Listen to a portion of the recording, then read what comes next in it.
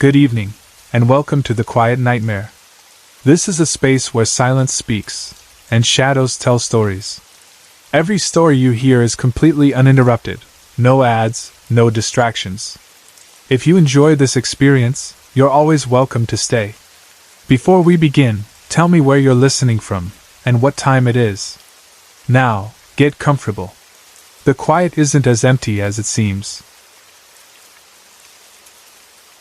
A couple of strange things happened to me and my Navy buddies when we were stationed in Norfolk, Virginia, and even now, after all these years, I still think about them sometimes.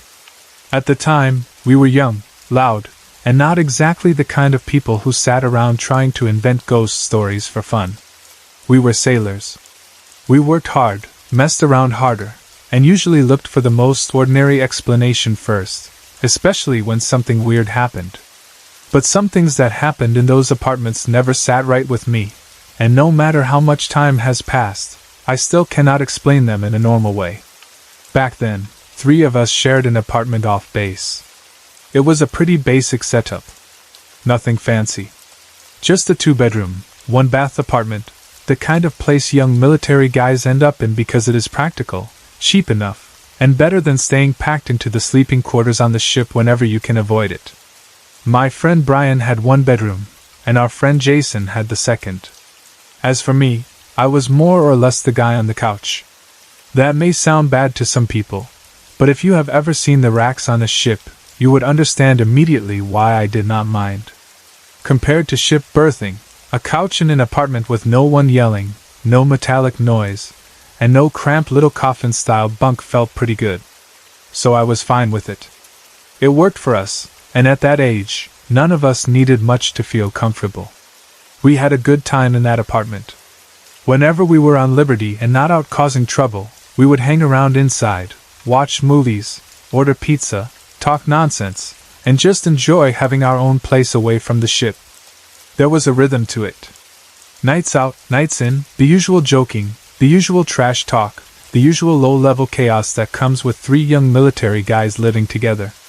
Then one night during one of those quiet nights, something came up that changed the way we all thought about the apartment.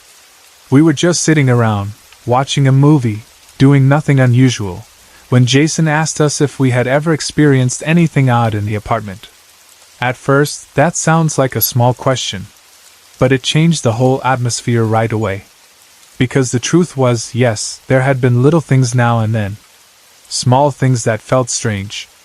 The kind of thing you notice in the moment, and then shrug off because you do not want to sound ridiculous or you do not want to think too hard about it. Until Jason asked, none of us had really sat down and compared notes.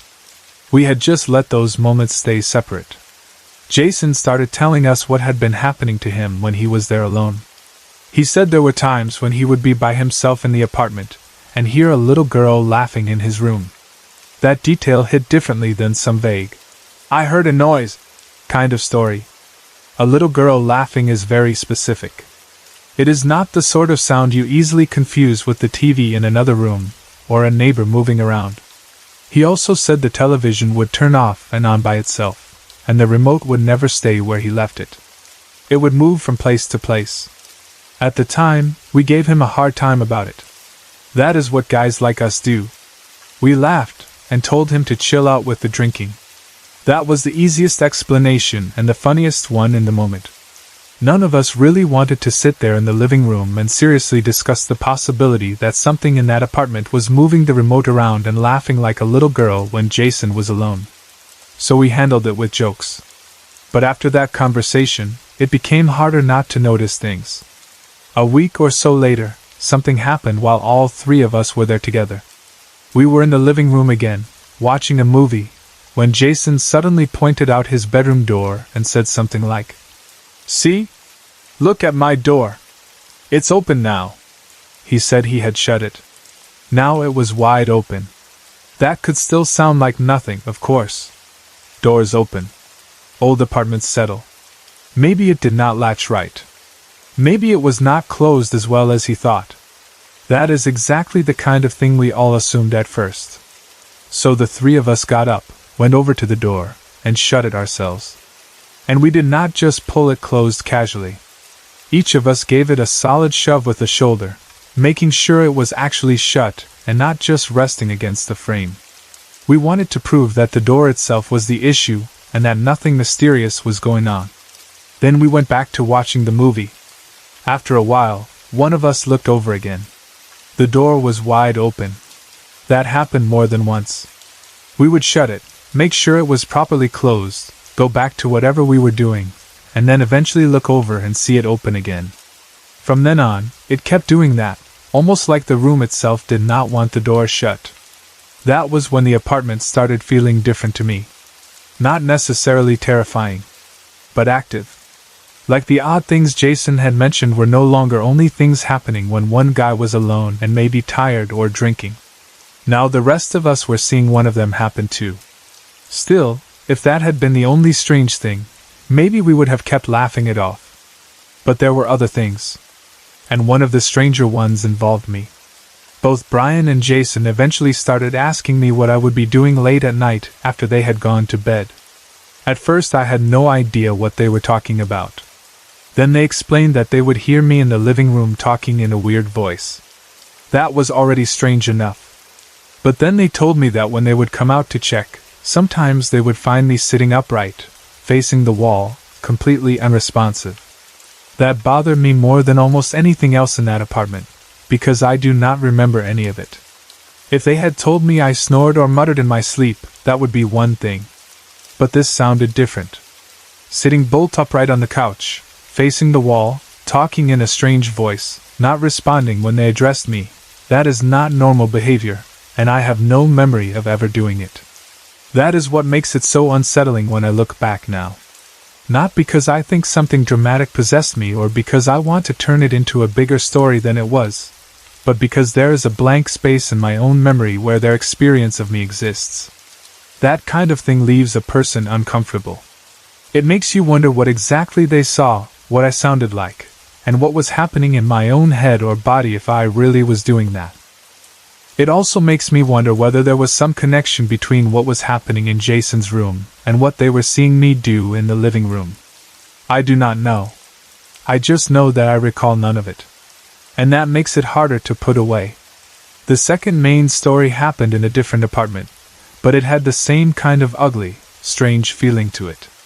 We had another friend who lived on Ocean Boulevard. There was already a story attached to that place before we ever had our own experience there. Supposedly, a prostitute had been murdered in the bathroom of that apartment. Whether every detail of that story was true, I cannot prove now. But that was the story tied to the place, and everyone who spent time there knew it. Because of that, the apartment had already become one of those places where people act bolder than they should, making jokes because joking feels easier than treating the story with respect. At some point, my friend had hung one of those Ghostbusters toy backpacks with the wand or rod on the wall as a joke. It was just there for laughs, something silly, something that fit the tone of young guys messing around in an apartment with a creepy story attached to it. One night, several people were over there. We were talking about the woman who had died there, and because a few of the guys had been drinking and because sailors can be absolute idiots when they decide to act tough, some of them started yelling at her, as if she were there. They were calling out rude things, asking how much a night would cost, cursing at her, saying disrespectful garbage just because they thought it was funny. I remember feeling disgusted by it. That part stands out very clearly. I did not think it was funny. Whatever had happened to that woman, whether the haunting story was true or not, the fact remained that someone had lost her life there. Turning that into drunken entertainment felt wrong to me. And I remember standing there feeling that wrongness very strongly even before anything happened. Then something did happen. Suddenly, this loud sound broke through all the talking. Vreer! Vreer! Vreer! It came sharply and loudly enough to stop everyone. The sound was coming from the Ghostbusters toy hanging on the wall across the room from where everyone was standing. That is what made it so strange. Because that toy was mechanical. Not electric. Not something that could go off because of a bad battery or wiring issue. The only way to make it work was to physically pull the trigger on it. That was how it was built. For it to make sound, somebody had to squeeze the trigger. and no one was near it. It was hanging on the wall across the room, away from everybody, and yet it suddenly went off right in the middle of those idiots insulting the dead woman who was said to have died there. The effect was immediate. The tough talk ended instantly. The same guys who had been laughing and yelling at her shut up fast and moved outside to the balcony. That is one thing about people who like to act fearless around ghost stories. They are often fearless only as long as nothing answers back. I am not going to pretend I was not freaked out too. I was. But at the same time, I did have a little private moment of satisfaction about it. Not because I enjoy people being scared, but because a part of me thought, well, maybe you asked for that. I did not laugh out loud. I did not say anything dramatic. But inside I definitely had the thought, you showed them, girl. I stayed inside instead of running to the balcony with the rest. I ended up talking with the friend who actually lived there. That conversation made the whole thing even stranger. He told me that on many occasions, when he woke up in the morning, he would find his cell phone no longer on the nightstand where he had left it. Instead, it would be in the middle of the floor. And sometimes it would not just be on the floor, it would be sitting in a puddle of water, or lying on damp carpet. That detail immediately made me think of the bathroom. If the story of the prostitute being murdered there was true, and if the bathroom had anything to do with her death, then water suddenly felt symbolically important. Bathtub. Bathroom. Water on the floor. A phone moved from the nightstand and left sitting in dampness. Those things may still be explainable in some ordinary way if you isolate them, but taken together inside that apartment story, they felt deeply connected. That is the thing about places like these. Sometimes it is not one giant haunting event that convinces you something is wrong. It is the pattern. A little girl's laughter in one apartment. A bedroom door that refuses to stay shut. A remote moving around. Friends hearing you speak in a strange voice you do not remember using. A mechanical toy going off at the exact moment people insult the dead woman tied to the apartment. A cell phone repeatedly found on wet floor. None of these things by themselves are perfect proof of anything supernatural. I know that. I really do. I am not someone who wants every odd thing to become a ghost story.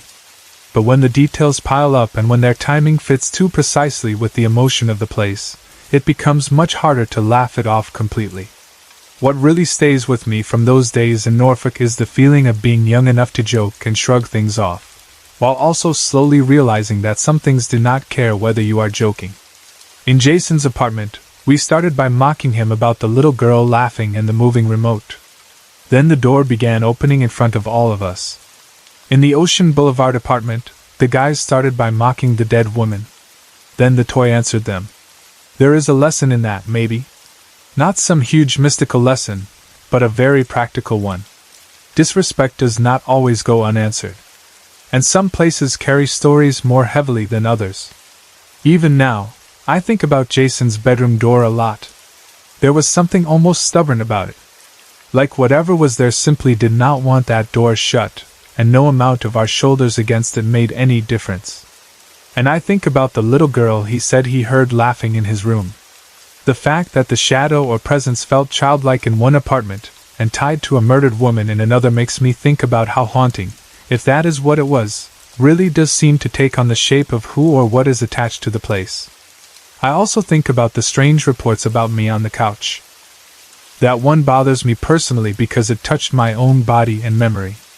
I can laugh about the door a little. I can even smile about the Ghostbusters toy proving a point to drunk idiots. But not remembering myself sitting up and talking to a wall in some weird voice, that is harder to put aside. Because it means something may have been happening around me or through me that I was not aware of at all. And if that is true, then maybe I was not just the guy on the couch. Maybe I was placed in the middle of something without realizing it. Or maybe it was just stress, broken sleep, or some kind of sleep state that sounded stranger than it really was. That is always possible. But the fact remains, they saw it, and I did not remember it. That is enough to make it linger in the mind.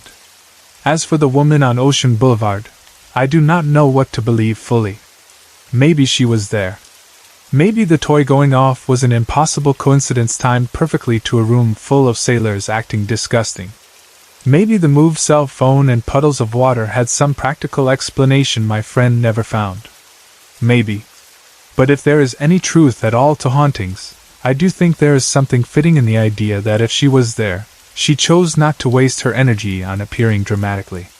She simply pulled the trigger on a stupid toy hanging on a wall and shut a room full of loud men up. And honestly, that feels about right. When I was 6 years old, my family lived in a very old Victorian house in the tiny village of Florenceville, New Brunswick, Canada. It was a 3-story home, the kind of house that already feels full of stories even before anything strange happens in it. Old houses have a way of holding silence differently. The corners seem deeper, the stairways longer, the hallways more watchful. As a child, I did not think of it that way in words, of course, but I remember the feeling of that house very clearly. I was always very close to my father. Even as a small child, I loved him deeply and missed him terribly whenever he had to leave. He traveled often for work, and because I was so young, his absences felt very long to me. Children measure time differently. A week can feel huge. A few weeks can feel endless. So whenever he was away, I would wait eagerly for the day he came home. I remember that feeling very clearly too. Hope, excitement, and the habit of listening for him. One day, while we still lived in that house, I was in my bedroom playing. I remember exactly what I was doing. I was drawing inside cardboard boxes and turning them into little homes for my toys. That is one reason I still trust this memory so much.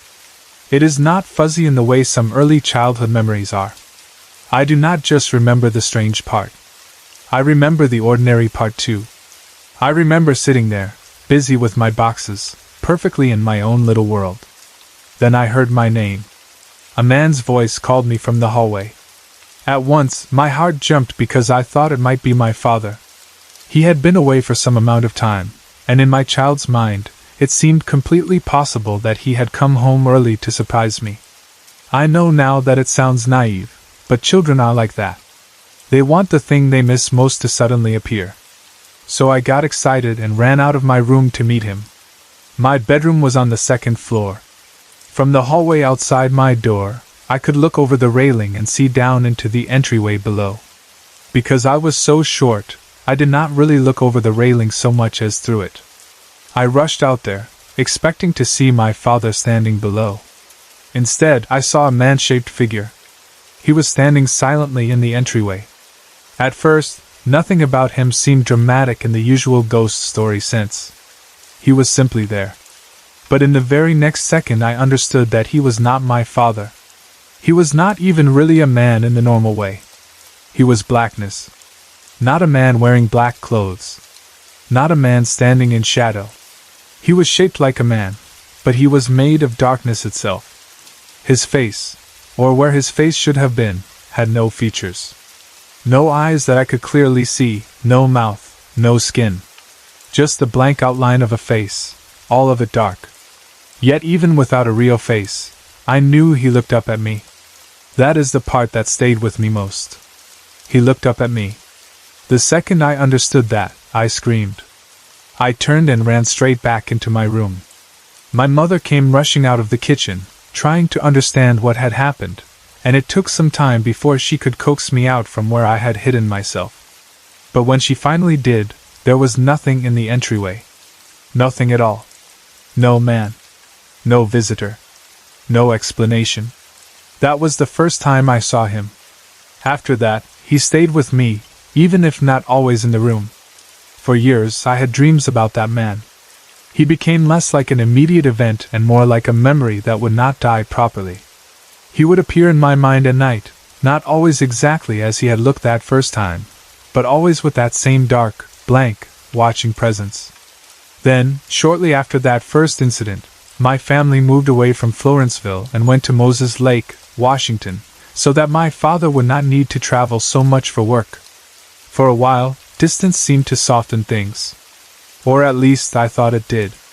The next time I saw the Shadow Man, I was around 8 years old. By then, we were living in Washington, and I was sharing a bedroom with my younger sister. One night, I woke up for no clear reason. At that time in my life, I was a very heavy sleeper, so the fact that I woke up at all stood out to me. It felt wrong immediately, though I did not have the language for that as a child. Something in the room felt strange.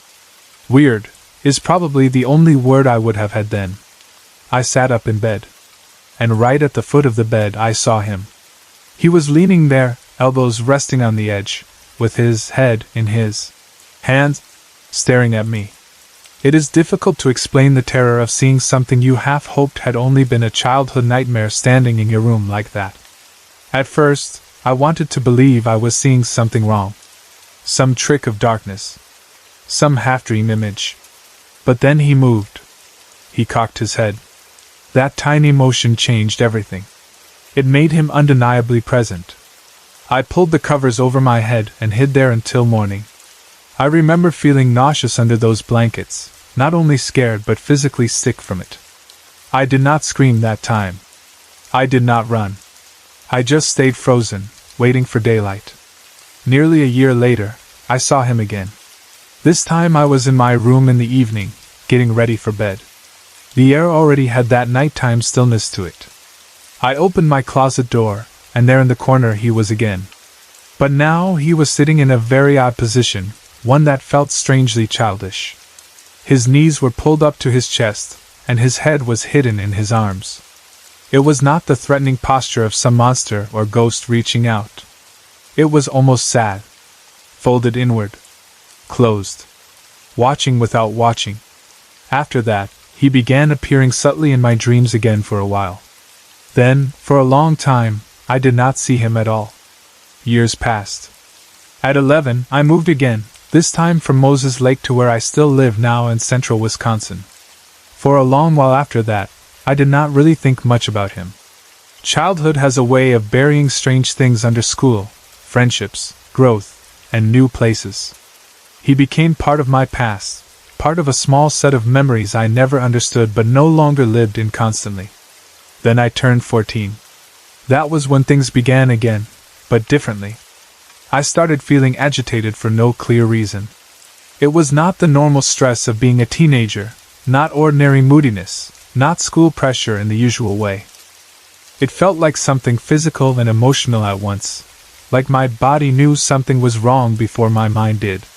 One of the most noticeable things was what happened whenever I walked up the stairs from the basement. My basement is finished and not creepy in any obvious way. It is not some old stone cellar full of shadows and damp corners. There is nothing there that should provoke fear. And yet every time I came up those stairs, my heart would suddenly race. There was no reason for it.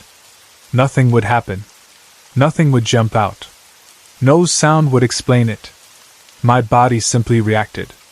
Around the same time, I started catching glimpses of darkness in the corner of my eye during all times of the day. Little movements. Slight shifts. Not strong enough to make me stop and stare every single time, but enough to make me uneasy. Since I was older by then, I refused to connect it to the shadow man from childhood. I told myself I was imagining things. I told myself peripheral vision can be unreliable, that stress can make the mind create patterns, that growing up does strange things to the nerves. I wanted logic. I wanted distance from the old fear. But things kept getting worse. I began waking up in the middle of the night absolutely terrified for what seemed like no reason. I know people might hear that and think of anxiety or some form of mental illness, and I understand why. But I had no other history of being emotionally unstable, no pattern of panic or breakdown before that. Yet I started having panic attacks regularly because I felt so constantly frightened and frustrated by whatever seemed to be around me all the time. It went on for a year. A full year of that tension. Then one evening, something happened that made it impossible for me to keep pretending all of it was nothing. It had been a few months since my last panic attack, and I had started telling myself everything was finally okay. One night I was lying in bed unable to sleep, thinking about ordinary things, school, friends, whatever 14-year-olds think about when the house is quiet and they are staring into the dark. Then I heard a loud rattling noise. My dog was sleeping next to me on the bed. She heard it too and woke up immediately, which mattered to me because it meant the sound was real and not something only my own mind had created. The second I heard it, I recognized what it was. The beads hanging from my closet door handle were rattling violently. That alone was enough to make me sit up. When I looked toward the closet, the noise stopped. The beads were still moving a little, but only slightly now. The closet door itself was completely closed. And standing there, near it, was the black figure. For the first time since childhood, I was seeing him clearly face to face again. And what shocked me most was my own reaction. I was shaken, yes, but I was not truly terrified. In fact, as soon as I saw him fully, I became strangely calm. That is one of the hardest parts to explain to other people. When I only catch him in the corner of my eye, I often feel uneasy. That little flash of darkness at the edge of vision can make my nerves jump. But when he appears fully, when I actually see him standing there, something in me becomes quiet instead of panicked. So let me explain him more clearly the way I understand him now. He is not simply dark because he appears in darkness. He is darker than the darkness around him. Like a void. Like he is made not of black color, but of the absence of all light. The only comparison I have ever found that feels even close is a black hole with a body. That is what he looks like to me. A man-shaped absence of light. Since that night with the beads, I have heard other small noises when he is around, like light tapping, but nothing ever as loud as that rattling. And when I look at him, he does not instantly vanish. He does not behave like some shy trick of the eye. He remains long enough for me to feel that I am really seeing him. There have been countless other small incidents since then, but those are the most important ones if someone is trying to understand the pattern of him. There are other things about his nature that confuse me even more. When I am feeling uneasy or upset, if he is around, I often become calm. That is one reason I have never been able to place him neatly into the category of evil. If he wanted only to frighten me, why would his full presence quiet me? And yet sometimes, when I think too much about what he really might be, then I do become frightened. That fear comes not from his direct presence, but from my own thoughts about what he could mean. I do not know his intentions. I do not know whether I am somehow imagining all of this. I do not know whether he is some kind of trickster, some darkness trying to gain trust, or simply something that needs help. The fact that he has followed me from Canada to Washington to Wisconsin is one of the things that disturbs me most. I had always heard stories about houses being haunted, not people being followed across countries and states by the same shadow figure for years. I know people talk about attachments and possessions, but this does not feel like possession. It feels more like he is simply with me. Not always visible, but somehow connected to me.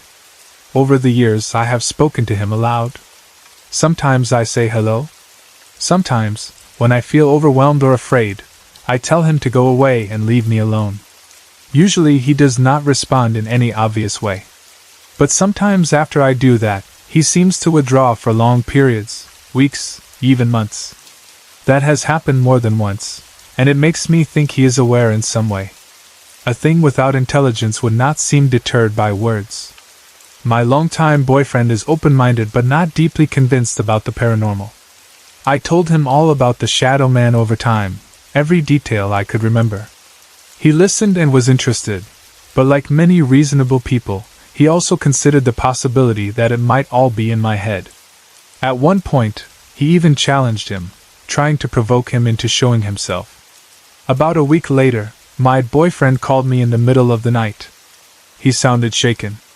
He told me he had woken suddenly and looked toward his bedroom door. There, at the foot of his bed, was what seemed to be a cat. But not a normal cat. It had the exact same qualities as my Shadow Man. It was a void of light, darker than the darkness around it. A shape, but made out of absence.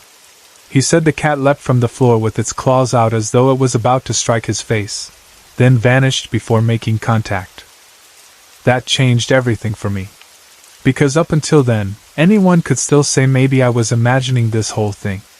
But now someone else had seen something with the exact same qualities I had described for years. Not in my house. not after being primed in the moment. Alone, in the middle of the night, a week after challenging whatever this was to show itself. Whenever my boyfriend spends the night with me, there are times when Shadow, as we now call him, appears again. And this is where things get even more confusing. When it is just me, the emotions I feel from Shadow are usually curiosity, calmness, sometimes sadness. Those are the strongest things I have ever sensed from him. But when my boyfriend is around, everything changes. Then I feel jealousy and anger from him. Intense jealousy. Intense anger. And those are the only times when I am truly afraid of his presence. That has led us to wonder things I never thought I would seriously ask. Can a spirit, or whatever he is, be intelligent enough to have different emotions in different situations? Can he be jealous? Can he feel attached? My boyfriend has even suggested that maybe Shadow likes me in some strange way, that maybe after all these years with me, there is some form of bond there. It sounds ridiculous when I say it bluntly, and yet I cannot dismiss the idea completely because his behavior changes so sharply when my boyfriend is around. That is why I struggle so much to understand whether he is good or bad. If he were only bad, why would I feel calm in his full presence? If he were only good, why would I feel anger and jealousy from him around the person I love? If he is something that needs help, what kind of help could I possibly give? And if he is something dangerous pretending to be comforting, then am I making a terrible mistake by ever speaking to him at all? These are the questions that stay with me. For months now I have not seen him. The last time I saw him, my boyfriend was with me, and I truly told him off. Since then, the house and my life have been quieter in that particular way. And yet, this is the part one hates to admit. I kind of miss him. That is the truth. Not because I enjoy fear. Not because I want to be haunted. But because after nearly 11 years of his presence in one form or another, his absence feels noticeable too. That is how complicated this has become. I do not know whether I should try to call him back or leave everything alone. I do not know whether he could possibly need me for something. I do not know whether I should feel afraid or flattered or guilty or curious. All I know is that he has been with me too long to feel like a random haunting. And that is why I still do not understand what he is, or what I am supposed to do about him. A year ago, we learned something terrible about our house. Back in 1878, a 15-year-old girl had been murdered there. Her name was Sydney Hyde. She had been sleeping when someone stabbed her in the back with a knife. After that happened, the Hyde family never lived in the house again. When we found this out, everything strange that had been happening around us started to feel much more serious. Before that, we had tried to explain things away. After that, it felt like all the odd things in the house had a name, a history, and maybe even a reason. We moved into the house around Christmas time in 2006. At first, it just seemed like a normal house. We were busy with moving, unpacking, arranging rooms, and trying to make the place feel like home. As with any move, there was noise, confusion, and the usual stress of settling in. That is one reason I did not immediately think anything was wrong. When strange little things happen in a house you have just moved into, you usually blame the move itself. You think maybe you are tired, maybe the wiring is old, maybe you are hearing the house settle, maybe the children are getting into things. That is what I did in the beginning. Then, after we had been living there for about a month, something happened one night that I could not ignore. I could not sleep at all.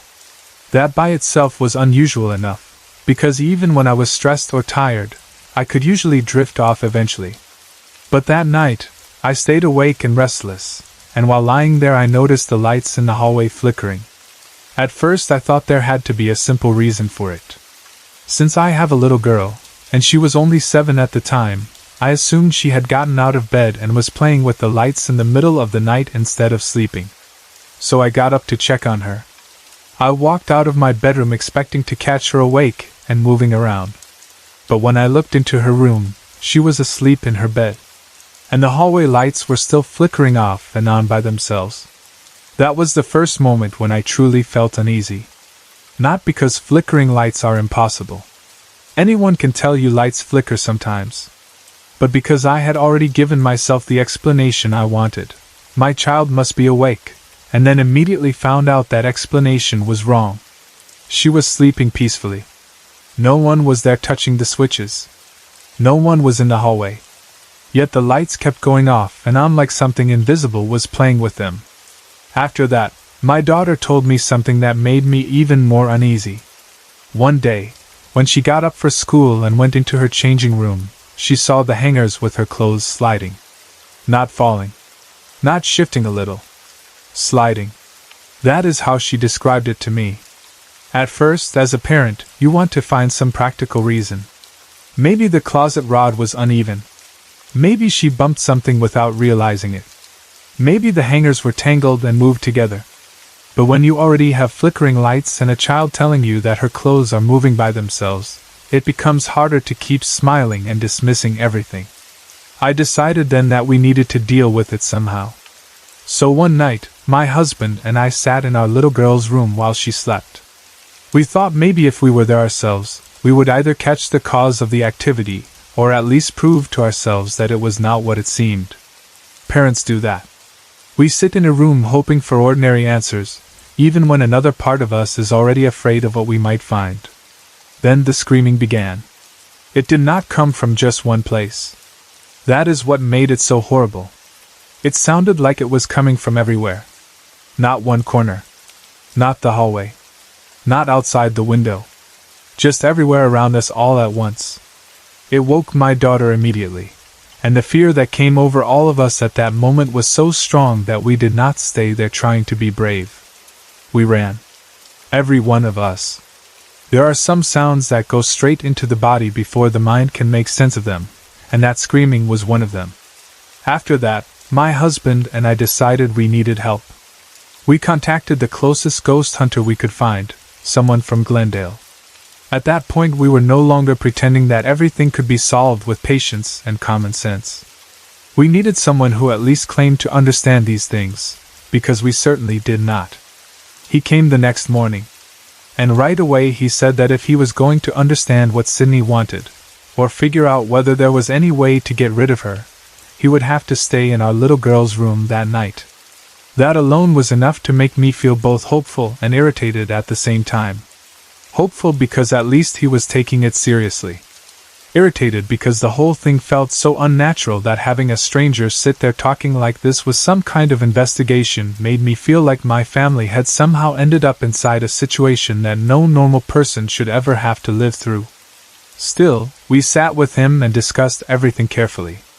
He asked questions that sounded very odd to me, but I answered them anyway because I wanted help. He asked things like what time the screaming usually started. He asked whether we noticed any particular smell in the room. Then he asked something even stranger, whether anyone in the house ever suddenly wanted something unusual, like watermelon or lemonade, because according to him, some ghosts make people crave certain things. To me, that sounded ridiculous. It felt less like a serious investigation and more like I had somehow become a contestant in some bizarre show. But even though I thought it sounded strange, I still answered all of his questions because I did not know what else to do. When your child is terrified in her own room, you stop caring how odd the questions sound if there is even a small chance they might matter. As we talked more, it became clear that our daughter was the most sensitive one in the house to whatever was there. That part made sense to me in a sad way, because most of the worst things had centered around her room and her experiences. She was the one waking there. She was the one hearing or sensing things more often. She was the one who seemed to be caught in the middle of it all. Then she told us something I had not known before.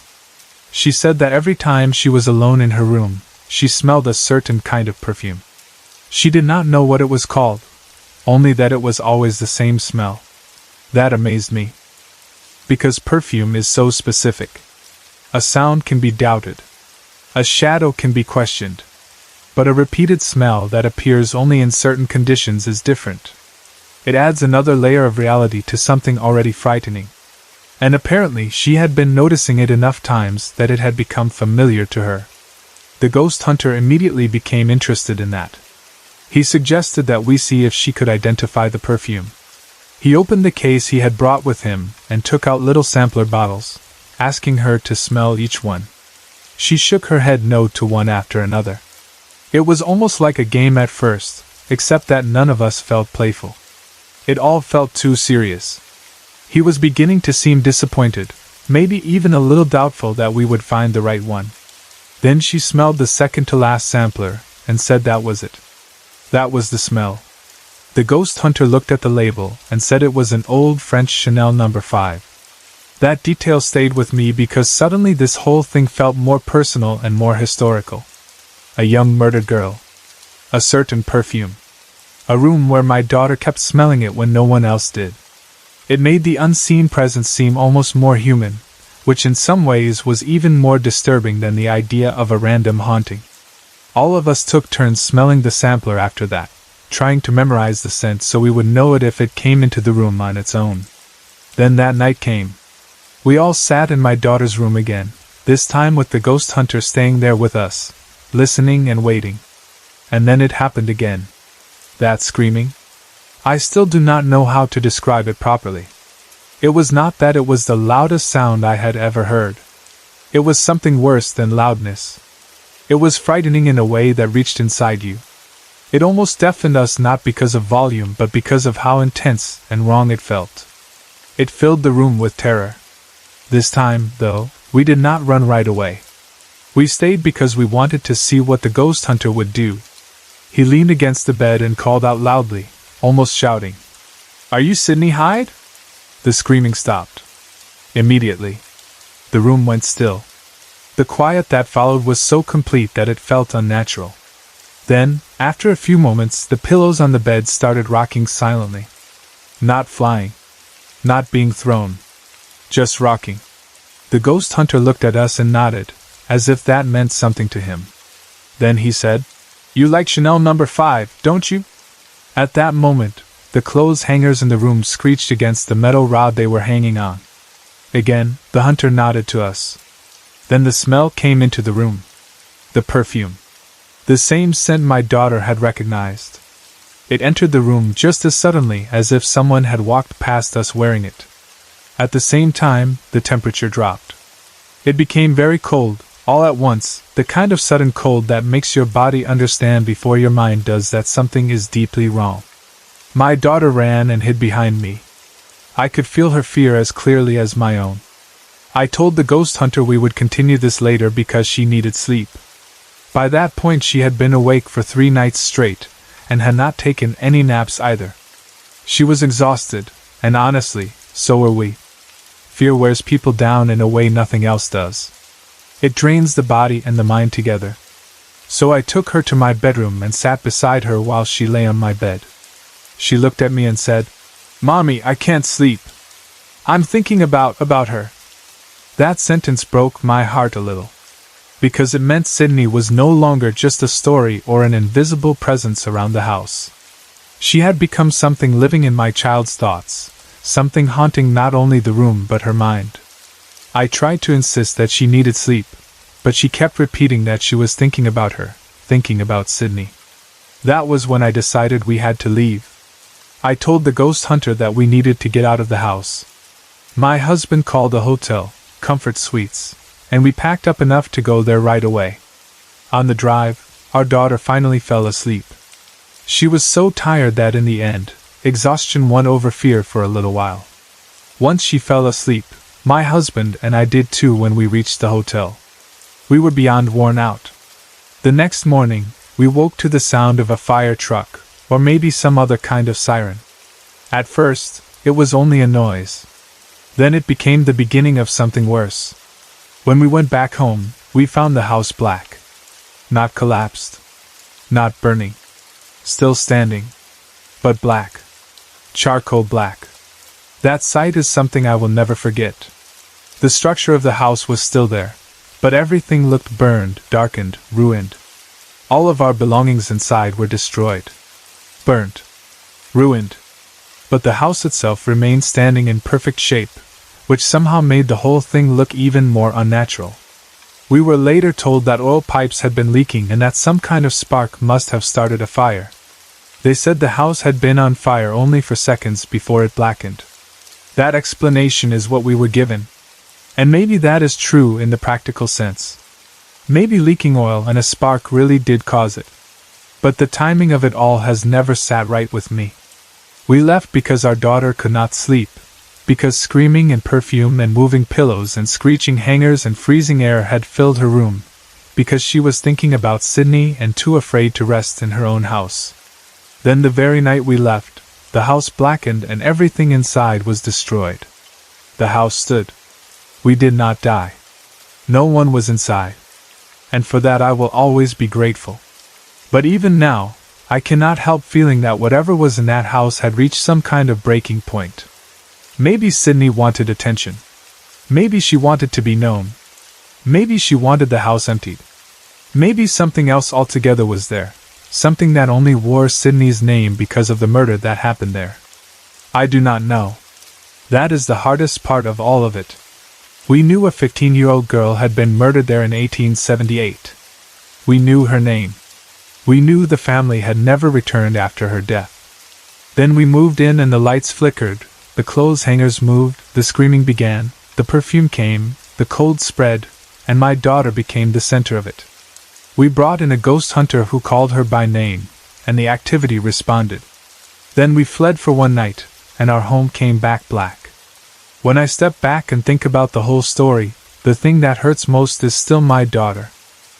A 7-year-old child should not have to spend 3 nights awake in fear, smelling perfume from someone dead over 100 years, hearing screams no one should hear, and whispering to her mother that she cannot sleep because she is thinking about a murdered girl.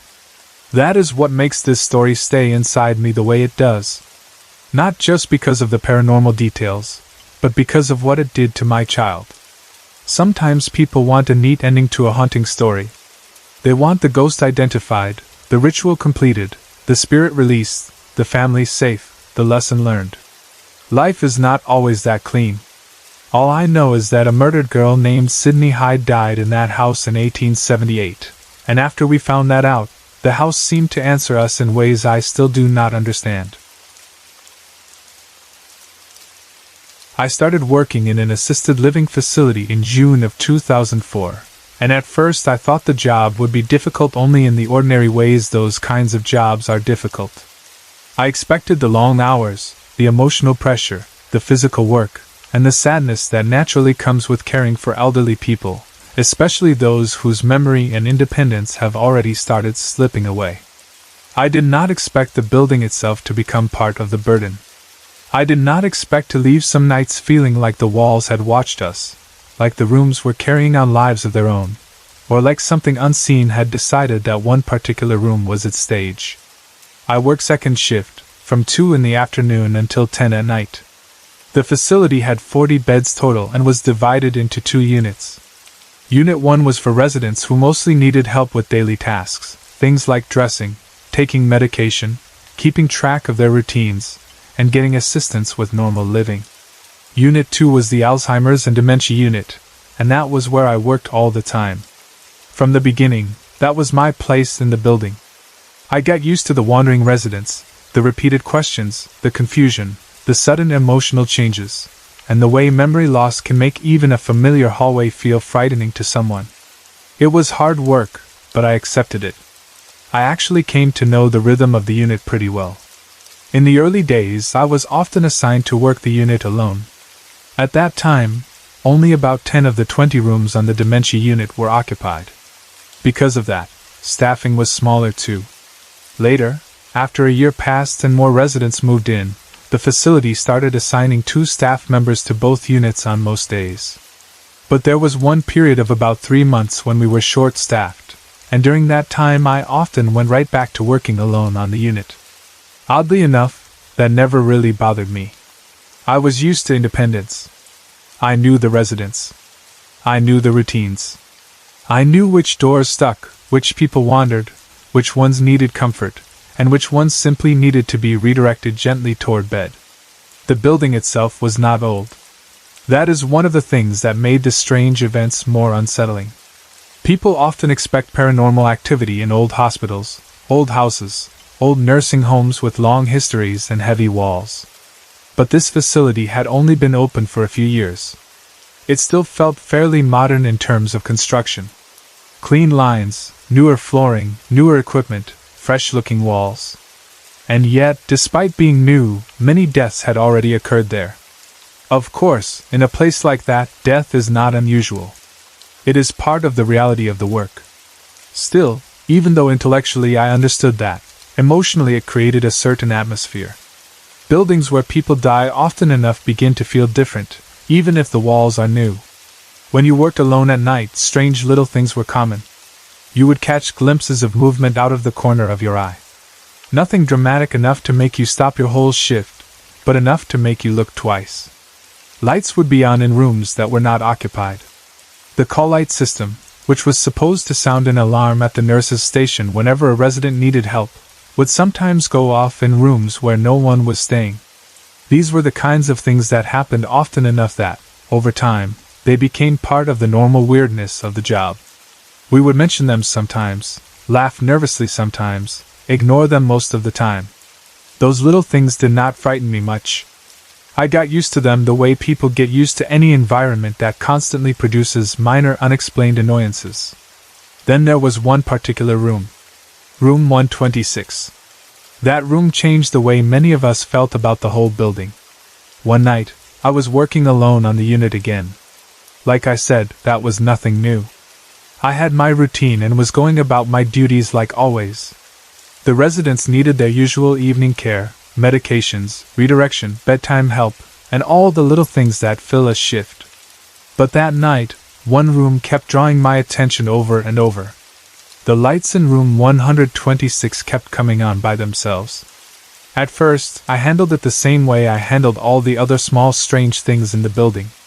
I simply went in and turned them off. No panic. No dramatic conclusion. I would see the light on, walk down there, switch it off, and return to my work. But then it would happen again. And again. And again. After a while, it began to feel ridiculous. I was tired of walking back and forth to the same room for the same reason. So after the lights had come on several times, I finally decided to ignore them. I figured if the room wanted to sit there with its lights on, then fine. I had residents to care for. There was enough real work to do without letting an empty room control my night. A couple of hours passed without me shutting them off, and then the call lights in the room started going off too. That changed things. Lights are one thing. A faulty switch can always be blamed.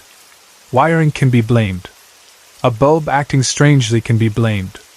But once the call lights started going off, it became harder to keep the same detached attitude. That system was designed for one purpose only, to tell us a resident needed help. Yet there was no resident in that room. And now the room that had already been turning its own lights on was calling for attention too. So I went in and shut them all off. Then they went off again. At that point, I admit I started to get scared. Not screaming scared. Not running through the unit scared. But the kind of fear that makes your stomach tighten and your skin prick up as you walk back down the hall. The kind that makes you stop pretending everything has a neat explanation. So I walked over to the other unit and told the staff there what was happening. 2 other staff members came back with me. The 3 of us went down to room 126 together and shut everything off again. One of my coworkers actually addressed the room out loud, telling whoever was doing it to stop immediately. That moment sounds almost silly when retold, but in the moment it felt completely serious. If something was there, we wanted it to know we were not amused. After that, my coworkers went back to their own duties on the other unit, and I stayed on mine. An hour before my shift ended, I was standing in the nurse's station drawing up insulin for a patient's 9 o'clock dose. That was a task that required focus, and my attention was on the syringe, the medication, the timing, all the ordinary practical details of nursing work. Then the call light went off again. Because it was second nature by then, I assumed it was a resident needing help. I finished drawing up the insulin first, then turned around to check which room had called. It was room 126 again. That was enough to make my heart drop a little. I called over to the other unit again, and the same 2 staff members came back. Together, the three of us went down to room 126, hoping to turn off the lights and call system for what we prayed would be the last time that night. The second we walked into the room, the air changed. It felt at least 20 degrees colder inside. I do not say that casually. We all noticed it. It was the kind of sudden cold that does not feel like ordinary temperature variation inside a climate-controlled building. It felt isolated to that room, like stepping into a pocket of cold air that had no business being there. We walked in anyway. We shut off the call light in the main living area first, then moved into the bedroom, then the bathroom. Then we turned around. And that was when we saw the kitchen cupboard doors. They were swinging open. Not one. Not slowly. All of them. The cupboard doors in the kitchen area were moving open on their own. That was enough. Both of my coworkers screamed immediately, and all three of us ran from the room. There was no bravery left in that moment, no interest in standing there to watch what happened next. Once you see physical objects in an empty room moving in front of you, a line gets crossed. The room stops being odd, and becomes something else entirely. After that, the administrator of the building was called. She in turn contacted the owner. And his explanation was insulting in the way explanations often are when someone far away refuses to take fear seriously. According to him, it was all part of our imagination. That response frustrated me more than I can say. Imagination does not make three grown people run from a freezing room because cupboards are opening on their own. Imagination is what you accuse people of when you do not want the trouble of believing them. The nights passed. And the strange activity in room 126 did not stop. Lights kept turning on and off by themselves. Call lights still activated at times. The room had begun to feel like a part of the building with its own mood, its own will, almost its own intelligence. Most of us had grown wary of it by then. You never went there casually anymore, even in daylight. Then one night, something happened that frightened me in a different way. One of our residents was walking up and down the hallway, very agitated. That was not unusual in itself. Alzheimer's and dementia can make residents restless, confused, and repetitive. But as I watched her, I noticed that she kept going to the end of the hallway and peering into the window of room 126. She was not just wandering. She was focused on that room. So I asked her why she kept looking in there. She turned toward me and, in a voice much colder than her usual one, said that she wanted to join in on the party. That chilled me more than some of the physical things. Because this was a woman with Alzheimer's disease. She had no reason to know about the activity in that room. It was not the sort of thing staff discussed with residents. And yet there she was, staring into the room and talking like there was something happening inside it that she wanted to be part of. That same night, during shift change, there were 6 of us on the unit doing rounds together, checking every resident and making sure they were all right. Normally that should have felt safer, having that many staff members around at once. But if anything, it only made what happened next more real because there were so many witnesses. While walking down the hallway near room 126, we all started feeling a strange vibration under our feet. At first it was subtle enough that we looked at each other to make sure we were not imagining it. The building was fairly new, and beneath the carpet the floor was concrete. You do not expect to feel much through concrete except what has a real physical cause. But the vibration was there. As we got closer to 126, it grew stronger. It stopped feeling like a slight vibration and began to feel more like shaking. The pictures on the hallway walls were rattling. The small name signs next to the residence doors were rattling too. The whole thing felt like a tiny earthquake. And that did not make sense because we were in Michigan. Earthquakes were not something we expected or experienced. The strangest part of all was that as soon as the door to room 129 opened, the room of the woman who had said she wanted to join in on the party, the shaking stopped. Immediately.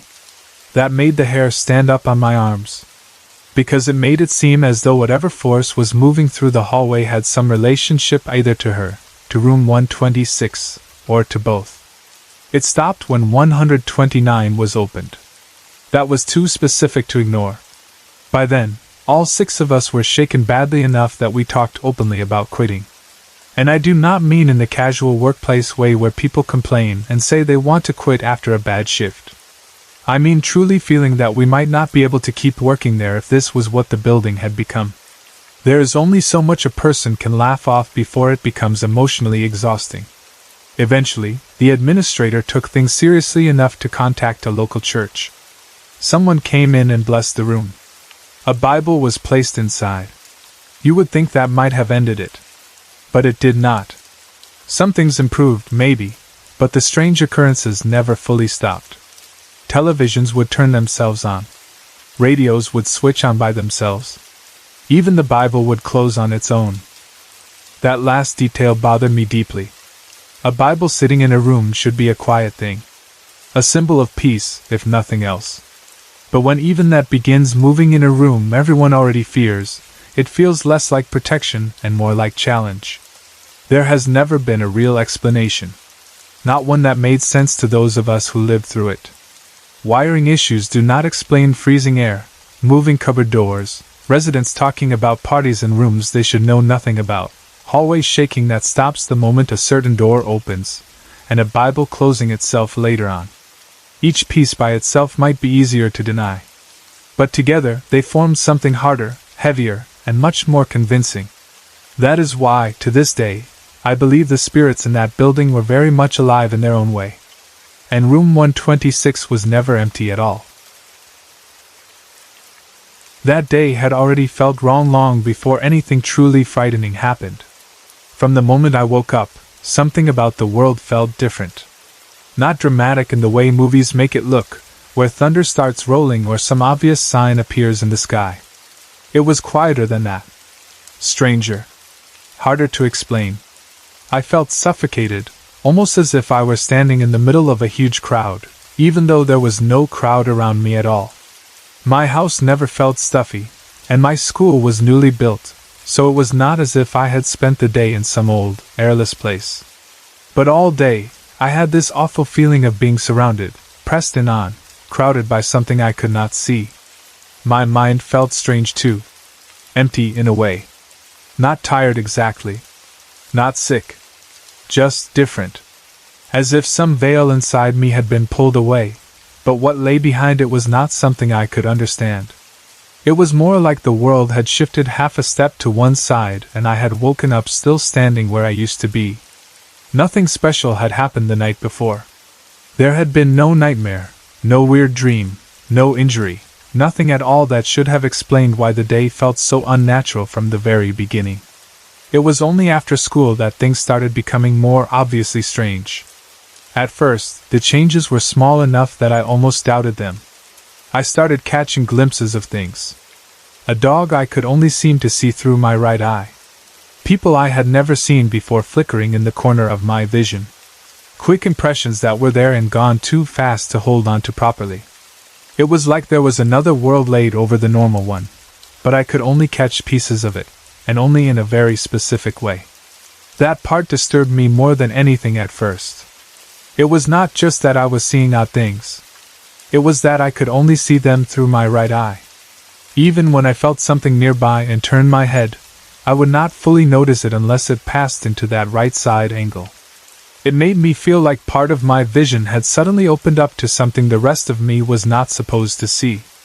I did not know what to do with that. I did not tell anyone right away because how do you explain something like that without sounding crazy? Especially when you are young and trying to convince yourself that maybe you are just tired or distracted or imagining things. Then came the afternoon. About an hour before dinner, my little brother Spencer and I were sitting in the dining room having a drawing contest. That was the kind of thing we did often, harmless and childish and fun. We were drawing monsters, trying to outdo each other with who could make the creepiest or funniest one. Our parents were in the living room watching television, and everything around us felt normal on the surface. We had our dog, Toya, and our cat, Shadow. It should have been an ordinary family evening. Then Spencer and I both heard it at the same time. Scurrying paws. Clacking nails on the floor. The sound came from the direction of the kitchen. It was not vague. It was not one small tap. It sounded exactly like an animal moving quickly over the floor, the kind of sound you recognize immediately if you live with pets. So naturally, both of us looked over toward the kitchen expecting to see Shadow, or maybe Toya. But there was nothing there. That was the first moment that really unsettled both of us together. Because when two people hear the same thing clearly and then find nothing, the room changes. You start searching. You start calling. You start trying to prove to yourself that it really was the cat or dog and that you just missed the movement somehow. So that is what we did. We went looking for Shadow. We called for her. We even shouted for our parents to help. And the second we shouted, one of the dining room chairs moved. Not wobbled. Not creaked. Moved. A few feet. That was enough. By then we already knew it was not Toya because she was outside in the backyard chasing or playing near the quail, and our parents had already shouted back that Shadow was sitting on our dad's lap in the living room. So whatever made that sound in the kitchen had not been either of our pets. The chair moving made all of that instantly real in a different way. Spencer and I panicked and ran to our parents, blurting out that something was in the kitchen. My mom came back with us to check. She searched around, looked where we pointed, tried to find what might have caused the sound or the chair movement, but she found nothing. Absolutely nothing. I, however, was noticing something else the whole time. Every so often, out of the corner of my eye, I was catching dark movement in different corners and edges of the room. And not just once. Again and again. Normally I might have written those off as shadows, but these looked wrong. They were denser than ordinary shadows. More solid. And more mobile than any shadow should be in the middle of the afternoon. Shadows do not slide around corners of their own will when the light has not changed. After a while, since nothing obvious turned up, we all gave up searching. We went into the living room and watched TV while Dad cooked. But even though everyone else seemed to settle down, I could not fully let it go. That feeling from earlier in the day, that the world had become crowded with something unseen, had not left me. If anything, it felt stronger now. Later that evening, after dinner, I was sitting and watching cartoons with Shadow sleeping in my lap. That detail mattered a lot later, because having her there should have made me feel safe. She was calm, warm, familiar. The kind of animal presence that grounds you. Then I started hearing purring and soft mewing nearby. At first that did not seem too odd, because Shadow was in my lap. But the sounds were not coming from her. I could tell that somehow. They were close, but not close in the right way. They sounded like they were coming from somewhere behind me or just off to the side, not from the cat resting against me. Then the sounds changed. The purring and mewing slowly turned into hissing and yowling. That shift was horrible. There is something deeply wrong in the sound of an animal going from calm to violent without warning, especially when the animal is not physically where the sound seems to be coming from. I sat there listening, more and more uneasy. But what made it worse was that no one else in the room seemed to hear it. My parents did not react. My brother had fallen asleep on the couch. Everything looked normal. Meanwhile, I was sitting there hearing these sounds behind me, trying not to jump up and run for my dad. The only thing that kept me in that chair was that I was not alone. If everyone else had been asleep or out of the room, I probably would have bolted. But because my family was there, I stayed where I was and tried to convince myself maybe I was misunderstanding something. Eventually it was bedtime. Spencer and I went to our room and started talking about what the chair in the dining room could have been.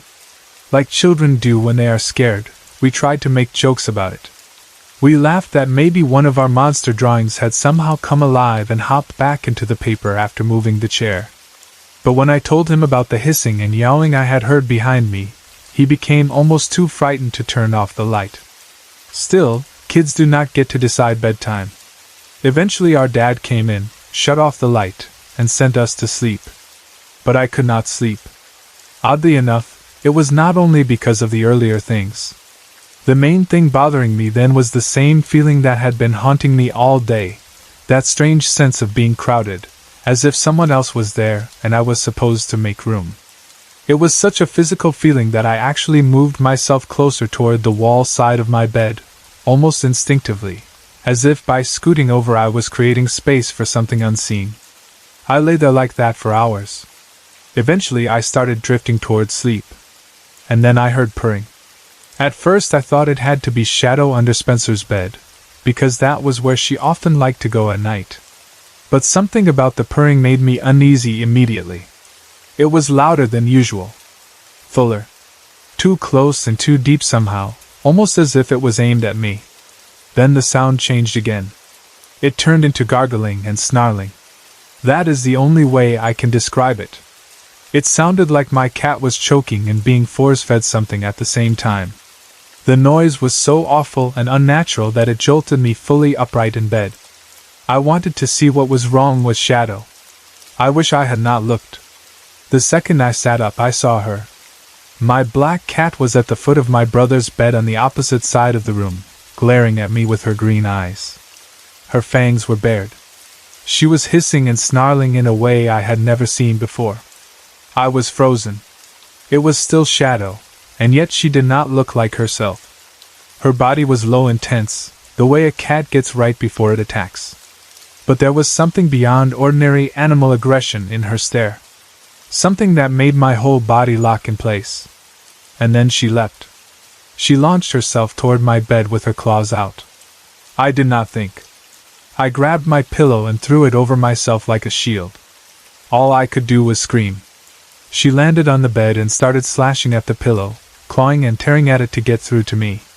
The sound of claws ripping fabric that close to your face is something you do not forget. I screamed and yelled and kept the pillow up between us.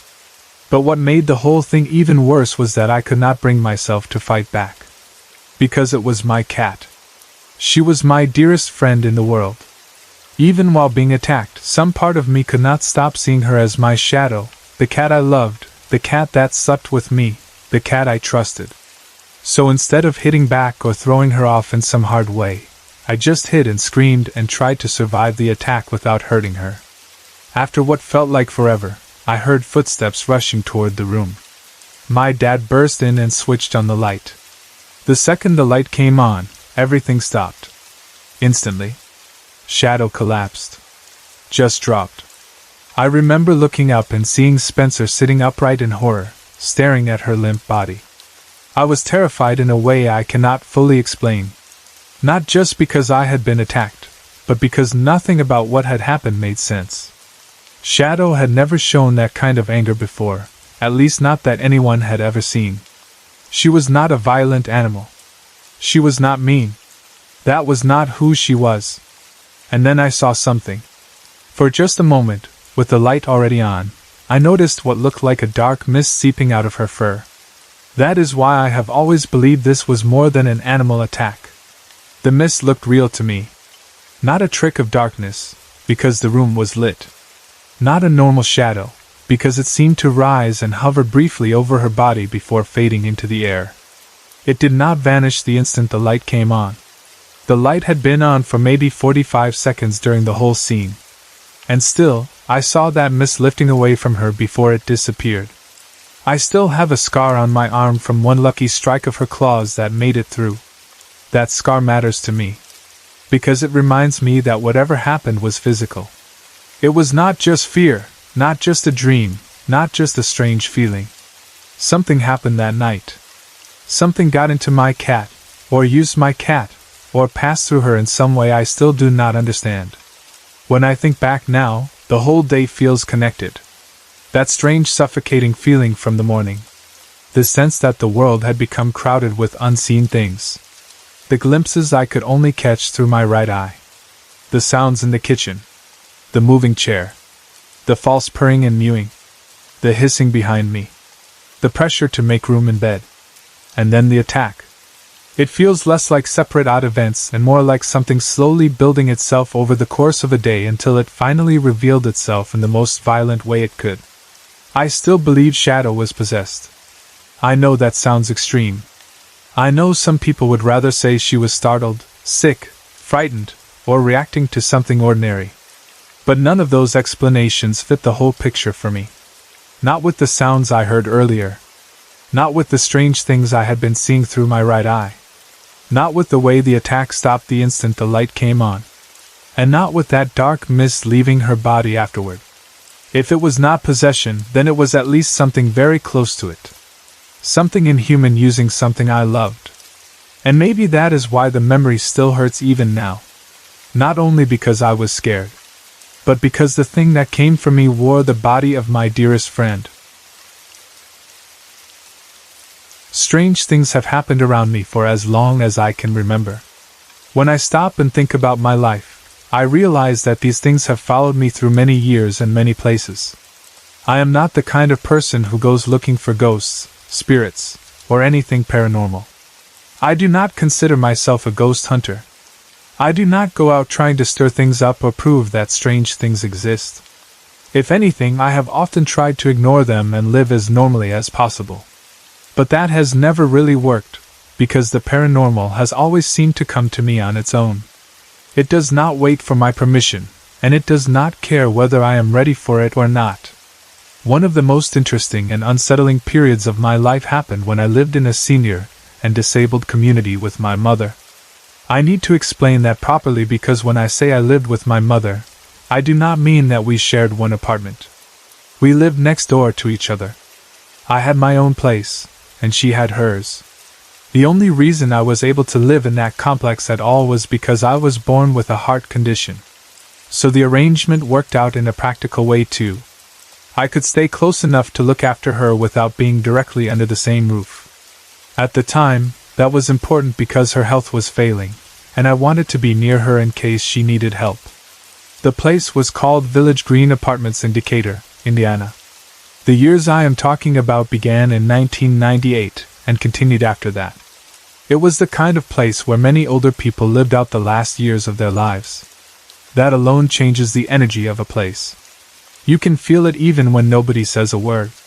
People there carried loneliness, pain, memories, sickness, fear, and sometimes hope. Many of them died in their apartments. Sometimes they were not found right away.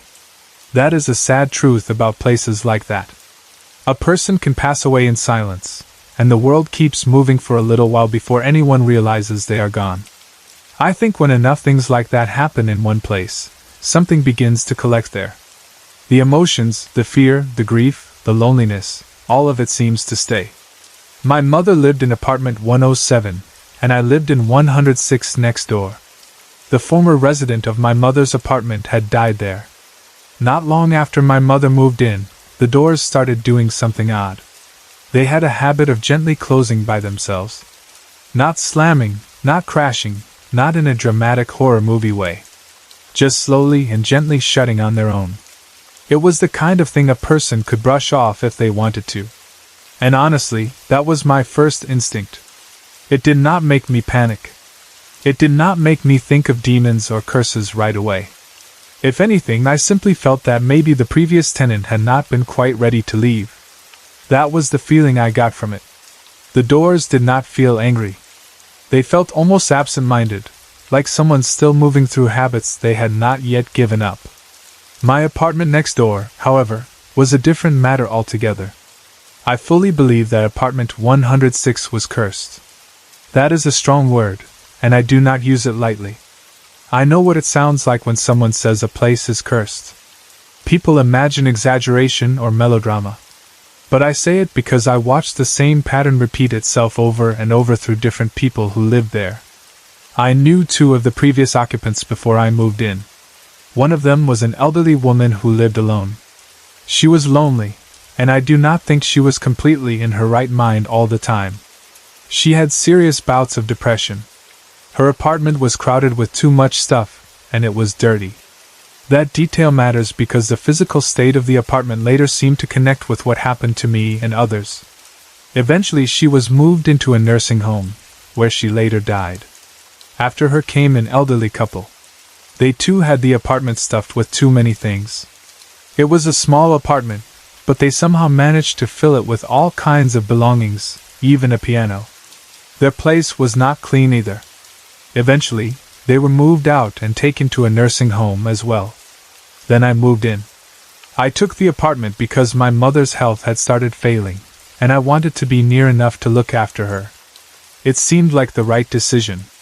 Practical. Loving. Necessary. But almost from the beginning, things went wrong for me there in ways that I still cannot dismiss. None of my furniture seemed to fit right in that apartment. That may sound like a small thing, but when you move into a new place, furniture usually either fits or it does not. In this apartment, it felt like nothing belonged. Nothing settled. Nothing looked right. On top of that, I had trouble keeping the place as clean as I wanted to. That was unlike me. The apartment seemed to resist order. It always felt like it wanted to go back to being cluttered or heavy or stagnant. Then came the depression. Suicidal thoughts. Mood swings. A feeling that nothing in my life could go right. It was like the apartment did not simply shelter me, it pressed against me. It got into my head. It made everything harder. I was not there even a full year. Then another man moved into that same apartment after me, and the pattern continued. He too became depressed. He let the apartment become unclean. He seemed unhappy with life in a deeper way. He did not stay long either. About a year of turbulence, and he moved out. After him, a woman with cancer moved in there with her brother and his wife. And again, the same pattern began. The wife seemed to react the worst to the apartment. There was fighting. There was depression. She tried to kill herself at least twice within just a few months of living there. That was enough for me. By then I no longer saw the pattern as coincidence. It was too specific. Too consistent. Different people, different personal histories, same apartment, same descent into heaviness, disorder, despair, and self-destruction. To me, that is what a cursed place looks like. Not glowing eyes or objects flying around the room every night. A curse can be slower, quieter, and more poisonous than that. It can sit in the walls and in the air, turning life sour one person at a time. As for my mother's apartment 107, the strange things there were different. The activity there was not only tied to the woman who had died in the apartment before my mother moved in. There were other things there too. My mother calls some of them the skitters. They are little shadows that seem to wiggle or dart across the floor. I have seen them myself when going into a darkened room. They swarm across the floor for a second, then vanish. My mother believes they are woodland animal spirits. That may sound strange to some people, but her apartment sat right by the forest, and there were always odd feelings around the woods. So in her mind, these little shadowy things were not necessarily human spirits at all, but the remnants or presences of animals moving between the wild and the built world. One of the more frightening things that happened to my mother happened in the middle of the night. She called me terrified. Something had woken her up. She said she felt a darkness in her room. She described it in her own words by saying it felt like Satan himself had stuck his head into her room. That is exactly how strongly she felt it. She prayed until the presence went away, but she was badly shaken by it. This was not even the first time she had felt something like that. She believed these dark visitations were demonic spirits sent by someone. I know that sounds extreme, but that was honestly how she experienced them. Often when this happened, there would also be a sulfur smell in the room. A strong, sour, unnatural odor that had no obvious source. According to her, prayer was the only thing that made it leave. There were many other moments there too. At times, both of us would see shadows moving outside after dark, but with no source to explain them. They looked human in shape, like someone passing by the windows, yet when you checked, no one was there. One night, I was sitting in her kitchen drinking coffee while we talked at her table. The kitchen lights were bright and shining out into the darkness. Suddenly, a shadow passed the window, the exact way it would if someone walked right in front of it. But there was nobody outside. The strange part did not stop there. At the same exact moment that the shadow passed the window, I felt what seemed like fingertips brush up my forearm. My arm had been resting on the table nearest the window. I know what I felt. It was light, but definite. A touch. That was the first time I had ever clearly felt a spirit touch me, and I was badly shaken. Seeing shadows is one thing. Hearing odd noises is another. but being touched by something you cannot see changes the whole experience. Another event happened in broad daylight, which somehow made it even stranger. It was spring. The sunlight was strong and beautiful, birds were singing, and nothing about the day felt threatening. My mother, my son, and I were heading out for a walk. As we stepped outside, I glanced down the sidewalk toward a neighbor's car and saw a man standing there. He wore a brown tweed suit and a hat. He looked right at me, smiled, and tipped his hat. I assumed at first that he was visiting the neighbor, a man named Fred, or maybe just passing through the area. He seemed real. Solid. Perfectly ordinary. Then he stepped off the curb by the parked car into the lot and vanished into thin air. I thought I might lose my mind. I immediately asked my mother, who was standing right beside me, if she had seen the man. She said all she had seen was a shadow by the car. I almost became hysterical then, because I knew what I saw. He had not seemed threatening at all. If anything, he gave the impression of a polite, older gentleman. But he was impossible. The light did not pass through him. He looked fully solid. The only detail that felt odd was that he cast no shadow on the ground. Yet the experience was so clear that part of me still struggles to doubt it, while another part desperately wants to, because accepting that you watched a solid-looking man vanish into air is not easy. My mother had her own strange sightings too. She swore once that she saw a white wolf outside there in the middle of winter. I even went out afterward to look for tracks in the snow, expecting that at least there would be some sign. But there were none. No prints. No marks. Nothing. We were left with only her word and the chill that came with it. The woods behind the apartments felt alive in ways I still do not fully understand. There was a huge doe that would come close in the early morning or late evening. There was an oak tree behind my mother's apartment that seemed to have some sort of nature spirits attached to it. I know that sounds odd, but there were times you could look toward that tree and feel something bright and good there, almost playful, almost joyful. But the woods did not always feel that way. Sometimes, when you looked into the forest, it felt like something malevolent was watching from inside. When that happened, the woods would go quiet. Not peacefully quiet. Wrong quiet. The birds would stop. The whole edge of the forest would feel sealed off, as if the place itself did not want you near it. The feeling was horrible. It made you feel exposed, afraid, and deeply unwelcome. More than once, I stood there feeling like whatever was in the woods wanted me nowhere near it. One night I finally got tired of being afraid. I challenged it. I stood there and said out loud that I was not going to be scared of it anymore, and that it needed to stop. It sounds simple, but sometimes speaking aloud changes something. Maybe the courage matters. Maybe the intention matters. Or maybe whatever was there simply responded to being confronted. After that night, I was no longer bothered directly in the same way. It seemed to retreat deeper into the woods instead of lingering right at the edge near the apartments. It was still there at times, but farther back, less immediate, less pressing. Still, the woods were not always bad. Sometimes they carried a bright, energetic feeling that made you smile for no reason. It is hard to explain how one place could feel both so joyful and so malevolent depending on the moment, but that is how it was. Like there were different things there, different spirits, different moods in the land itself. One evening around 6:30, my mother called me in a panic and asked if I was all right. She said she had heard a wolf howl. She was absolutely certain of it. The sound had shaken her. Later on, we found out that around the exact time she heard that howl, 2 men in different apartments had died there. One had dropped dead from a sudden heart attack while taking a shower. Another died about an hour later of natural causes.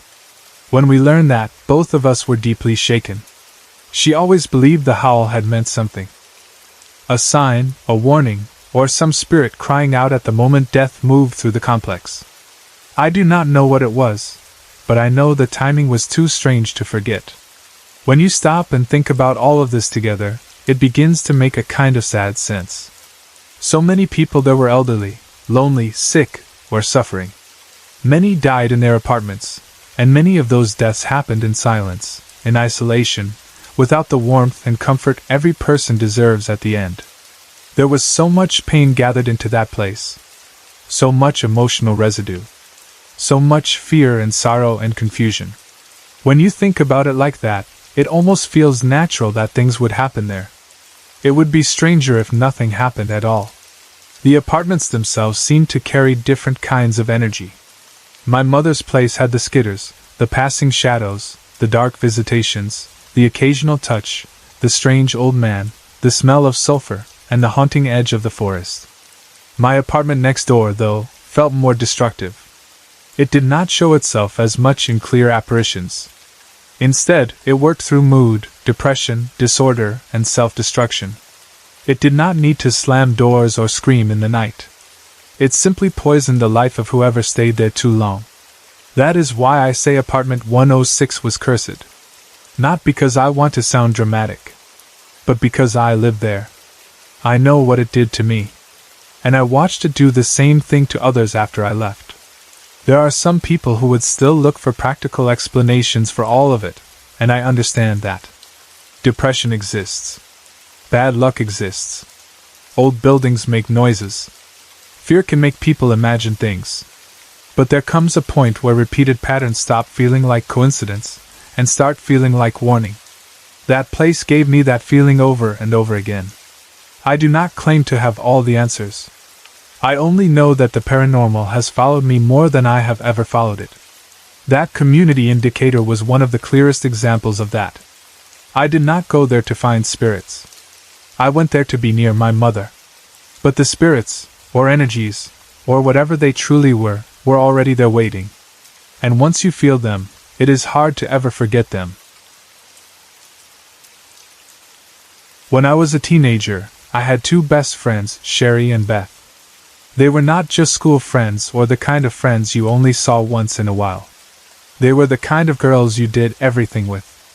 We shared secrets, sleepovers, laughter, stupid jokes, fears, dreams, and all the little things that feel huge when you are young. At that age, friendships can feel stronger than anything else in your life, almost like a second family. That is exactly how it was with them. Sherry and I became especially close after I moved back to Nebraska from Texas. From the moment I came back, it felt like we were always together. We were the kind of girls who did not need plans. We would just end up together naturally, hanging out after school, spending the night at each other's houses, talking about boys, music, and whatever drama seemed important in those years. Beth was different only in the sense that I had known her even longer. Beth and I had been friends since kindergarten. We had that old kind of friendship, the kind that starts so young that you cannot really remember a time before it. We had the same name growing up, and for some reason that made us bond even more. When you are little, even small things like that feel like fate. So the three of us, in our own way, were deeply connected. Sherry and Beth were like sisters to me. Back then, we were young enough to be curious about things but not wise enough to understand when curiosity was crossing into something dangerous. That is how the Ouija board came into our lives. The first few times we ever played with it, it all seemed harmless. At least that is how I saw it then. It felt more like one of those spooky, exciting things teenage girls do at sleepovers to make the night more interesting. You whisper, you giggle, you dim the lights, you dare each other to ask questions you would never ask in daylight. It had that kind of energy in the beginning. Sherry had the board in her room, and that is usually where we played with it. I never really understood how a Ouija board was supposed to work. I was young and naive, and I did not stop to question much beyond the thrill of the moment. We would ask it silly questions about boys and crushes, the kinds of things girls our age thought about constantly. What amazed me, even then, was that whatever boy's name I happened to be thinking about, the board would spell it. It always felt like it knew what was in my head. At the time, that fascinated me more than it frightened me. I did not stop to think deeply about what it might mean for something to seem to know your thoughts. I just thought it was exciting and mysterious. Beth, though, was always a little bolder than the rest of us. She was a year older, and she had that kind of courage or recklessness that makes a person ask the questions everyone else is too nervous to ask. If the rest of us wanted to play around the edges of something, Beth wanted to push right into the middle of it. She was the one more likely to challenge things, to take the joke one step further, to ask what should probably never be asked. At the time, that was part of what made her fun. Looking back now, it is also what makes the memory heavier. I remember one time we asked the board who we were talking to. That itself should have been enough to make us think more seriously, but we were only kids. The board spelled out a name, Yuri. I remember that because it sounded strange and unusual to us. It made the whole thing feel even more real, even more eerie, like maybe there really was someone or something on the other side of our silly game. One day, we were using the board at my house. That did not last long. My dad came home and found us with it. My father was religious, and the second he saw it, he was furious. He did not laugh. He did not dismiss it. He was deeply upset and made it very clear that no one would be using one of those things in his house. He took the board and threw it into the trash. That should have been the end of it. But a few weeks later, he came into the house angry all over again, shouting that he had told me the board needed to stay in the trash. I had no idea what he was talking about at first. Then I found out that the board was no longer in the trash where he had thrown it. It was out in the garage, sitting on the table. To this day, that detail still bothers me. I do not know how it got there. I did not put it there. At the time, that frightened me enough that I did not argue about keeping it. I took it back to Sherry's house and left it there. As far as I was concerned, it belonged there now and not anywhere near my father or me.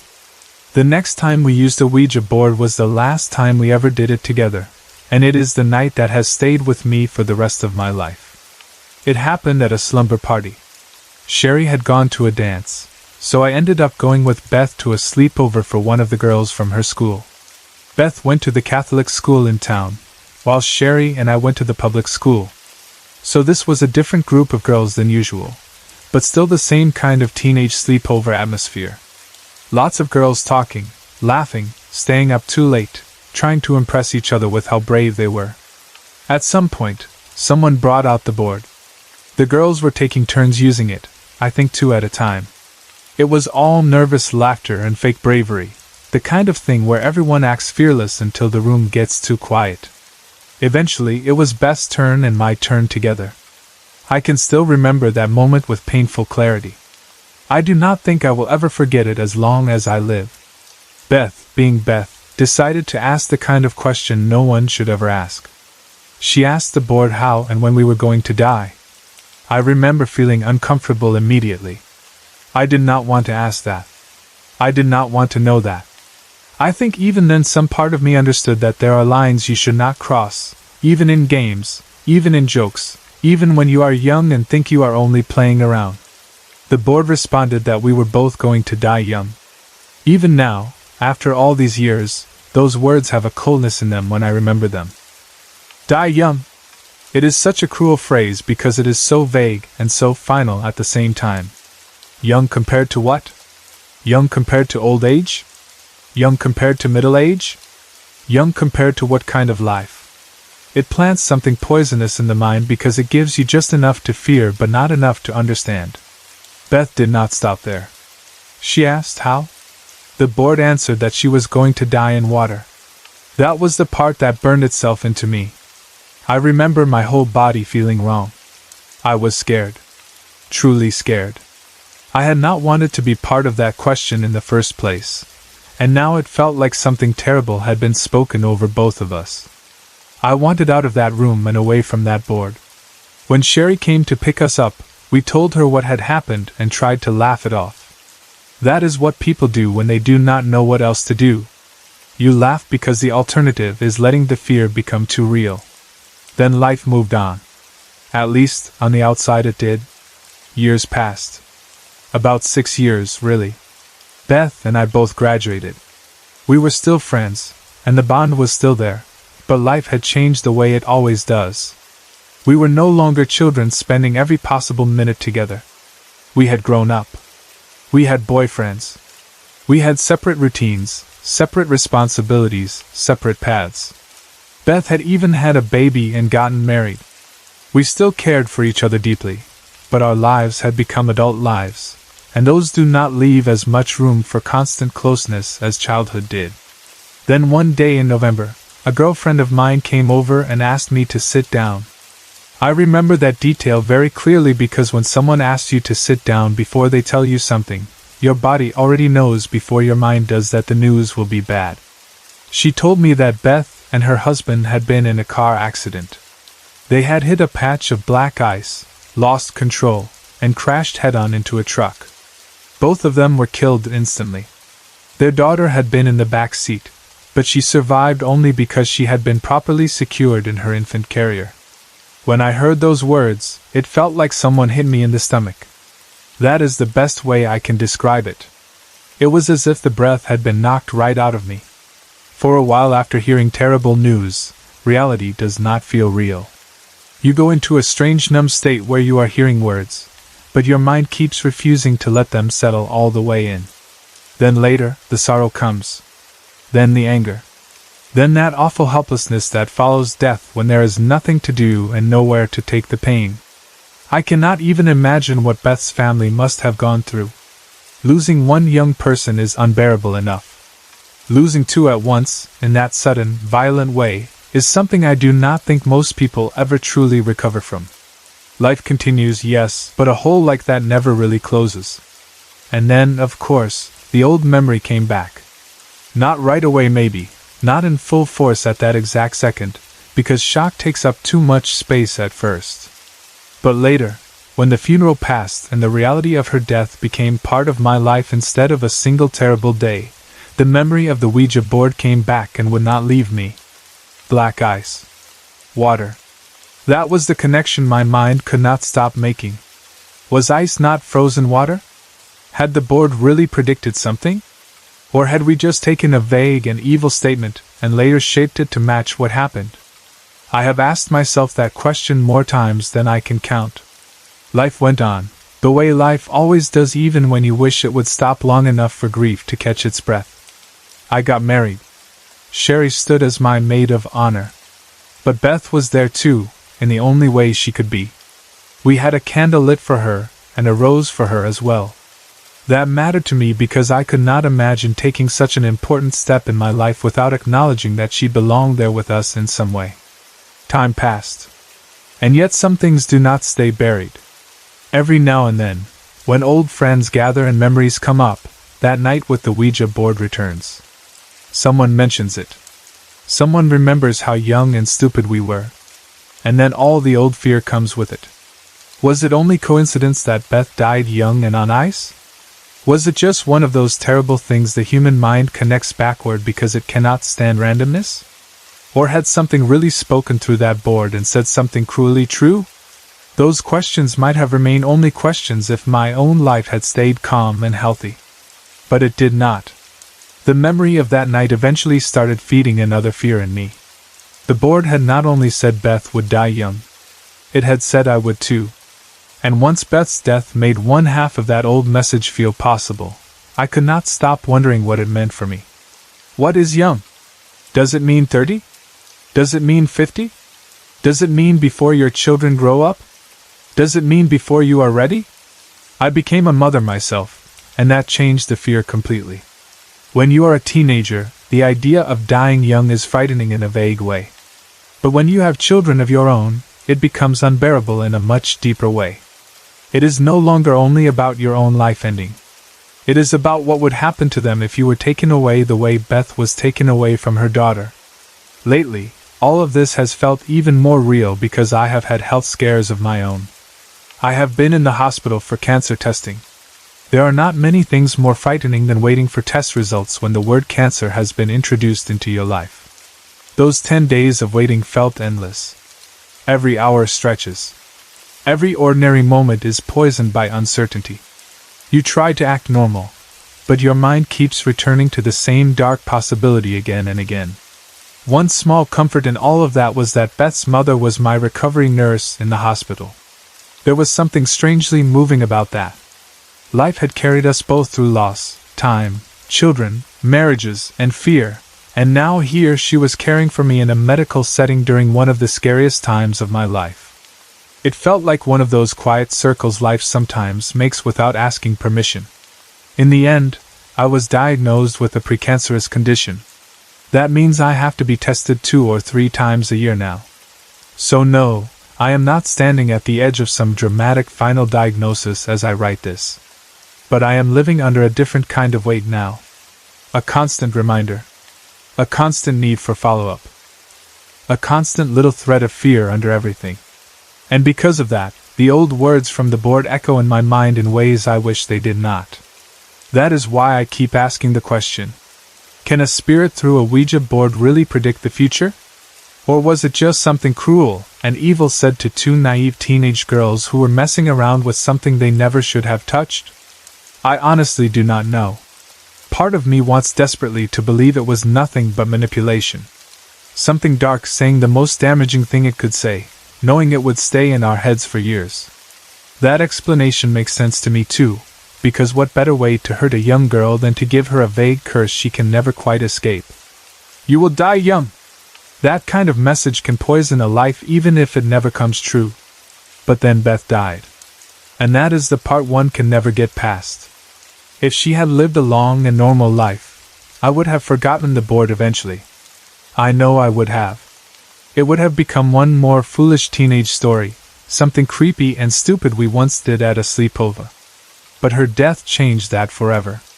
Her death gave those words teeth. I try to think logically. I tell myself that young people die tragically every day without Ouija boards predicting it. I tell myself that black ice is not literally water, in the way the board may have meant it. I tell myself that frightened human beings are excellent at seeing patterns, especially after loss. I tell myself all of these things because I want peace. But peace does not come so easily once something has settled deep inside your mind. That night settled in mine. And now, every hospital visit, every test, every strange symptom, every fear for my children, all of it brushes against that old memory in a way I hate. So I do not know if the board predicted anything at all. Maybe it did. Maybe it only lied in a way that later fit by cruel chance. Maybe whatever answered us that night was not powerful enough to know the future, only wicked enough to plant fear where it would grow for decades. That, honestly, is the explanation I almost fear more. Because if it was not prophecy, then it was malice. And malice directed at children is a horrible thing to think about. All I know is that we were 14, foolish, curious, and playing with something we did not understand. And one of us is gone. And the other one still hears those words whenever life gets dark enough. I have only lived in my current house for about 3 years, but in that short time, I have had experiences there that feel different from anything I had known before. That is saying a lot, because I had already had encounters with paranormal things earlier in my life. Strange feelings, odd moments, experiences that made me wonder whether there was more in this world than what we normally see. So I was not completely new to the idea that something unseen might exist. But even with that background, nothing had ever felt quite like what happened in this house. There is very little I know for sure about the place. That is part of what makes it so unsettling. The story is incomplete. The history comes only in fragments. What I was told, and what I still believe to be true, is that a young woman died here before we moved in. She was somewhere in her late teens or early 20s, maybe around 17 to 25 years old. I have heard that she died from an overdose of prescription medication, though I have never been able to get full details. Whenever I try to learn more, the facts seem to disappear into rumor. People know something happened, but no one seems to know, or wants to say, everything. What I do know is this: soon after her death, the people who lived with her left the house. As far as I understand it, they were probably her parents. And they moved out quickly. At first glance, maybe that does not sound strange. If someone dies in a house, especially in a painful or traumatic way, it is not unusual for the family to want to leave. Grief can make walls unbearable. Rooms become full of memory. Every hallway feels like a wound. So yes, people move after tragedy. But once I started living there and experiencing what I experienced, I began to think their reason for leaving may have been more than grief alone. I think they left because something remained. The first thing that happened to me took place on the very first day we moved in. That detail matters to me because it means the feeling started before the house had time to become familiar, before daily stress could fully settle in, before stories or fear had much chance to grow. We were still in the middle of unloading everything. The whole day was noise, movement, carrying boxes, setting things down wherever they fit, trying to get the most urgent parts of life into place quickly. There was no time yet to sit and imagine things. We were too busy.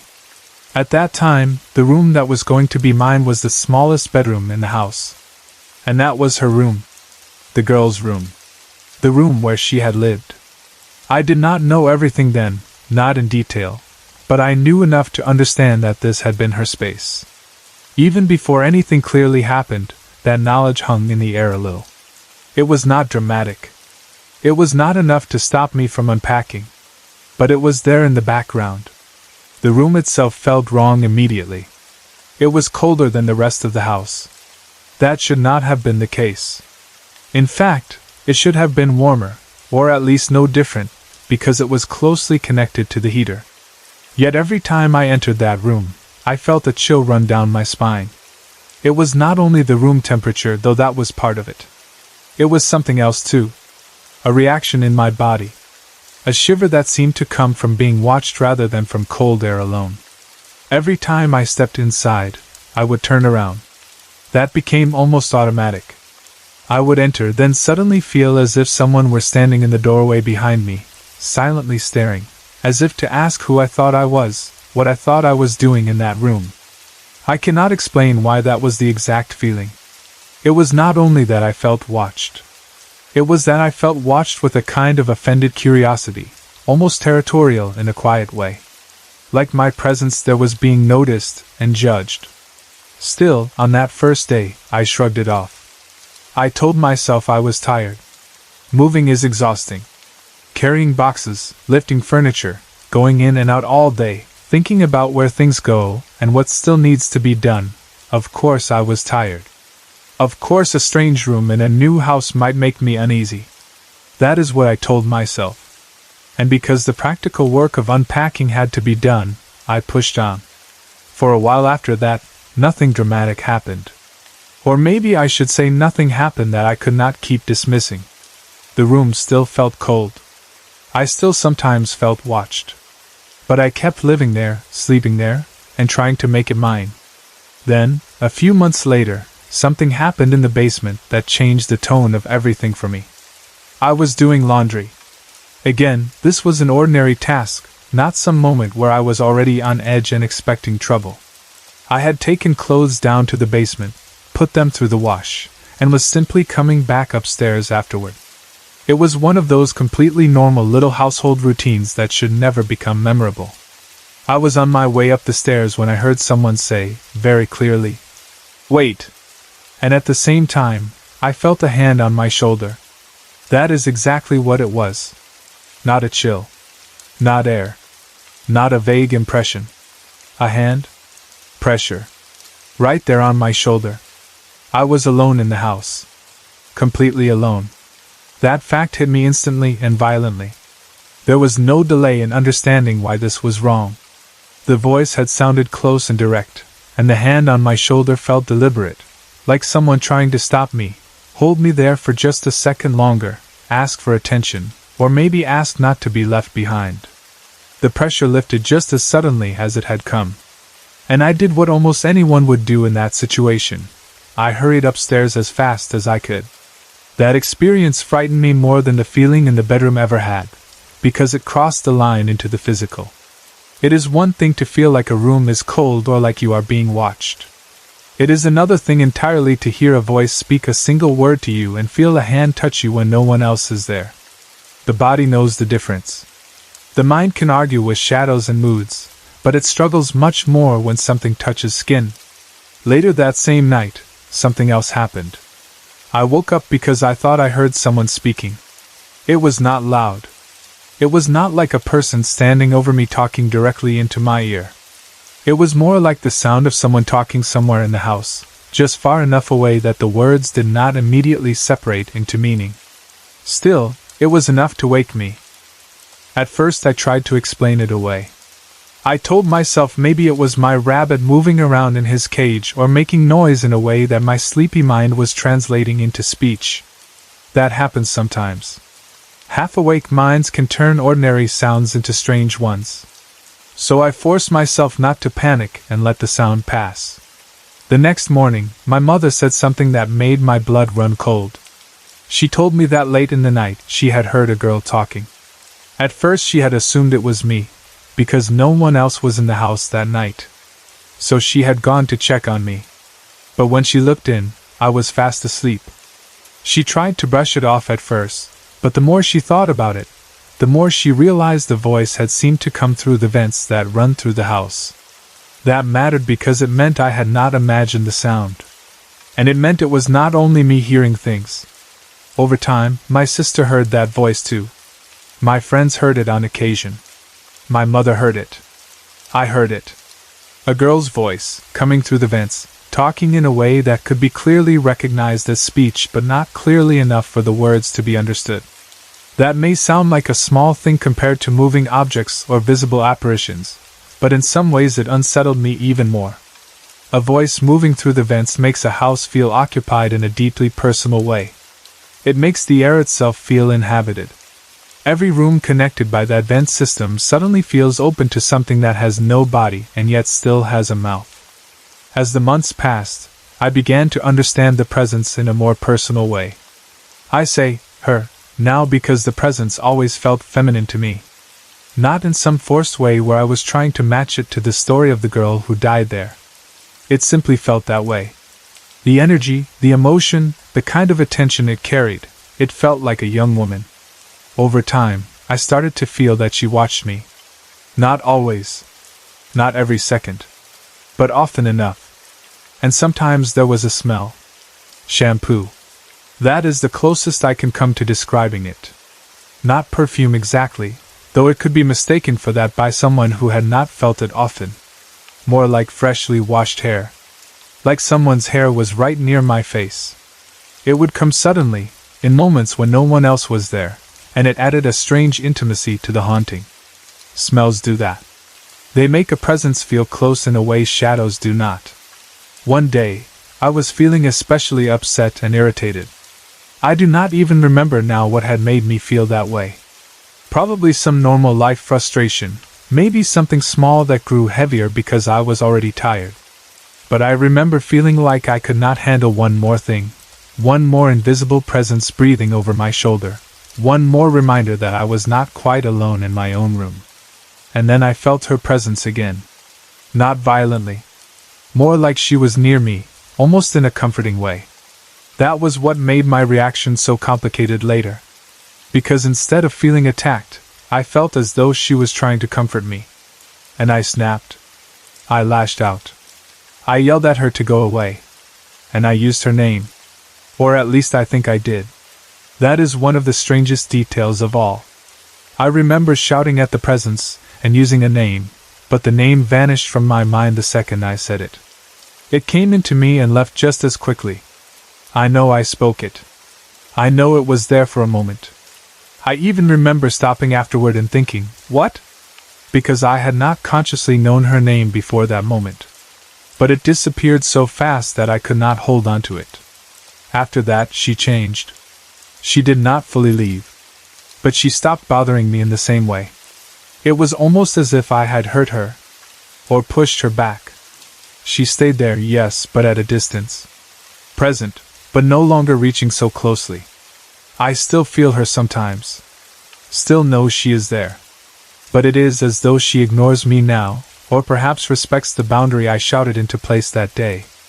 And yet, even with that distance, sometimes when I get close to her presence, I feel something from her that surprises me. Loneliness. That is what I feel. Not always fear.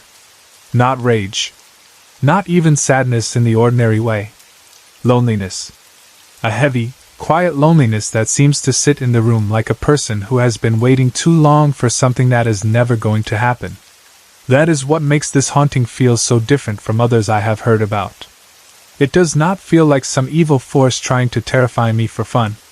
It feels like someone's still there when they should not be, someone not fully gone, someone who maybe does not understand how to leave or does not want to. And if that is true, then suddenly the old details about the house matter even more. A young woman. Dead from an overdose, maybe. Her parents, or whoever lived with her, leaving suddenly afterward. A room that stayed cold.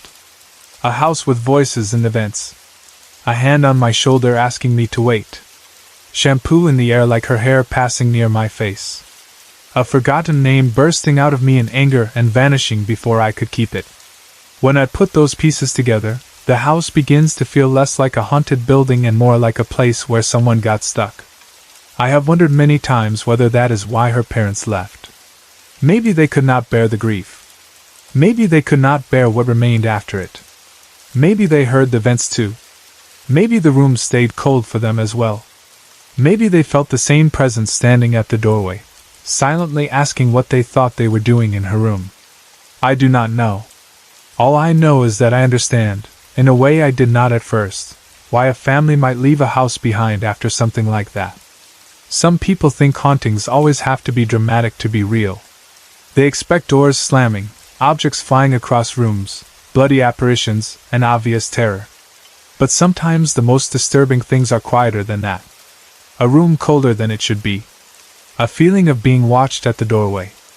A voice in the vents that no one can quite understand. A hand on your shoulder saying one word. A smell of shampoo when no one is there. The sudden arrival of a name you did not know. And then afterward, a silence that does not feel empty, only withdrawn. That is what my life in this house has been like. And that is why I still believe she is here. Not because I want to. Not because it is exciting. But because too many things have happened, too many details fit together, and the emotional reality of her presence feels too clear to deny. She is still here. Still watching sometimes. Still lonely. And ever since the day I shouted at her and spoke the name I cannot remember anymore, she has stayed back just enough to make me wonder whether I pushed away something that only wanted to be heard. I am originally from Jacksonville, Florida, and some of the strangest things that ever happened to me began there when I was still a child. Looking back now, I can see that my life with the paranormal seemed to come in waves. There were quiet times when everything felt normal, and I could almost convince myself that maybe I had imagined the things I saw. Then there were periods when it felt like something unseen was following me, watching me, waiting for me to notice it again. The most important part of that story began when my family moved into a condo in Jacksonville. At the time, I was only 8 years old, and I had no idea that one move would shape the way I thought about spirits, fear, and the supernatural for the rest of my life. When we first moved into that condo, it looked normal enough. It was not some crumbling old haunted mansion. It was just a home, a place where my family was supposed to live our ordinary life. We were unpacking, choosing rooms, trying to settle in. Most of the house was empty when we arrived, except for one bedroom. There was something odd about that room right away, though I could not have explained it at the time. In the closet of that bedroom, we found a Ouija board that had been left behind by the previous owners. I was told that the former owner's wife liked to play with it, though I never understood why she would leave it there if it meant anything to her. Maybe she forgot it. Maybe she did not want it anymore. Or maybe she left it for a reason she never explained. At the time, it was just one more strange thing in a new house. Later, it would feel much more important. Not long after we moved in, the activity started. At first, it was only sounds. That is how so many hauntings begin, with noises that are just strange enough to bother you but still easy enough to explain away. I would come home from school regularly and be by myself for a while. My older sister would get home later, and then after that my mom. So for part of the afternoon, it was only me in the house. During those hours, I would hear footsteps upstairs. It sounded exactly like someone pacing from one room to another. Not random creaking, not settling, not some small noise the house might make. It sounded like someone walking above me, back and forth, like they were thinking or waiting or unable to sit still. Every time I heard it, I would yell out hello. I would start naming everyone I could think of who might possibly be upstairs. I would ask if anyone was home. And every single time, there would be no answer. The pacing would stop immediately, and the whole house would go silent. That silence was almost worse than the footsteps. If the noise had kept going, I might have told myself it was just pipes or floorboards or some weird echo. But the way it stopped the second I called out made it feel aware. It was like something had heard me and chosen not to respond. As time passed, the sounds changed. It was no longer just pacing. Sometimes it sounded like someone was running around upstairs, quickly, almost from room to room. I would stand there listening and trying to understand what I was hearing, my heart pounding because I knew no one else should be there. The running would often end in a loud slam, like a door being thrown shut somewhere above me. Each time that happened, I would freeze and listen for what came next, but there was never anything else. No voice. No footsteps coming down the stairs.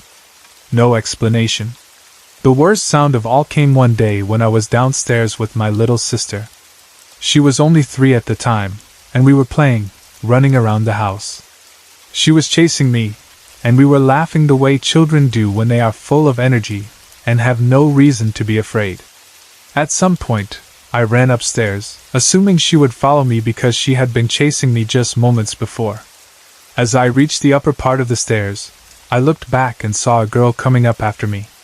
At first, I thought it was my sister. That would have made perfect sense. But within a second, I knew it was not her.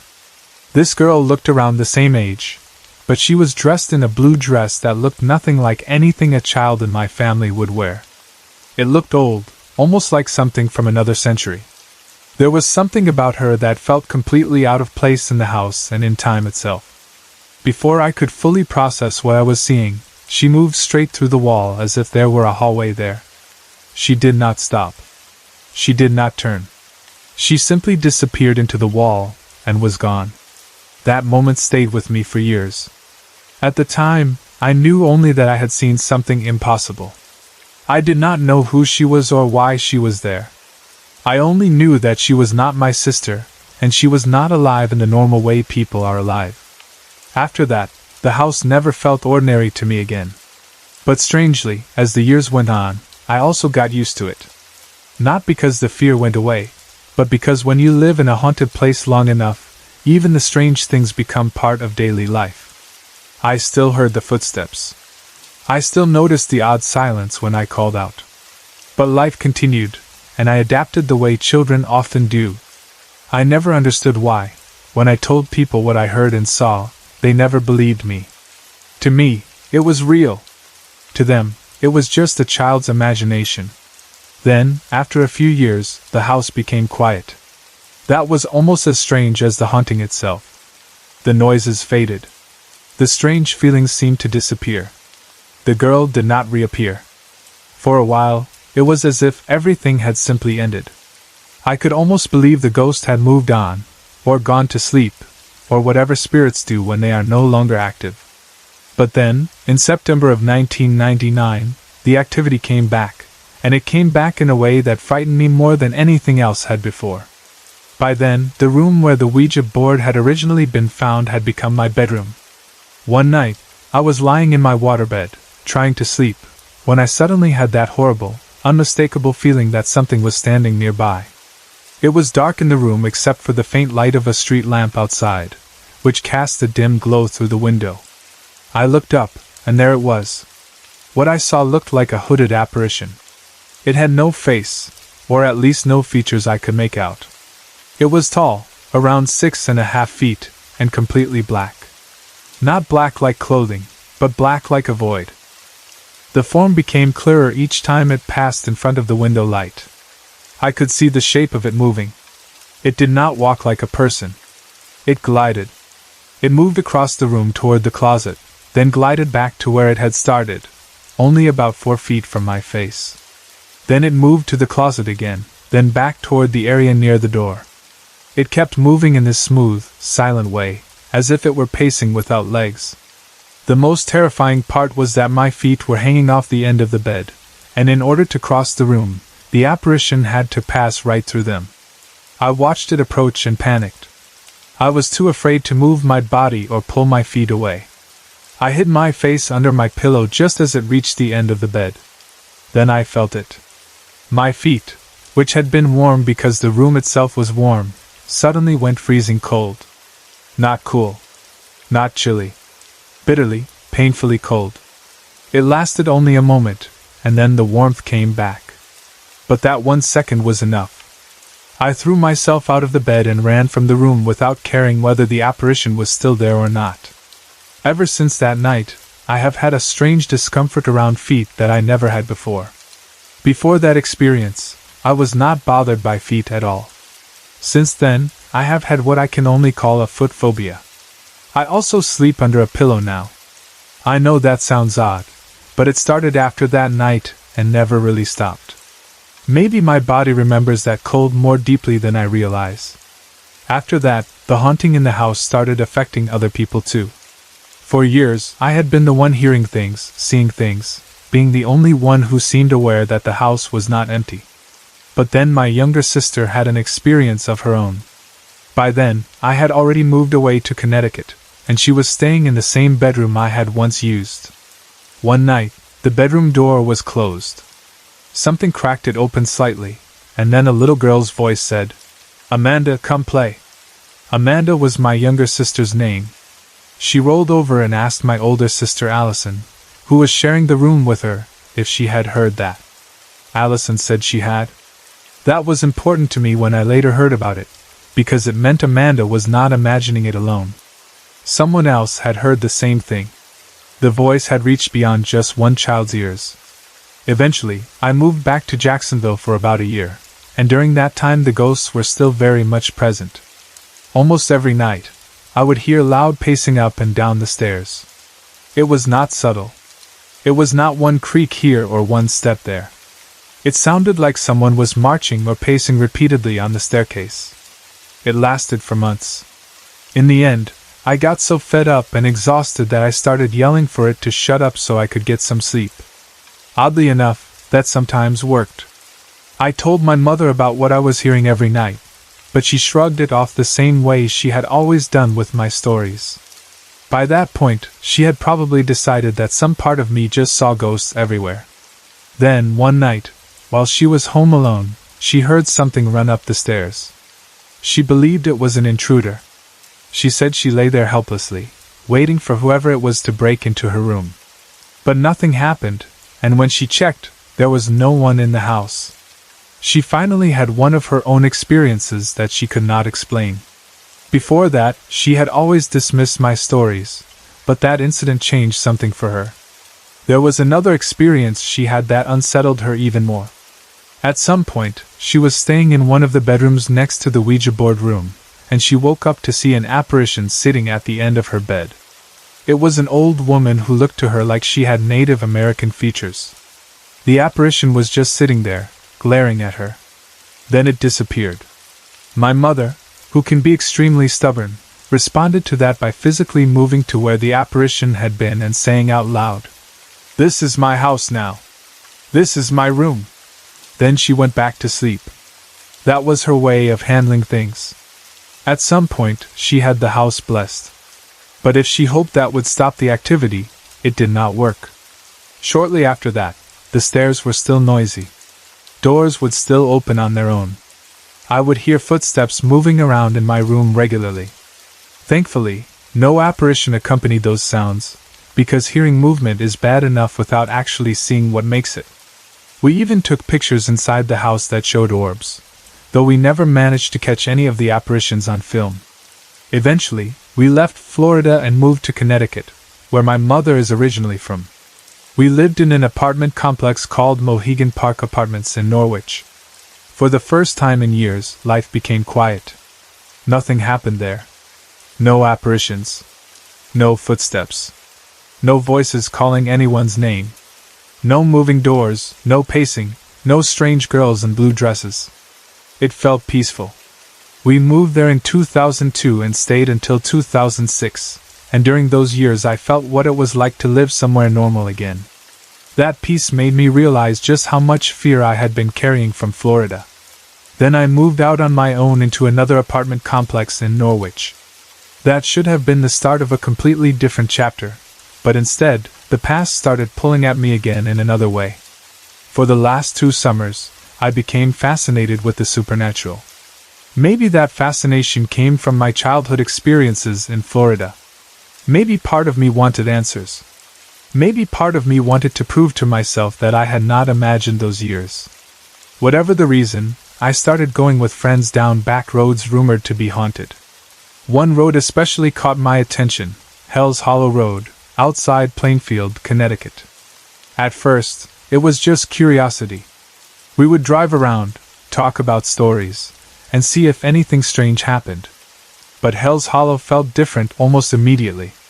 I took pictures in a lot off that road while hanging out with friends, and one of the pictures showed what looked like a very clear fog-like figure of a small person with a decomposed face standing with us. The image appeared in several photos. That was enough to spark something deeper in me.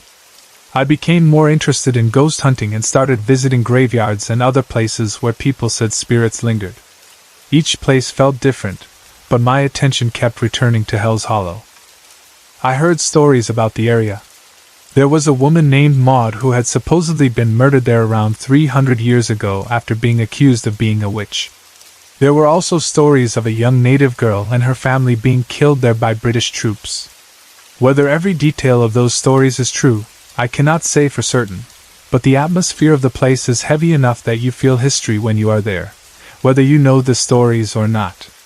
In the woods there, I heard sounds that seemed like native tribes calling or making noises with their mouths. I saw a large dark figure float from the treetops across the sky and into other treetops, and I know it was not a bird. I took another picture in Hell's Hollow that showed thousands of orbs, and what looked to me like Native Americans being slaughtered or tied up. I still have that picture. I also visited Maud's grave late at night, taking friends and even my cousin from Florida there and videotaping everything. Not long after that, on my way home from work one night, I felt a pushing on the back of my seat while driving. I had gotten off work at midnight, so it was already a strange hour for anything unusual to happen. A few nights later, I was with friends in a circle lot. We stopped for a while and then got out to open the trunk and get something. Both side doors were left open. The second we opened the trunk, something invisible rushed out from it, pushing objects aside, and then my driver's side door slammed shut by itself. After that summer of visiting Hell's Hollow and Maud's grave, things started happening in my apartment.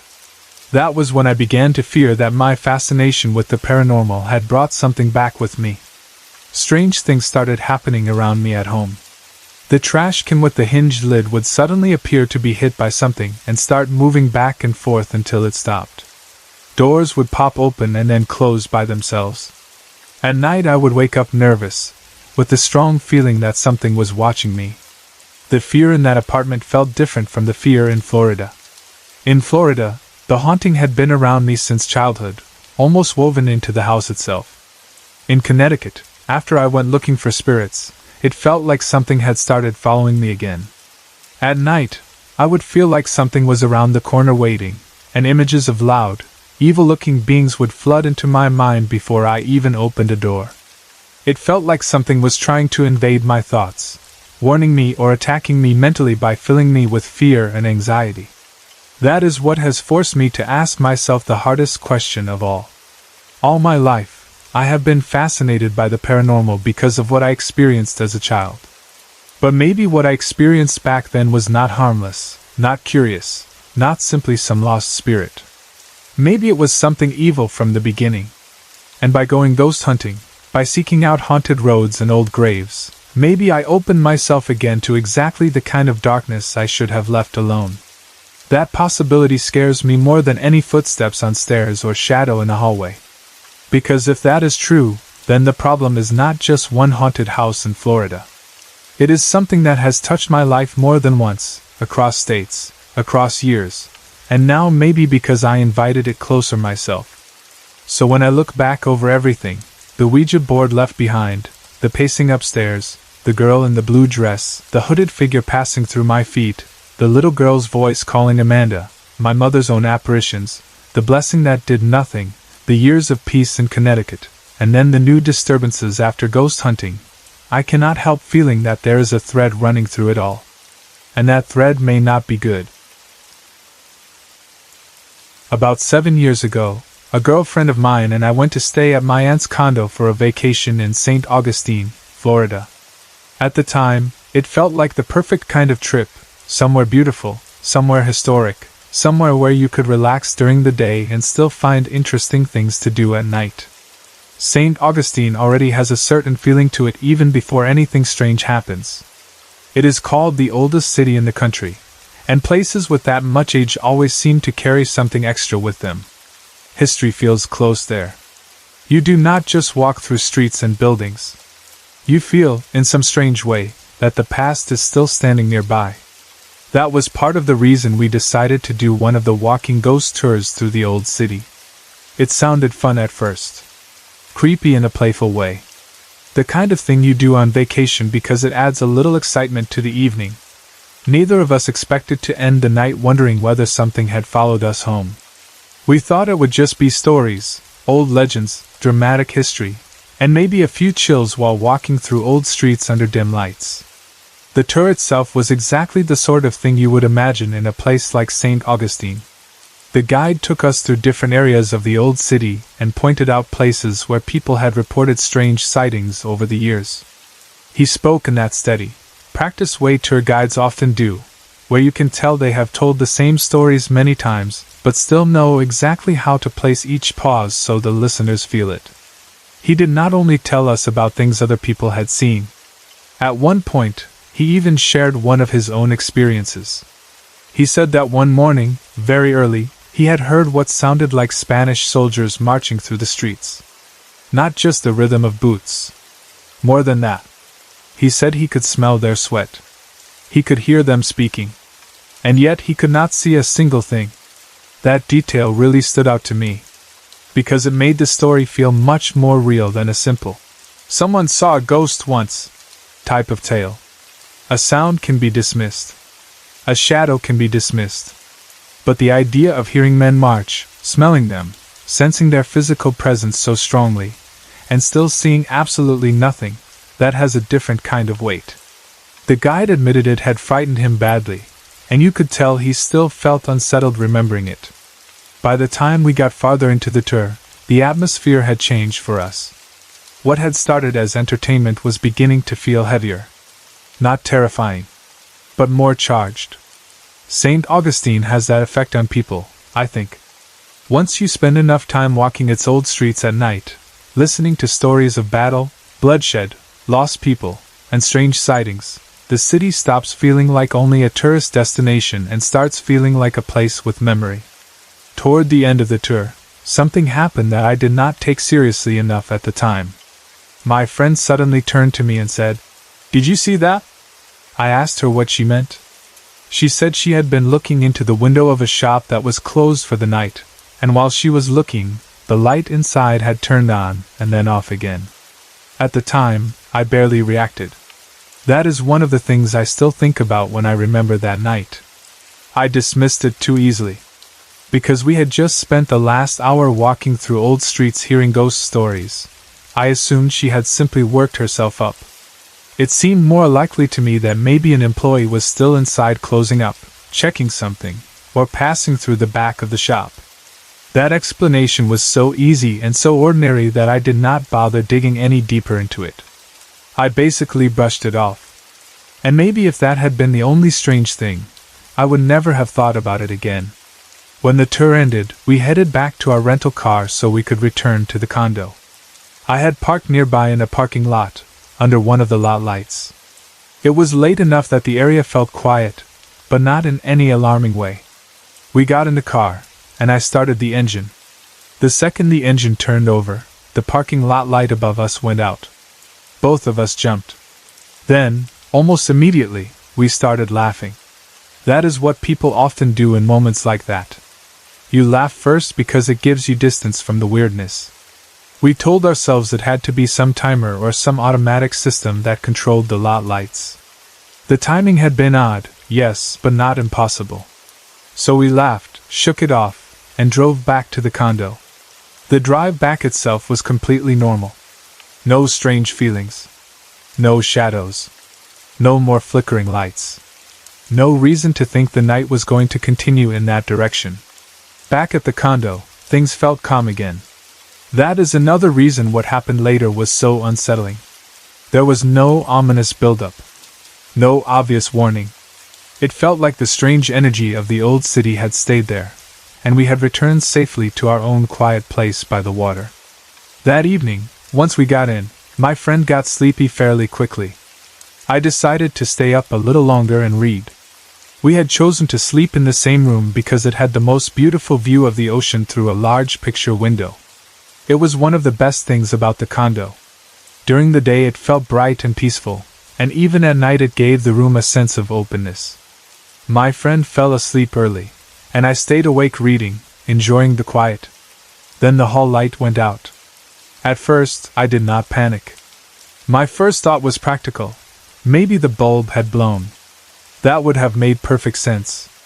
But the problem was that, because of what had already happened earlier that evening with the shop light and the parking lot light, my nerves were already more alert than usual. So when the hall light suddenly went dark, I felt a little twist of unease. It was not enough to make me scream or wake my friend. But it was enough that I noticed it in a different way than I normally would have. I put my book down and decided to try to go to sleep. Lying there in the dark, I kept thinking about the light. Not obsessively. Just enough that I was aware of the silence in the condo and the darkness in the hallway beyond the room. Then, while I was still awake, the hall light came back on. That was the moment I really got scared. Because now the easy explanation of a blown bulb no longer worked. A dead bulb does not come back on by itself. And yes, I knew there could still be ordinary explanations, faulty wiring, a loose connection, some electrical issue. But those explanations feel much weaker when you are lying awake after a ghost tour, in a place near old battlegrounds, after already seeing and hearing odd things connected to lights that night. Still, I did not wake my friend. I did not want to frighten her. That may sound silly, because she had already noticed the shop light earlier, but I did not want to make the room feel more haunted than it already did. Sometimes when you are scared, the last thing you want to do is speak the fear out loud and make it more real. So I lay there quietly and eventually, somehow, drifted off. Sometime in the middle of the night, my friend woke me up. Her voice was tense, and the first thing she said was, "Jen, something strange just happened." I was immediately awake. She told me that she had just woken up and noticed the hall light was on. Then, 2 seconds later, it went off. And then it came back on again. When she said that, I told her I had already seen the same thing happen earlier while I was awake and reading. That conversation changed the whole feeling of the night. Because now it was not only me. And it was not only one brief flicker I might have explained away. Now both of us had witnessed the same thing, at different times, with the same light. We lay there trying to reason it out. Naturally, we reached for the simplest explanation first: faulty wiring. That is what sensible people do. Especially when the alternative is that some strange force followed you back from one of the oldest and bloodiest places in the city. So we kept telling ourselves it had to be electrical. It had to be a wiring issue. We repeated that until we both managed to settle down enough to fall asleep again. The next morning, I got up and headed downstairs to make coffee. Daylight always changes the mood after a frightening night. Things that felt deeply creepy in the dark often look harmless in the morning. Hallways are only hallways again. Lamps are only lamps. Windows are only windows. So I was already telling myself, in that daytime way, that the whole thing probably had a very simple explanation. Then I stepped through something. That is the best way I can say it. On my way down the stairs, I suddenly felt as if I had walked through a wall of static electricity. Every hair on my arm stood straight up. It was instant and very physical. Not a vague chill. Not an emotional reaction. A real, bodily sensation. It felt like the air itself had changed for 1 second and I had passed through a charged barrier. I stopped, startled, because it was such a strange sensation. If you have ever walked close to something carrying static, or felt an electric field in some odd way, you know that the body recognizes it immediately. That was what it felt like, except there was nothing there that should have caused it. That moment shook me almost more than the flickering light had, because it made the experience physical. The light could still be blamed on wiring, but stepping through a wall of static in the middle of a stairway is much harder to explain. Later that day, my aunt called to check in on us. I asked her directly whether the hall light had any history of turning off and on by itself. She said no. Not only did she say no, but she sounded as if the question itself was odd to her, like the light had never behaved strangely before. That removed the one explanation I wanted most, because if the light had always been temperamental, then the whole thing would have been easy to file away. But according to her, there had never been an issue with it. That left us with no real answer. We left St. Augustine without understanding what had happened. And maybe that is why the experience stayed with me. It did not end with proof. It did not end with a dramatic apparition.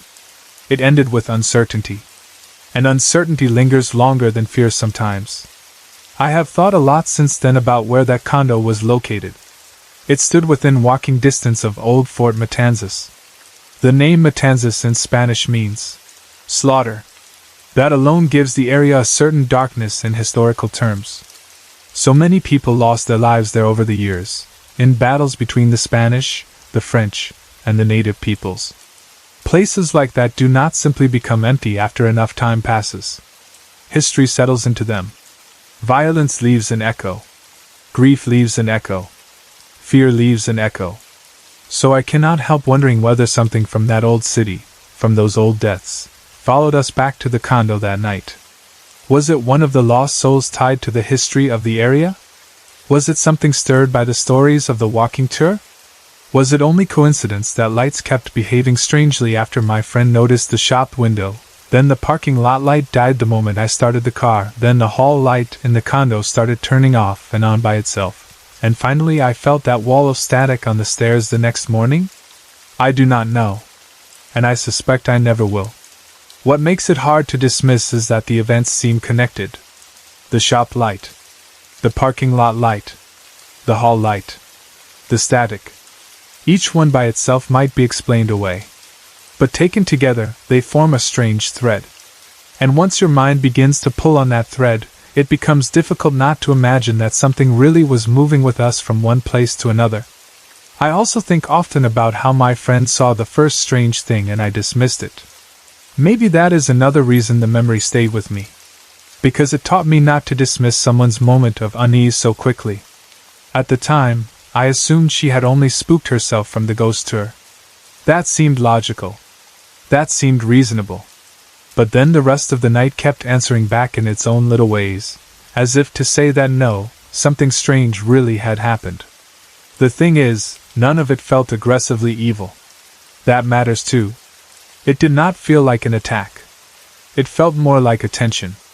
As if something wanted to be noticed. Or perhaps simply crossed our path and left its mark without caring whether we understood it. That might be why the experience still unsettles me instead of terrifying me. It never gave us enough to fight against. Only enough to wonder. And wonder can be its own kind of haunting. Even now, years later, when I think of St. Augustine, I do not only think of the old buildings or the ghost tour or the ocean view from the condo. I think of the lights. I think of my friend asking, "Did you see that?" I think of the parking lot lamp dying at the exact moment I turned the key. I think of lying awake, watching the hall light go out and then come back on. I think of my friend waking me in the middle of the night to say the same thing had happened to her. And I think of stepping through that invisible field on the stairs the next morning and feeling every hair on my arm stand up as if some unseen presence had brushed right through me. We left without answers. And maybe that is the truest ending for a lot of paranormal experiences. Not proof. Not certainty. Just a cluster of moments too strange to forget, and too incomplete to solve. My experiences with the paranormal began when I was 13 years old. Even though those things do not really haunt me anymore in the same way they did back then, they left a mark on me that never fully went away. I do not walk around terrified now, and I do not spend every day expecting to see ghosts, but those years changed the way I look at the world. They taught me that not everything strange can be explained away easily, and because of that, I have stayed open-minded ever since. I do not automatically believe every ghost story I hear, but I also do not laugh things off the way some people do. I have seen too much with my own eyes to be that certain. A lot of it began at my Aunt Mabel's house. She lived way out in the country in an old house, the kind of place that already feels a little removed from the rest of the world. It was not close to town, not surrounded by neighbors, not the sort of house where strange sounds can be blamed on people next door or traffic outside. It stood on its own, with quiet all around it, and when you are young, places like that can feel exciting. I loved going there. I used to spend weekends and full weeks there every chance I got. It felt like a second home to me in some ways. It was familiar, comfortable, and full of family. Nothing about it frightened me in the beginning. That changed when my aunt started renovating the house. That is when the activity began. Looking back, I still wonder if the renovations disturbed something. Maybe opening walls, changing rooms, tearing up old parts of the house, and shifting things around somehow woke up what had been sleeping there. I cannot prove that, of course, but the timing is hard to ignore. Before the work started, I do not remember anything unusual there. Once the renovations began, everything changed. The first real experience I had there involved what I still believe was a poltergeist. I was sitting at the dinner table one day, eating lunch with my cousin Josh. It was a normal moment, the kind of simple family scene no one remembers unless something happens to break it apart. We were just sitting there eating, talking, and doing nothing unusual. Then suddenly, right in front of us, the front door opened and closed by itself. Not slowly. Not in a maybe the wind did it kind of way. It opened and shut. Then we heard loud footsteps. The footsteps came from the front door and moved through the house toward the kitchen. Josh and I just sat there staring, too surprised even to react properly at first. Then the refrigerator door opened and closed by itself. Right after that, the cabinets above the kitchen sink opened and closed. Then the footsteps started again, moved through the house, and the back door opened and closed. That whole thing happened in sequence, like someone had walked into the house, gone to the kitchen to look around, and then walked right back out. Except no one was there. Josh and I just looked at each other, and both of us went pale. I still remember the feeling in my body more than anything else. It was not only fear. It was shock. The house had behaved exactly as if an invisible person had entered, crossed it, checked things in the kitchen, and left. We had heard it. We had seen parts of it. And neither one of us had any explanation. That should have been enough for me to stay away. But I was young, and at 13, fear and curiosity often live side by side. So I went back the next weekend. That was when things became much stranger. At that point, the renovations were still going on. The house already felt unsettled from all the work, and maybe that added to the atmosphere. We were all sitting in the living room watching television when the dog outside started barking. Not a few warning barks. Not the kind of excited barking dogs do when they see a squirrel or hear a car. He barked and would not stop. At first, we ignored it. Then after a while, it became too much. So we decided to go outside and see what had him so worked up. When we stepped outside, we saw the dog standing there barking up at a tree. Naturally, we all looked up. And what I saw there is something I have never forgotten. There was a black man and 2 black children hanging in the tree. That is exactly what I saw. Not vaguely shaped shadows. Not impressions. Not something I guessed at later. A man and 2 children, hanging there. I was terrified. That moment changed the whole way I felt about the house. Before that, the footsteps and moving doors had been frightening, yes, but in a way that still felt almost like a haunted house story. Strange and scary, but distant somehow. Seeing those figures in the tree made it real in a much deeper way. It also made it much worse that my parents were out of town at the time, because that meant I had to stay there that night whether I wanted to or not. And I absolutely did not want to stay. That night I had a very hard time falling asleep. I remember lying there for hours, my mind replaying what I had seen, my body tense, listening to every little sound in the house. Country houses at night can be loud in their own way: wind, settling wood, distant animals, things brushing the outside of the walls. But when you are already frightened, every little sound becomes suspicious. It took me a long time to drift off. The next morning, I woke before everyone else, which was normal for me. I was just lying there quietly, not even fully out of that half-sleep state, when something happened that shook me even more than the sight in the tree had. The same black man I had seen hanging outside came walking through the doorway. He did not float. He did not appear suddenly out of the wall. He walked in. As he passed by me, I could see him clearly enough to know it was the same man. And then I looked toward the kitchen. There, I saw the same two little boys. But this time I noticed something even worse. They had holes in their heads. That image stayed with me in a way that is difficult to explain. Seeing them hanging in the tree had been horrible enough. Seeing them moving through the house the next morning, as if the boundary between outside and inside no longer mattered, made everything feel much closer, much more personal. It was no longer just a terrible sight in the distance. It was in the house with me. Once everyone else was awake, I told them exactly what I had seen. I told them about the man. I told them about the boys. I told them about the holes in their heads. And I told them how badly it had frightened me. At that point, my Aunt Mabel finally decided it was time to get help. A few weeks later, she stopped the renovations and started speaking with a local psychic and researcher. She wanted answers, or at least some idea of what was happening in her house. Eventually the woman agreed to come out and help. When she arrived, one of the first things she told us was that she had done research on the house before coming. And what she found was horrifying. According to her, the house had once been an old KKK church. Even now, just writing that gives the whole story a heavier feeling. Suddenly, the activity in the house was no longer just random haunting. It had history. A cruel, ugly, violent history. The psychic said she had found records of black people being murdered there. Among those murdered, she said, was a father and his 2 sons. And she explained that they had been killed by being tarred and feathered and beaten to death. That terrified all of us. Because it matched too closely. That was exactly what we had seen, a man and 2 boys. Not only that, but the brutality of what she described fit the horror of their appearances. The detail of the holes in the boys' heads especially hit me hard when I heard the history, because it made me wonder what violence they had really suffered and how much of it had remained imprinted in that place. The psychic went on to tell us that there was not only those spirits in the house. She believed there was another ghost there as well. And a poltergeist.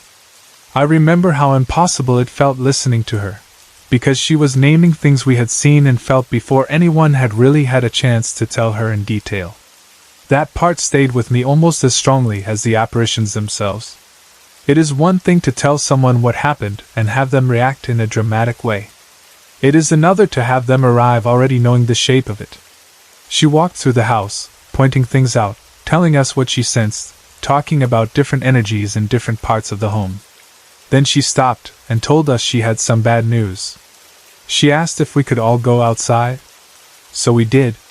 Once outside, she told us that she believed there were bodies buried somewhere on my aunt's property. Then she showed us where she thought they were. That is the kind of moment that changes a haunting story into something much heavier. Up until then, yes, we had seen spirits and heard impossible things, but the idea that there might actually be buried remains on the land turned everything darker. It meant the house was not only haunted in some vague sense. It meant there might be real murder, real hidden death, real physical evidence beneath the ground. The next day, we started digging. I still remember the feeling of that, the seriousness of it, the way everyone moved around with more tension than usual. No one was joking anymore. No one was acting tough. We dug where the psychic had told us to dig. And we found bones. Not a full skeleton. Not enough to answer every question. Just some bones. Even now, I do not know if they were human. No one ever gave us a final answer on that. But finding any bones at all in the place she pointed to was enough to make all of us feel even more certain that something terrible had happened there long before we ever knew the house.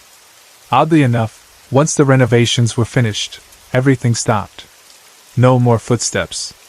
No more doors acting on their own. No more apparitions. No more hanging figures in the tree. Nothing.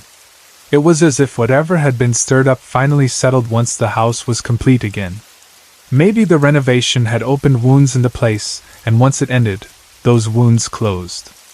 Maybe whatever spirits were there only needed to be noticed, acknowledged, or disturbed one final time. Or maybe something about the house being unfinished had made it easier for things to move through it. I do not know. What I do know is that when the renovations ended, so did the haunting. And that, in some ways, is the strangest part of all. Because ghost stories often leave people with a fear that never resolves, a haunting that lingers forever, some evil that keeps returning. But in this case, what happened felt deeply tied to the house's disruption. It began when the house was being changed, and it ended when that process was complete. Still, even though the haunting stopped, the experience never really left me. I was 13 when it happened. Young enough to be terrified. Old enough to remember every important detail clearly. The front door opening and closing. The footsteps to the kitchen. The refrigerator and cabinets moving. The dog barking at the tree. The black man and the 2 children hanging there. The man walking into my room the next morning. The boys in the kitchen with holes in their heads. The psychic arriving and speaking truths we had not yet told her. The KKK history. The buried bones. And then, silence after the renovations were done. Those things shaped me. They made me understand that places can hold memory in ways we do not fully understand. That violence can stay. That suffering can leave marks in walls, trees, and ground. That the past is not always dead simply because the people who lived it are gone. And maybe most of all, it taught me that sometimes what people call haunting is not only about fear. Sometimes it is also about history refusing to stay buried. Almost 10 years ago, I rented an apartment in a part of Worcester, Massachusetts called Quinsigamon Village. At the time, I thought I had found an amazing deal. The apartment was on the top floor of an old 3-decker house, one of those buildings that seemed full of history even before you learned anything about the people who had lived there. I was told that it had once been home to several generations of Swedish immigrants who worked in the nearby mills. That only added to the charm for me. I loved old places. I loved details that newer apartments never had. So when I saw how big the apartment was, how much character it had, and how low the rent seemed for what I was getting, I signed the papers quickly and moved in without much hesitation. At first, I felt lucky. The apartment had so many things that made it feel special. There was an old cast-iron bathtub with lion's feet, the kind of bathtub you almost never see anymore except in old movies or old houses that someone has carefully preserved. There was also a built-in china cabinet, another detail that made the place feel elegant in a faded, old New England sort of way. The apartment had space, history, and a kind of quiet personality that I immediately fell in love with. It did not feel sterile or generic like so many rental places do. It felt like a place where people had really lived. I was single then and living by myself, and the idea of having this charming old apartment all to myself made me feel independent and happy. It did not take very long, though, for me to realize that something about the place was not quite right. The strange thing started off small. So small, in fact, that I kept finding ways to blame myself. A faucet would be left on when I was almost sure I had turned it off. A picture I had hung on the wall would somehow end up upside down. A coffee cup I could have sworn I had left sitting on the kitchen table would later be sitting in the bathroom instead. Little things like that kept happening. None of it was dramatic enough to make me panic. None of it was impossible enough that I could not still explain it away.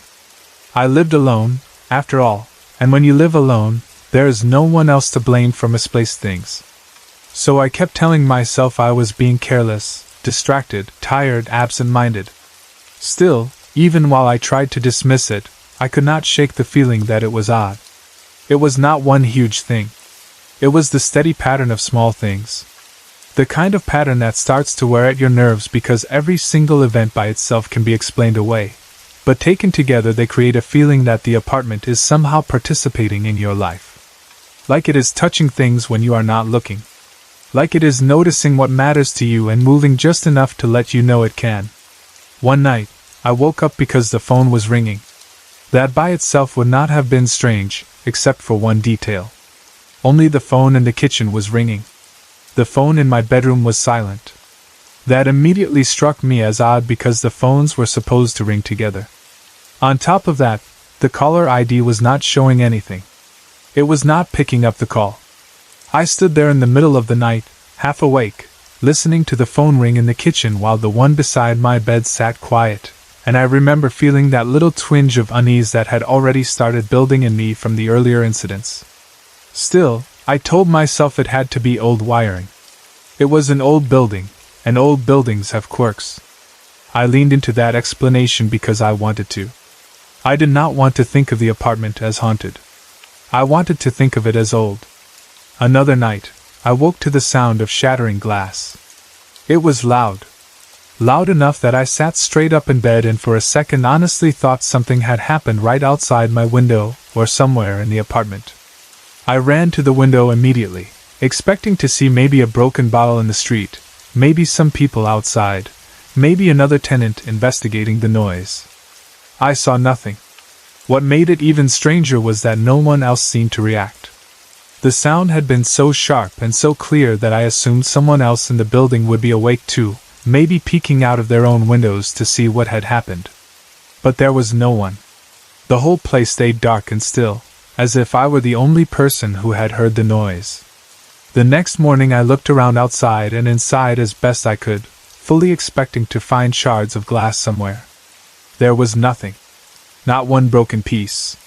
Not even the smallest sign that anything had shattered at all. That was one of the first moments that really unsettled me. Because when a sound is that clear and yet leaves no trace, you start feeling unsteady in a way that is hard to explain. It is not only fear. It is doubt too. You begin questioning your own senses, and that can be just as disturbing as the strange event itself. A few months later, something else happened that felt much more physical. It was winter, and I got up one morning to make coffee. The apartment was old, yes, but I had grown used to its ordinary winter cold. So when I suddenly felt a strong cold breeze moving through the kitchen, I noticed immediately. I followed it to the walk-in pantry. The kitchen had one of those old-fashioned long pantries built into it, with a window at the far end. When I got there, I found the pantry window open. Wide open. In the middle of winter. I remember standing there staring at it, trying to understand how that was even possible. I had not opened it. I was certain of that. I closed it and later told my father about it. My father, being practical and determined to keep things normal, suggested that perhaps the vibration from traffic on the street had somehow caused the old window to rise. It sounded ridiculous to me, but I really wanted to believe him. I wanted there to be some silly mechanical explanation, because the alternative was that something in my apartment was opening windows while I slept. Then it happened again. Only this time it was in the bathroom. That was harder to explain. Harder to excuse. By then, I was already starting to feel that the apartment was testing how much I was willing to dismiss. There were other sounds too. Sometimes I would hear what sounded exactly like the front door opening. That was another one that got under my skin badly because it always made me react the same way. I would think someone had come in.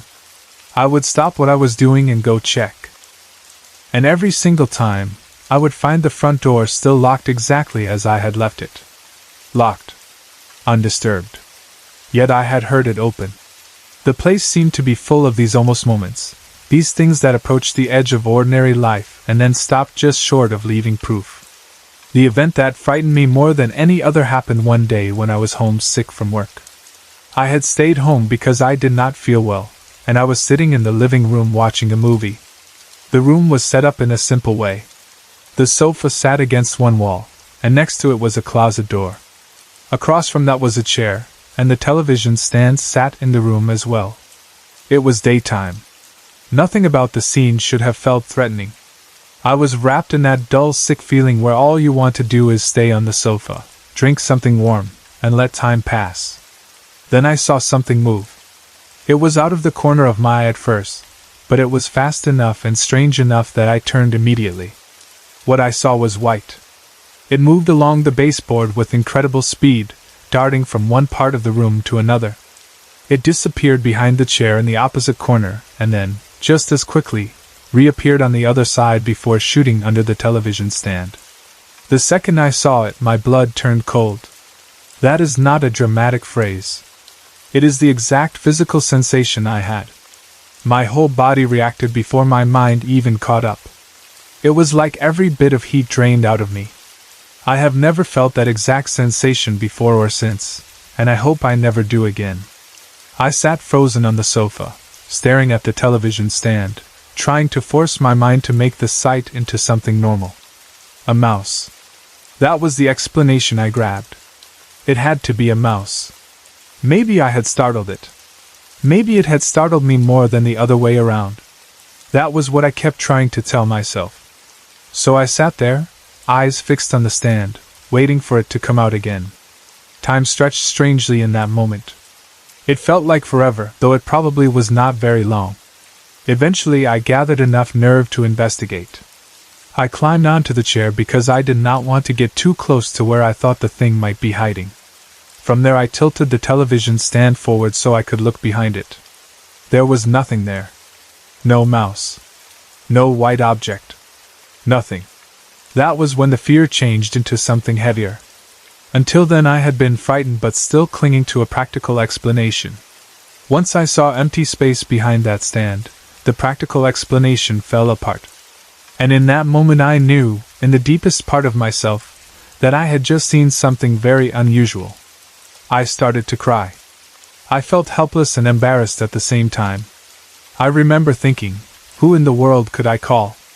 Who would actually believe me if I told them that I had just seen some white thing race along the baseboard and vanish into nowhere?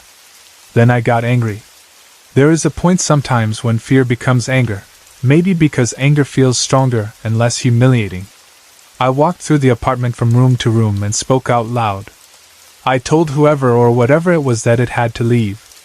I also recited the Lord's Prayer aloud, because at that moment it was the only thing that came to me that felt like it carried any authority. That night I had a dream. In the dream, I was chasing something through the apartment, but I could not actually see what I was chasing. I just knew it was there. I woke up the next morning feeling as if something in the air had lifted. The apartment felt lighter. For a moment, I really believed whatever had been there was gone. Unfortunately, that did not last. About a week later, I came home from work and started climbing the stairs to the third floor, where my apartment was. As I got close to the door, I began feeling uneasy again. It was one of those rising feelings that comes before your mind has any reason for it. My body just knew something felt wrong. I put my key into the lock. The instant the key touched, a large spark jumped from the metal doorknob. It was not a tiny little static snap. It was big. Big enough to make me jerk my hand back and curse out loud. It hurt badly, and it left a red mark on my thumb. Even now I can remember the shock of it and the sting afterward. By then, I was already on edge, so that alone nearly undid me. But it got worse when I stepped inside. The second I entered the kitchen, I felt a terrible presence. That is the only phrase that fits. I could not see anything. Nothing moved. No apparition stood there. But I felt terrified all at once, as if the room itself had turned hostile. It was a heavy, awful feeling, like something hateful had filled the space and I had walked directly into it. Again I began reciting the Lord's Prayer out loud. That was what I had in me. That was what I knew to do. I remember gripping the back of a chair while I prayed because I truly felt as if some unseen force might actually lift me off the floor. That sounds crazy even to me now, but that was the level of terror in my body. I needed to hold on to something solid just to feel anchored. Eventually, the feeling passed. Or withdrew. Or faded. I do not know which. But I remember that when it was gone, I was shaking. I slept with the lights on that night. And for the first time, I seriously wondered whether I needed to just get out of there. One of the last really frightening things that happened before the activity started dying down came in the spring. At that point in my life, I was young and single, and I spent a lot of weekends going out to Boston. I would pack a bag, head east on the Mass Pike, go to bars and clubs, and then stay on a friend's sofa until Sunday. Before leaving, I always made sure my 3 ferrets were secure. I loved them, and I was careful with them. I made sure their cage was closed properly, and that they had plenty of food and water to last through the weekend. When I came back one Sunday, I opened the kitchen door and immediately saw something that made no sense. An empty milk jug was standing upright in the very center of the kitchen floor. Not near the trash. Not tipped over. Standing upright. That by itself was strange enough, but the detail that truly baffled me was that it had originally been inside a box where I kept recycling. For the jug to be where it was, it had to have somehow come out of that box, crossed the hardwood floor, and moved over the lip of the throw rug under the kitchen table, all while remaining upright. That is hard enough to picture with a person doing it on purpose. It made even less sense on its own. Then one of my ferrets walked by. That was when my stomach dropped. All 3 of them were out of their cage. I went straight to their room and saw that the center door of their condo-style cage was wide open. I almost never used that middle door. I always accessed the top or bottom, never the middle. So not only had the ferrets somehow gotten out, but they had done it through the one door I did not usually open. And because of that, they had been without their food and water all weekend. Part of me wanted to explain it rationally. Maybe one of them had managed to force the middle door open somehow. Ferrets are clever. That much is true. But even if I granted that possibility, there was still the milk jug. Had one of them somehow worked the jug out of the recycling box, dragged or nudged it all the way across the floor and over the rug, and left it standing upright in the center of the room? I suppose there could be a logical explanation for that event. I really do admit that. But even now, to this day, it still baffles me. By September 2001, I moved out. By then, most of the activity had calmed down, or at least become less intense. Around that time, I had worked with a man who claimed to be psychic. He said he had developed those gifts after a near-death experience when he was struck by lightning. Normally I would never pay much attention to that kind of thing. I do not even read my horoscope. But he told me that my apartment was like a highway for spirits, and that they were attracted to a kind of grid running underneath the building. It sounded bizarre to me then, and still does now. I have no way of knowing whether he was right. But after everything I had experienced there, I was no longer in a position to laugh at strange explanations. I do not know why I stayed in that apartment as long as I did.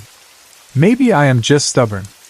Maybe I was too attached to the place, to the old charm of it, to the idea that I could handle it. Maybe I kept hoping each new event would be the last one. Or maybe part of me just refused to give whatever was there the satisfaction of driving me out. The final thing that happened before I left has stayed with me in a very particular way. When I packed up the living room to move to Arizona, I finally moved the television stand completely out of its place. And there, tucked into the corner underneath it, was a little white power ball, the kind you'd get from a bubblegum machine for $0.25. The second I saw it, I felt a chill run down my spine. It was white. Small. Round. Exactly the sort of thing that could have been what I saw racing along the baseboard that day when I was sick. I never heard it roll. I never saw it sitting there before. But there it was, hidden under the stand all that time. To this day, I cannot say whether that little white ball explains what I saw or whether it only deepened the mystery. Because if it had been there all along, then what exactly moved that day? And why did my body react with such cold terror? I did not take the ball with me. Needless to say, the power ball stayed behind in the apartment. For a little while after moving, I stayed in touch with the other tenants on the lower floors. One woman did admit that she believed there were spirits there. But no one else ever reported the same kinds of things I had experienced. At least, not to me. Eventually I lost touch with all of them. Sometimes I still wonder about that apartment. I wonder if it was truly haunted, or if it was something more complicated than that. I wonder if old buildings simply gather enough life, memory, loneliness, and death over the years that certain places become thin in some way, easy for things to pass through. And sometimes I wonder whether whatever was there was ever trying to frighten me at all, or if it was simply there, moving through its own habits, and I happened to cross paths with it often enough to notice. Whatever it was, that apartment changed the way I see old houses forever. When I was 16 years old, my parents were close friends with a married couple who were around their age, somewhere in their late 40s. They were not just casual acquaintances or people we only saw once in a while. They were the kind of friends adults have when life has already worn them down a little and shared comfort matters more than excitement. They had no children, and I think that made the friendship between them and my parents feel a little different too. There was a quietness to them, a kind of settled sadness even before anything truly sad happened. At the time, though, I was too young to understand all the little adult emotions that move underneath friendships like that. Then the husband died suddenly. It was a heart attack. One moment he was alive, part of the normal rhythm of our lives, and the next he was gone. Looking back now, I understand better just how shocking that must have been for everyone. Death is one thing when it arrives after long illness or old age. It is terrible then too, of course, but there is at least some cruel preparation in it. A sudden death is different. It tears right through life and leaves people stunned in a way that is hard to describe unless you have seen it happen close to you. His wife's name was Elaine. After her husband died, my mother invited her to stay with us for a while. That was the kind of thing my mother would do. We had the room, and Elaine had no family nearby to speak of, or at least none she could lean on in a meaningful way. My family itself was large and, if I am being honest, deeply dysfunctional in a lot of ways. I was the youngest. By then, all my brothers and sisters were grown and had moved out, so the house felt much bigger and emptier than it once had. That left plenty of space for someone like Elaine to come stay with us while she tried to put herself back together after losing her husband. So she moved in. At 16, I was not exactly the sort of person who could offer wise comfort. I was just a teenager, still half in childhood and half trying to grow into someone older. But because the house was quiet, and because I happened to be there, I ended up keeping Elaine company now and then. It was not anything dramatic. It was the little everyday companionship that often matters most to lonely people. In the evenings we would sit together and play cards. Sometimes we would just talk. Not always about grief, not always about her husband, not always about deep things. Sometimes we talked about ordinary life, gossip, memories, little nonsense, the kind of conversation that keeps silence from becoming too heavy. That is probably how we became close. Not in some improper or strange way. I want to be very clear about that. It was a warm, human closeness. She was an adult woman in pain, and I was a kid with more time and more quiet in the house than anyone else. There was kindness between us. Gentleness. Familiarity. She knew, for example, that I was sneaking cigarettes. This was before everyone fully understood how dangerous smoking was in the way people do now, and every now and then she would secretly give me one. It was one of those small shared conspiracies that made me feel older and made her smile a little. Looking back, I know it sounds silly to even mention something like that, but I think those details matter. They tell the truth of a relationship better than broad statements do. She trusted me enough to share quiet things. I felt comfortable enough around her to just be there as myself. And in a house as complicated as mine, simple closeness like that mattered. Eventually, Elaine moved out and got a place of her own again. That was natural. She could not stay with us forever. Life slowly reorganizes itself after grief, or at least it pretends to. People go on. They move into other homes. They build smaller routines around the hole left by the dead. I did not see her all the time after that. Life widened. I was getting older. She was rebuilding what she could. Then, a few years later, I heard that she had died too. By then, that news was sad, but distant. Not because I did not care. I did. But because time changes grief. The closeness we once had already passed into memory by then. She belonged to an earlier chapter of my life, one I had not thought about deeply in a while. So when I heard she had died, I felt sadness, but it was the kind of sadness attached to a person who had already become part of the past. Then 5 years passed. And one day, without warning, she returned to me. Not in memory. Not in a dream. Not in some vague emotional sense. I mean, something happened that remains the single most extraordinary event of my life. I was 21 years old by then. It was an ordinary day, or at least it had been ordinary up to that point. I was standing at the bathroom sink shaving, getting ready to go out and meet my girlfriend. My mind was on my plans, on getting ready, on the usual small routines of a young man preparing to leave the house. There was nothing unusual in the atmosphere. Nothing heavy. Nothing ghostly. I was not thinking about death, spirits, or Elaine. In fact, the last thing on my mind was a woman who had once stayed with us when I was a teenager, and had since passed away. Then something happened that I can only describe as involuntary.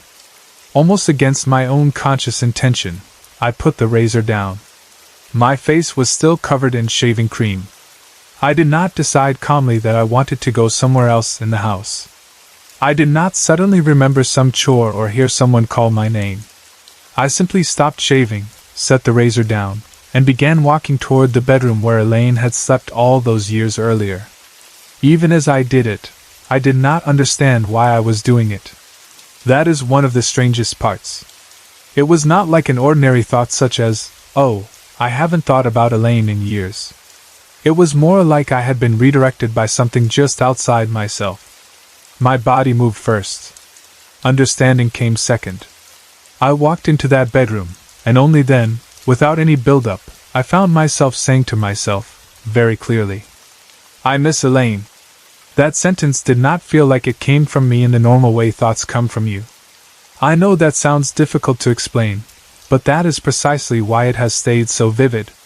It felt placed into my mind. It did not rise naturally out of memory or emotion. It arrived whole. I believe now, and have believed ever since, that it was telepathic in some way. Not because I was someone who normally had telepathic experiences. I was not. I have never had anything like that before or since. But because there was such a complete disconnect between what I had been thinking a moment earlier and the sudden certainty of that sentence. I was shaving. I was preparing to leave. I was not in any mood of reflection or grief. Then I was standing in a room I had no reason to enter, thinking a thought that did not feel like mine, about a woman I had not been considering at all. And the second that thought formed, something began to appear. On the ceiling, toward the left side of the room, a blue mist started to form. Not a vague haze. Not a trick of light. A mist. I still remember the shock of seeing it because it was not frightening at first. It was too beautiful for that. I stood frozen, not moving, not fully believing what I was seeing even as it unfolded in front of me. The mist was a dull pastel sky blue, but alive somehow, not flat or dead like a painted color. Mixed into it were silver sparkles, bright, vivid little points of light that flashed with energy. They were not random glitter. They felt active, almost conscious in the way they moved within the blue. The mist was forming quickly. It thickened and expanded, and in those seconds I felt locked in place by pure disbelief. I was not screaming. I was not running. My mind was simply too stunned to do anything except watch. It moved with intention. That is something I always come back to. It was not floating aimlessly like steam or smoke might drift through air. It stretched along the ceiling in a directed way, moving toward me as though it knew exactly where I was. Then it descended. Again, everything happened fast, so fast that I never really had a chance to decide whether to step back or fight or flee. The blue smoke swirled down and around my head. It became thick enough that it actually blocked my vision for a moment. I could not see clearly through it. It was all around my face, my head, my upper body. Then I breathed in. And when I did, it entered me. That is the part that is hardest to explain. The mist went into my nose and mouth, but to say it that simply does not fully capture what it felt like. It was not like inhaling ordinary smoke. It felt much deeper than that. More intimate. More invasive, and yet not violent. I have often said it felt like penetration because that is the closest word I have ever found, though even that word sounds too harsh compared to what it actually felt like. It did not hurt. It was not ugly. It was as though something warm and alive entered into me with complete purpose. And then came the feeling. Love. But not ordinary love. Not the kind of love we experience through the limitations of the body, through words, touch, memory, longing, or attachment. This was purer than anything I had ever known. Warmth flooded me. It was so powerful and so complete that it felt almost beyond what a human body should be able to contain. The closest word is love, but even that seems too small. It was overwhelming in the most beautiful way. Exhilarating. Pure. Total. It was not romantic love, not sexual, not even exactly familial. It was something broader and deeper than all of those, like being bathed in the essence of love itself without any of the confusion or pain that always comes with human relationships. I remember thinking, even in the middle of it, or maybe only afterward, that this was not something possible in ordinary physical life. Human beings feel love through flesh and nerves and history and fear and desire and memory. There is always some limit to it, some body involved, some confusion attached. But this was different. Clean. Unmixed. Absolute. And then, as suddenly as it began, it ended. The mist dissipated. The room was only a room again. The ceiling was empty. The air was normal. I was standing there stunned, still half covered in shaving cream, trying to understand what had just happened to me. From the moment the mist began forming to the moment it vanished, I would guess the entire thing lasted maybe 60 to 90 seconds. That is not long. And yet it was enough to change the way I understood reality forever.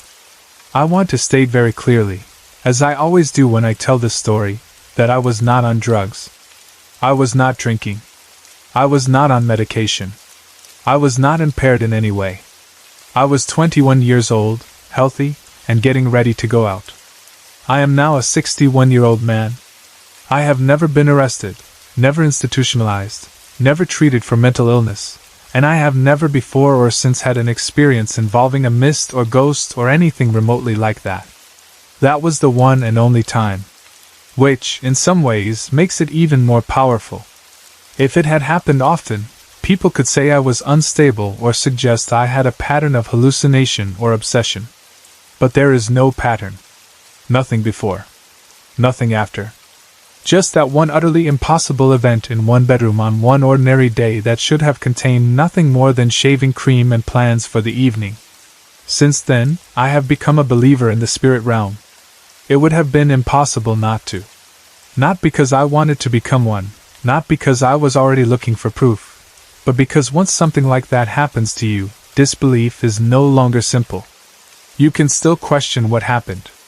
You can still wrestle with the meaning. But you cannot go back to being a person who assumes there is nothing beyond the physical world. Over the years, I have spoken to a few psychics and mediums about it. I have also read books trying to understand what happened. But I have never received an explanation that satisfied me. The most common answer people give is simple and obvious. She wanted me to know she loved me. Well, yes. That much I could figure out on my own. The feeling itself made that plain. But that answer never felt complete enough for me. It explains the message, perhaps, but not the form. Why that color? Why blue? Why the silver sparkles? What did they mean? Why did the mist go into me? Why not simply appear and let me see it? Why become part of my breath? Why that intense, almost impossible physical-spiritual union instead of something more distant? And perhaps most importantly, was it truly Elaine? The only reason I believe it probably was her is because her name was placed in my mind immediately before it happened. That connection feels too precise to dismiss.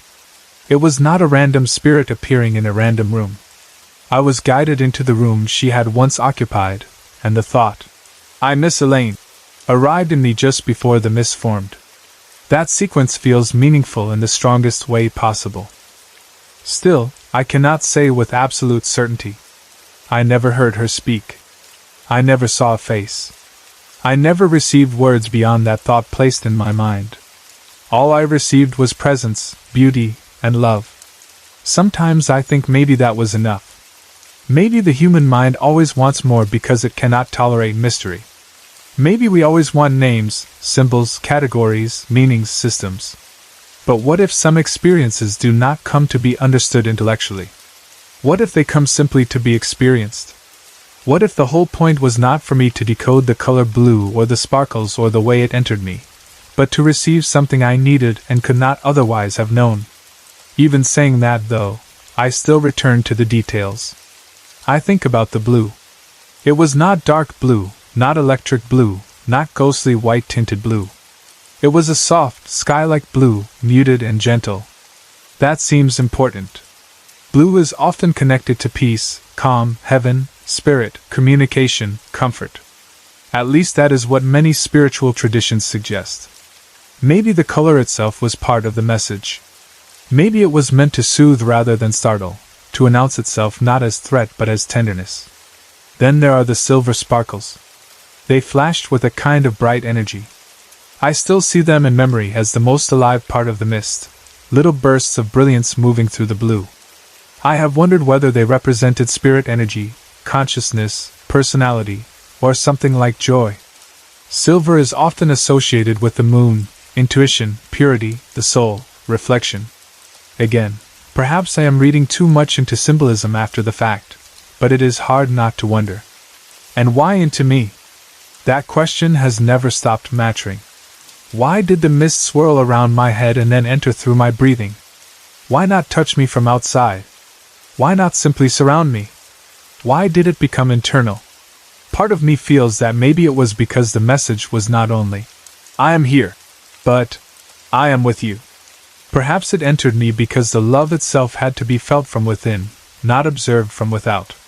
Human language might simply be too clumsy to carry what needed to be carried in that moment. Perhaps spirit communicates through experience when words would fail. I have also wondered whether perhaps I had something she needed. Not in the sense of being used or drained or harmed, but in the sense that maybe she needed a living person who remembered her kindly, someone she had once loved in a proper, human way, someone whose heart was open enough for her to reach. Maybe she needed to leave something with me, or retrieve some unfinished tenderness, or simply be recognized one last time by someone who had known her with warmth rather than grief. That thought comforts me more than it frightens me. Because if that is true, then what happened was not random. It was a reunion. Strange, brief, and beyond understanding, but a reunion nonetheless. There is also another possibility I have considered, though I do not insist on it. Maybe the thought, "I miss Elaine," was not telepathy in the narrow sense, but invitation. Maybe before she could appear, I had to think of her, and so that thought was planted in me as a way of opening the door. Like some unseen hand turning me toward the right room at the right moment with the right emotional key. If that is true, then it explains why I walked there before understanding anything. Something was preparing me for what was about to happen. I know how unbelievable all this sounds. I know that even many open-minded people would struggle with it. A dead woman from years before places her name in my mind, appears as blue mist with silver sparkles, enters my body through my breath, and leaves me overwhelmed with supernatural love. It sounds impossible. And yet it happened. That is the simple truth of it. I did not ask for it. I could not repeat it. I cannot prove it.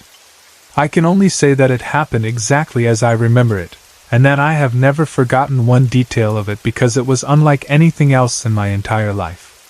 Some people, when they hear stories like this, always want to know whether I was scared. The answer is not really. Stunned, yes. Shocked, absolutely. But not frightened in the deepest sense. How could I be, when what I felt was so beautiful? If anything, the only fear came afterward, when I realized I could never fully explain it. And that remains the real burden of extraordinary experiences, not always the event itself, but the years of wondering afterward. Still, if I had the chance to experience it again, I believe I would take it. Not because I want a life full of ghostly encounters. Not because I want to chase paranormal things. But because that feeling of pure love was unlike anything the world of ordinary flesh can offer. And once you have felt that, even for 60 or 90 seconds, some part of you never stops remembering. So was it Elaine? I think probably yes. Did she come to say she loved me? Almost certainly. But was that all? No. There was more in it than a simple message. There was mystery. There was presence. There was intentionality. There was color and beauty and union, and something almost sacred in its force. And perhaps that is why, after all these years, I am still asking questions. Not because I doubt the love. I do not. But because I still stand in awe of the form it took. In 1997, when I was 27 years old, I went on a long weekend road trip with 3 close friends, Steve, David, and Stephanie. At the time, all of us were living in or around Washington, D.C., and like many people in the middle of a hard summer, we wanted to get away for a few days. July in that part of the country can be heavy, hot, and airless, the kind of heat that makes a road trip feel like freedom even before you know where you are going. We were not looking for anything paranormal. We were not traveling with ghost stories in mind. We were simply trying to escape the weather and spend a few days doing something unusual and interesting. Our route took us west through Maryland, Pennsylvania, West Virginia, and Ohio. We were interested in history, and part of the purpose of the trip was to visit prehistoric burial mounds and places connected to the French and Indian War. It was one of those trips where the scenery, the old roads, and the old stories all blend together until you begin to feel like you are moving through layers of time as much as through states on a map. We drove, stopped, explored, talked, and kept going. By late Saturday evening, on the second day of the trip, we reached Marietta, Ohio. That town already had the feeling of age to it. There are places in the United States where age is visible only in a few surviving buildings, and then there are places where history feels woven into the whole atmosphere. Marietta had that second kind of feeling. It did not need to announce itself loudly. You could sense it in the streets, the structures, and the very pace of the place. When we arrived, though, our main concern was practical. We needed somewhere to stay. Unfortunately, there was a convention in town. That meant almost everything was booked. For a little while, it looked like we might have trouble finding anything decent at all, which is always frustrating after a long day on the road. Then, by some good luck, we were able to get rooms at the Lafayette Hotel. Even better, David had corporate discounts that helped us secure them at rates we could actually afford. What made it feel like even better fortune was the hotel itself. The Lafayette was not some roadside place you forget the next morning. It was a grand, historic riverfront hotel built in 1918 at the meeting point of the Ohio and Muskingum rivers. It had the kind of preserved dignity that old hotels sometimes carry, where you can still feel the era that created them. We were genuinely pleased. After a long drive and a day of sightseeing, it felt like a gift to end up in such a beautiful place. The hotel was elegant in an old-fashioned way, and I remember being impressed almost immediately by the atmosphere. It felt large, solid, and well kept, not preserved like a museum but still very much connected to its past. There is a special pleasure in staying somewhere with history when you are already on a trip built partly around history. It makes the whole experience feel richer. The only problem was that we had arrived a little too late. By the time we got settled, the hotel restaurant had already stopped serving food. We went out into Marietta's historic downtown hoping to find something else open, but our search for dinner turned out to be almost completely useless. Everything seemed to be shut down for the night, or at least shut down enough that we were not going to get the meal we were hoping for. Eventually, my friends decided to give up on food and settle for drinks at a local saloon. The only issue for me was that the music there was country western turned up much too loud for my mood. After a full day of travel and exploring, I had no interest in sitting in a place where conversation would have to compete with blaring music. So I opted out. That was not unusual for me. I have never been someone who insists on doing every group activity simply because everyone else is doing it. I figured I would just head back to the hotel, get some rest, and maybe call it an early night. But once I returned to my room, I found I was too restless to sleep. That can happen sometimes in old hotels and on road trips. You are tired, but your body has not yet settled. Your mind is still half on the road, still carrying the motion of the day. I was not hungry enough to be truly miserable, but I did make a small meal out of whatever I could get from a vending machine. After that, instead of forcing myself to lie awake in bed, I decided to do something more relaxing. I went down to the Lafayette's Riverview Lounge for a quiet drink. That decision changed everything. When I entered the lounge and took a seat near the corner of the bar, it was probably around 11:30 at night. My back was to the lobby entrance. The place was quiet in a way that felt almost ceremonial. Besides the bartender, there were only a few other people there. A middle-aged couple sat together at a small low table in the far corner. 2 hotel employees, who seemed to be off shift, were having drinks of their own and flirting in that easy, tired way people sometimes do after a long workday. Other than that, the room felt open and almost empty. The lounge itself was beautiful. It had a high ceiling and a large, heavy bar, and the size of the room seemed to swallow voices rather than carry them. Even though there were other people there, their conversation did not fill the space. It dissolved into it. The result was a hushed atmosphere, but not exactly intimate. It was more like being inside a room too large for ordinary noise. Everything felt softened and distant. The only real movement came from the bartender as he cleaned up, polished, and moved from task to task with the practiced motions of someone winding down a shift. I ordered a Jim Beam and Coke. At the time, that was my drink of choice, though I have since moved on to better things. I finished one and started a second. I want to be clear about that, because whenever I tell this story, I know people immediately want to measure my state of mind. No, I was not drunk. No, I was not on anything else. I was simply relaxed. And that relaxation is part of why what happened next stands out so clearly in my memory. I felt entirely at ease. That is important. I was not nervous from the ghost tour. I was not worked up and waiting to see something strange. In fact, I was not consciously thinking much of anything at all. I was sitting there appreciating the bourbon, the fatigue settling into me, and the beauty of the room itself. It was one of those calm moments when your mind is quiet enough that you are not really focused on any single thought. You are simply there. Then something moved at the edge of my vision. At first it was only a pale haze along the left side of my sight line. That happens sometimes in life. Something enters your peripheral vision, and your brain takes a second to understand whether it matters. So at first, I did not react strongly. But in the next instant, the shape sharpened in my awareness enough that I realized I was not simply seeing a trick of light. It was a woman. Once I recognized that, I turned my head, though I otherwise stayed completely still. What I saw has remained one of the clearest and most beautiful strange things I have ever witnessed. She was dressed in what looked to me like Edwardian clothing. Her dress was fitted tightly at the waist, possibly with a sash or a wide ribbon. It may have been a dress, or a skirt and blouse together. I cannot say with complete certainty, but the whole outfit had subtle, narrow vertical lines in its design, and a high collar that gave it a distinct period look. Her hair was pinned up in a style that instantly made me think of the Gibson Girls, the elegant women from old illustrations and early 20th century fashion. She was entirely without color. And yet, somehow, I thought of her as brunette. That sounds contradictory, but it is true.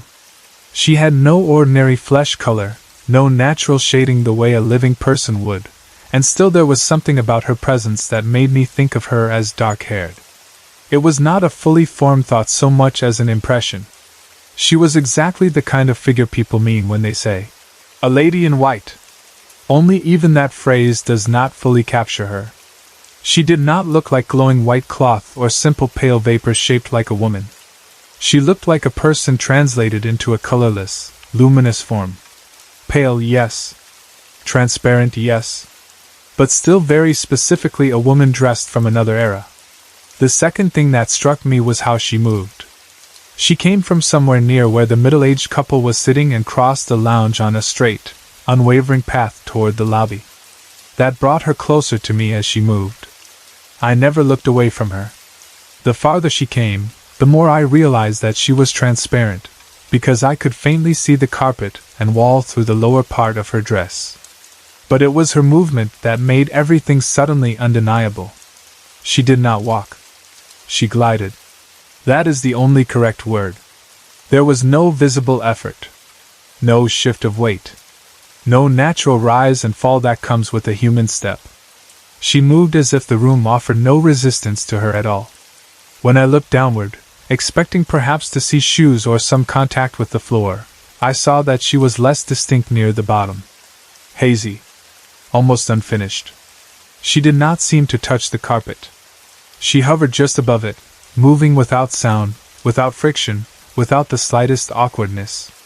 It was both beautiful and deeply unsettling. What also stayed with me was her focus. She was utterly fixed on the doorway to the lobby. She never once turned her head. She never once moved her eyes. She did not look at me.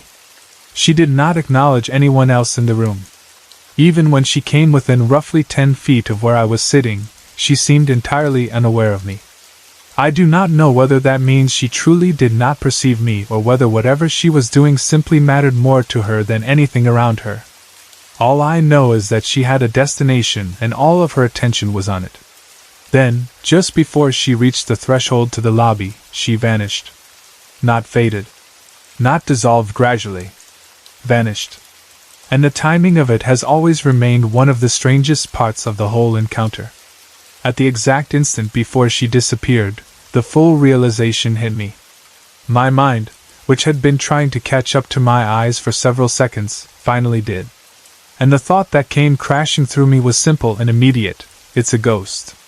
The moment that thought formed clearly in my mind, she was gone.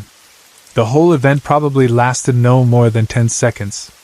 Just long enough for her to cross the large room. But those 10 seconds have stretched in memory because of how rich they were in detail.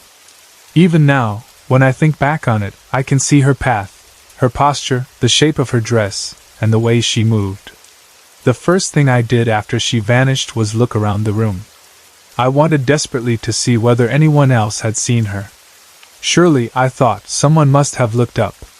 Surely the bartender or the couple or the employees had noticed this pale woman gliding through the lounge.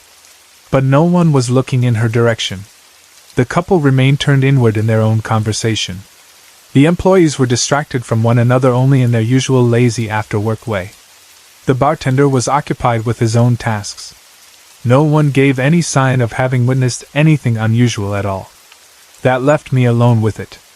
For a few moments, I simply sat there in disbelief. Then I did what I think almost anyone would do. I began trying to debunk it. Could it have been light from outside? Headlights from a passing car hitting the mirror behind the bar and somehow creating the image of a woman? Could the bourbon have softened my perception enough to turn a reflection into a figure? I watched the bar mirror. I looked toward the windows. I tried to see how light moved through the room. But no matter how much I wanted a simple explanation, I could not construct one that fit what I had just seen. Headlights do not create transparent women in Edwardian clothing who glide in a straight line across a room.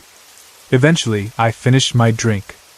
The bartender poured me one more, which became my last of the evening. I was still trying to settle myself, and since the hotel itself had already begun to feel much more alive with history than it had before, I asked him about the building. I wanted context. I wanted anything that might connect in some way to what I had just seen. He told me that when the Lafayette opened in 1918, it had been built on the foundation of an older hotel, the Bellevue Hotel, which had existed from 1892 until it was gutted by fire in 1916. The new Lafayette incorporated some of the old walls into its structure. That detail interested me immediately because it meant the room I had been sitting in might carry not only the memory of the Lafayette itself, but also traces of whatever had come before it. Then I asked him what the room had been used for before it became the lounge. That question surprised him. In fact, his surprise was obvious enough that I still remember it. He asked how I knew the room had once served a different purpose. I do not remember exactly what I said in response, but I remember his answer. He said that in the 1980s the current lounge had been created out of a space that, as far as he understood, had once been the women's sitting room back in 1918. That detail sent a quiet shiver through me. Because the woman I had just seen was dressed exactly as a woman from that era might have been dressed. I did not tell my friends what I had seen that night. Not immediately. And if I am honest, that was mostly because I was afraid they would not take me seriously. We had been on a ghost tour only hours earlier. I had gone off alone afterward. I had been tired and had a couple of drinks on a nearly empty stomach. I knew how easily the whole story could sound like imagination or suggestion. So I kept it to myself until after the trip was over. Once we were home, though, I finally told Steve. He listened. And together we ended up calling the hotel. When we spoke with the manager, he told us that the Lafayette had a reputation for paranormal activity, though it was not something they advertised loudly.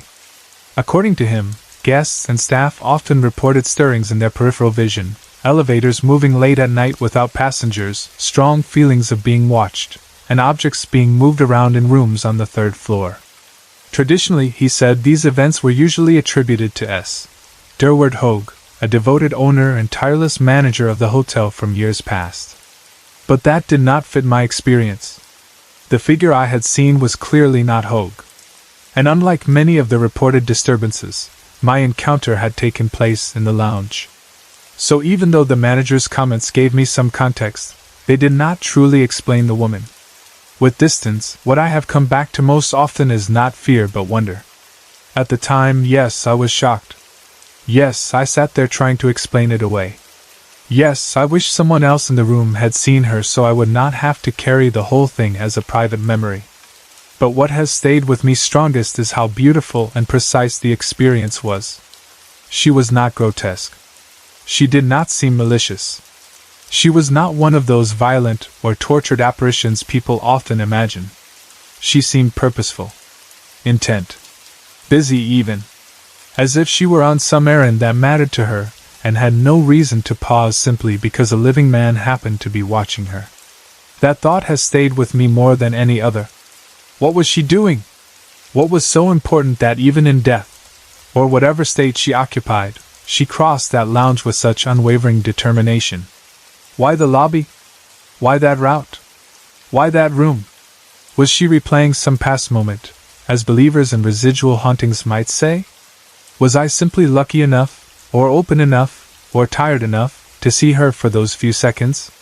Or was there some deeper meaning in the fact that she appeared to me and to no one else? I do not know.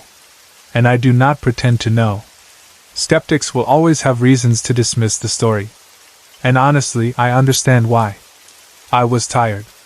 I had been on a ghost tour. I had bourbon in me.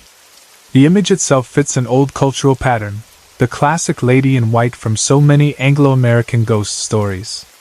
If I were hearing this story from someone else, I can imagine exactly the objections I would raise myself. But none of those objections erase what I experienced. I was not drunk. I was not asleep. I was not in some dream state. I was deeply relaxed, yes, and perhaps because of that my mind was unusually open and still. But I was awake, watching, present. And for those 10 seconds I saw what I saw. Maybe science will explain such things one day in a way that does not require choosing between absolute belief and absolute denial.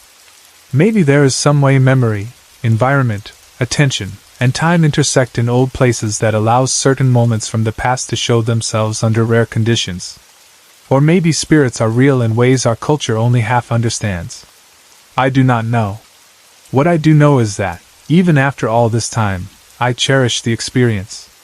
That may be the strangest part of all. I do not cherish it because it proved something. I do not cherish it because it made me special. I cherish it because for a few seconds, the world opened slightly beyond the ordinary, and I was there to witness it. And whether she was a ghost, A residual impression, a trick of time, or something else entirely. The lady in white crossed that room with a purpose that still lingers in my mind. Sometimes I wish I had told my friends immediately.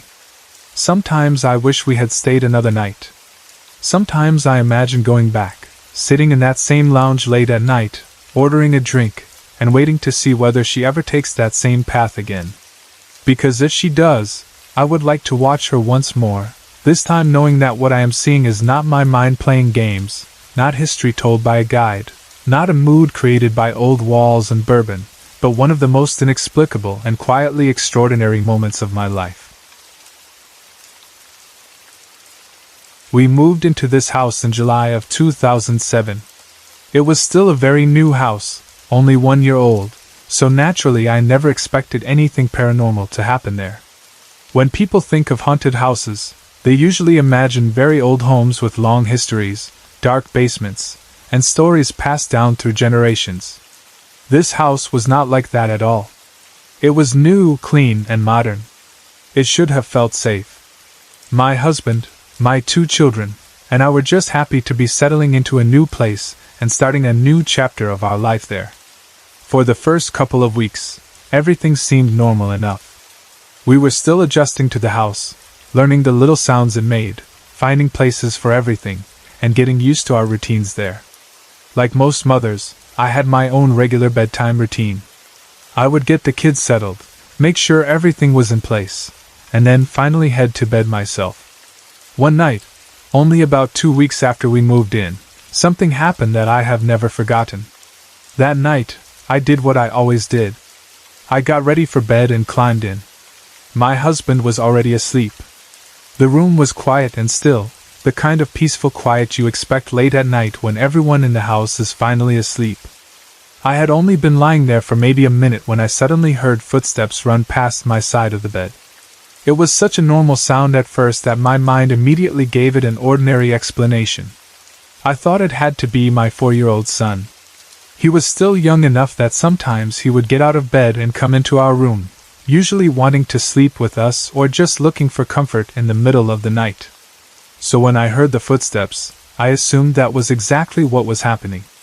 I sat up in bed and looked around, expecting to see him standing there. But he was not there.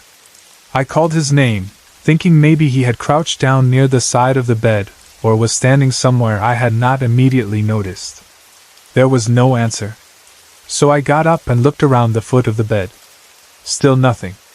At that point, my husband had woken up from the noise and from me moving around. He asked what I was doing, and I told him I thought our son had just run into the room. Since we could not see him anywhere, my husband told me to just go look in our son's room. So I did. When I went into my son's room, he was sound asleep. Not half awake, not moving around, not pretending. He was asleep exactly the way I had tucked him in around 20 minutes earlier. The covers were still in place, and he looked as though he had not moved at all. That should have comforted me, but instead it made my stomach tighten. Because if it was not my son, then who, or what, had run past my bed? I went back into my bedroom and lay down again, trying to calm myself. I told myself maybe I had heard something from outside the room and misunderstood where it came from. Maybe I was more tired than I realized. Maybe the new house had sounds I did not understand yet. I tried very hard to think logically. But only a few minutes later, something else happened. I felt something poke me in the ribs. The feeling was sudden and clear enough that I knew I had not imagined it. It was not vague pressure. It felt like someone had actually poked me. Right after that, I felt what seemed like someone jumping on my legs at the end of the bed. Again I sat straight up. And this time, at the end of my bed, I saw an outline. It looked like a little boy. For a second, even after everything that had already happened, I still thought it must somehow be my son. The shape was child-sized, and my mind still wanted to stay with the simplest explanation. So I called his name again. There was no response. I got up once more and looked directly at the foot of the bed. No one was there. I went back to my son's room again, and once again, he was still asleep exactly as before. By then, I was badly shaken. I had never had anything like that happen to me in my life. It is one thing to hear a strange noise and brush it off. It is another thing to hear footsteps, feel something touch you, feel something jump on the bed, and then actually see the outline of a child standing there. I got back into bed, but this time I was not simply trying to relax. I was lying there wide awake, scared, replaying every second of what had just happened. And while I lay there thinking about it, something came back to me that made it even more unsettling. The outline I had seen did not really look like my son. At first, I had only focused on the size and the shape. But now, in my memory of it, I realized the little boy had curly hair. My son did not. My son's hair was short and straight. That detail mattered to me because it took away the last comforting excuse I had tried to hold on to. What I saw was not my child. A month passed before it happened again. That second time, the memory of the first night was still somewhere in me, but not as fresh. You know how life is. Even strange things start to feel distant once enough normal days pass. So when I went to bed that night, I was not actively expecting anything to happen. I lay down the same way I always did. Then I felt it again. That same feeling of something jumping on my legs at the end of the bed. This time, instead of immediately sitting up and searching the room, I decided to do something different. Part of me was frightened, yes, but part of me was also curious. I wanted to know what would happen if I simply stayed still and ignored it. So I lay there. For about 2 minutes, I felt the jumping continue. It was like a child playing on the bed. But it was not only jumping. At moments it also felt as if something was trying to pull me out of bed by my legs. The sensation was strong enough that I stayed tense the whole time. I finally looked up slowly, expecting maybe to see that same small outline again. There was nothing there. I was still frightened, but not in the exact same way as the first time. The first experience had shocked me completely. This one felt more familiar, though no less strange. After that, the same thing continued happening now and then, sometimes as often as twice a week. Over time. Because I had no choice, I got used to it in a strange way. I do not mean that it stopped bothering me completely. But once something has happened enough times, your mind changes. You stop reacting with full panic every single time. It becomes part of the strange reality you live with. So for a while, I mostly ignored it. If I felt the jumping at the end of the bed, I would stay still and wait for it to stop. If I felt something near my legs, I would try not to let fear take over. And for a long time, the feeling of it was almost playful. That is the word I kept coming back to. Playful. It felt like a child teasing me, playing around the bed, almost like a little boy trying to get my attention or make me notice him. I did not like it, but it did not feel openly evil. That was important, because it meant I learned to live with it rather than fight it. I thought maybe whatever it was just there and did not mean any real harm. Then last night happened. And last night was different. That is what has left me really shaken, because whatever had been happening before felt one way, and this felt like something else entirely. That night, I went to bed feeling completely normal. There was nothing unusual about my mood, nothing strange in the air, nothing that made me think it would be any different from the other times. I lay down just fine. Then all at once, a rush of evil energy seemed to move through my body. That is the only way I can describe it. It happened suddenly and strongly, and it was not anything like the playful feeling I had known before. This was dark, heavy, nasty in a way that is hard to explain clearly if you have never felt it. It made me feel dirty and sick to my stomach at the same time. It was as if something was forcing a feeling into me, something I did not want, something wrong. I do not mean physically dirty the way you feel after being outside or working all day. I mean inwardly dirty, like some ugly energy had rushed through me and left a stain behind. The best way I can explain it is that I felt invaded. The feeling lasted around 5 minutes. And those 5 minutes felt long. Very long. I lay there caught in it, not knowing what to do, feeling wrong in my own body, as if whatever was there had changed from a childlike thing into something far darker. I did not know whether to pray, scream, wake my husband, run from the room, or just stay completely still and hope it would stop. Then, during that horrible feeling, I heard a name whispered inside my head. Not out loud in the room. Inside my head. It was whispered 3 times. Jefferson Lynn Ames. And as the name was said, I could see exactly how it was spelled in my mind. That detail disturbs me so much because it was not just a sound. It was a full impression, sound and spelling at once, like the name was being shown to me and spoken into me at the same time. Jefferson Lynn Ames. 3 times. Then, just as suddenly as it had started, the evil, dirty feeling disappeared. It was gone. And I was left lying there in silence, trying to understand what had just happened. That is where I am now. Until last night, whatever had been around me felt childlike. Strange, yes, but not deeply threatening. The footsteps, the poking, the jumping at the end of the bed, the outline of a little boy with curly hair, it all fit together as one kind of experience. But this new feeling, this rush of evil energy, and the name whispered into my mind, feels different. It feels darker. More intentional. Almost like the beginning of something new. And that is what scares me most. Because I had started to think I understood it, or at least understood enough not to be completely afraid every time it happened. But now I do not know what to think anymore. Was the little boy never really just a little boy? Was something else hiding behind that playful feeling all along? Or did something new enter into the situation last night? I do not know. And I do not know who Jefferson Lynn Ames is. That name means nothing to me. At least not consciously. I had never heard it before in any way I can remember. I do not know anyone by that name. I do not know whether it belongs to a dead person, a living person, or no one at all. Yet when it was whispered in my mind, it felt very specific. Too specific to ignore. So now I am left with 2 very different kinds of experiences in the same house. One is the repeated feeling of a little boy running past my bed, poking my ribs, jumping on my legs, and showing himself as an outline at the foot of the bed.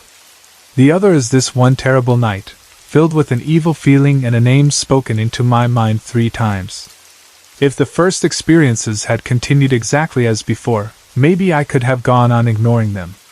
Maybe I could have kept telling myself it was some restless child's spirit, some harmless presence, something that only wanted attention. But this last experience shattered that idea. Now I do not know whether I should be more afraid, more alert, or whether I should somehow try to find out who that name belongs to. I only know that I cannot forget it.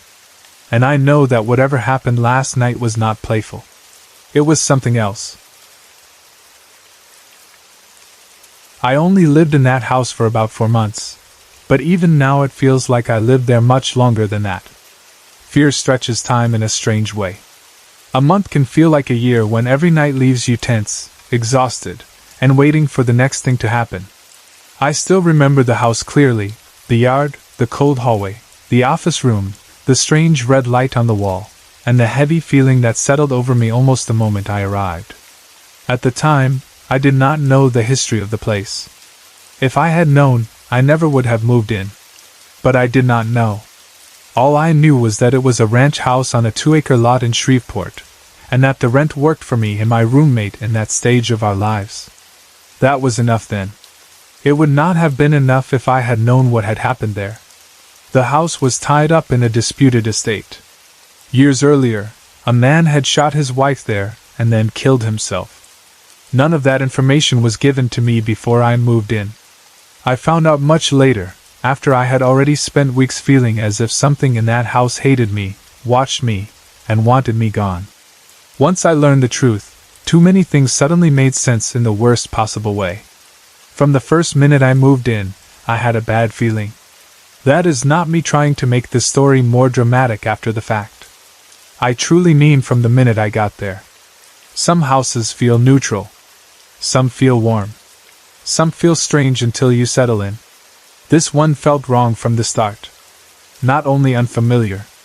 Wrong. Like I had walked into a place where I was being silently opposed. At first I tried to ignore that impression. Moving is stressful, and old houses can feel odd. I told myself it was only nerves. The first week I lived there, I had an experience in the backyard that made the feeling much harder to dismiss. It was a beautiful October afternoon, the kind of afternoon that should have felt peaceful. The weather was good, the light was soft, and under normal circumstances I would have loved sitting outside with some quiet and fresh air. There was a glider swing in the backyard, and I decided to go sit there for a little while. But the yard itself was not beautiful. The day was beautiful. The yard was not. Because the property had not really been looked after for a long time, and because neither my roommate nor I had the money to pour into fixing it up, everything outside had a neglected, decaying feel. The swimming pool was full of mud and sticks. The garden had grown wild and overrun. The grill was dirty.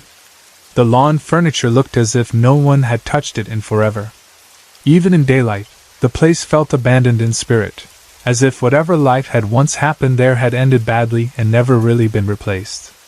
I sat down on the glider swing, and almost immediately I felt it. I had the overpowering sense that someone was watching me. Not the mild kind of feeling you can brush off by telling yourself you are being silly. This was strong enough that I actually started looking around the yard to see if someone was standing behind a tree, beside the garage, near the fence, anywhere. I genuinely expected to find a person staring at me from another corner of the property. The feeling was that intense. But there was no one there. Still, the sensation of being watched did not leave. I sat there only long enough to realize I could not take it. Then I got up, grabbed my keys, and left in my car. That became a pattern for me. I kept my keys on me all the time I lived there because the feeling of being watched would come over me so strongly, so suddenly, that I always wanted the option of leaving right away. It sounds dramatic now, but when a place makes you feel trapped, you start carrying escape in your hand. Inside the house, the strange things began slowly. Lights flickered. Floors creaked. Those things alone might mean nothing in an old house, of course. Old houses talk in their own way. Wood settles, wiring misbehaves, doors shift. But with this house, nothing ever felt like only a house sound. Every ordinary explanation felt thin, as if it covered only part of what was happening. One of the first things that really unsettled me happened while I was in the bathtub. I was soaking quietly, trying to relax, when I heard what sounded like a man and a woman arguing in the room on the other side of the tub. Not vague noise. Not television sounds. An argument. It sounded close enough and real enough that I stopped and listened carefully. It was one of those moments where the house seems to become all ears around you. Later, I found out that the room beyond that wall was the very room where the murder-suicide had happened. That was the office. And once I knew that, every strange feeling I had about that part of the house became heavier. The layout of the house itself did not help. It had been remodeled so many times over the years that it already felt disoriented even before any haunting entered the picture. Windows looked into other rooms. Doors opened to brick walls. The whole place had this patched together, wrong-angled atmosphere, as if pieces from different versions of the house had been stitched together carelessly. Instead of making the house charming, it made it feel confused. You could tell that spaces had once meant one thing and then been turned into something else, over and over. That kind of layout already puts a person off balance. You stop trusting your sense of where things should be. Because the house bothered me so much, I ended up limiting myself to only a few rooms. I stayed in the front rooms, my bedroom, the bathroom, the living room, and the kitchen. I did not wander casually through the whole place. I did not explore it like a curious tenant. I avoided as much of it as I could. That is how bad the atmosphere was. I never felt that the whole house belonged to me, even while I was paying to live there. It felt as though I was tolerated only in certain spaces. Then one day my roommate came home and immediately confronted me in an annoyed voice. She told me that if I needed something from the garage, I should ask her to get it instead of going in there myself. I had no idea what she was talking about. I told her truthfully that I did not even know how to get into the garage. That was not an excuse. It was true. I did not know. She seemed surprised by that. Then she explained that the garage was a complete mess. All of my moving boxes had been pulled off the shelves and scattered all over the floor. That chilled me. Because if I had not done it, and she had not done it, then something had. That was one of the recurring experiences in that house, things being moved with intention.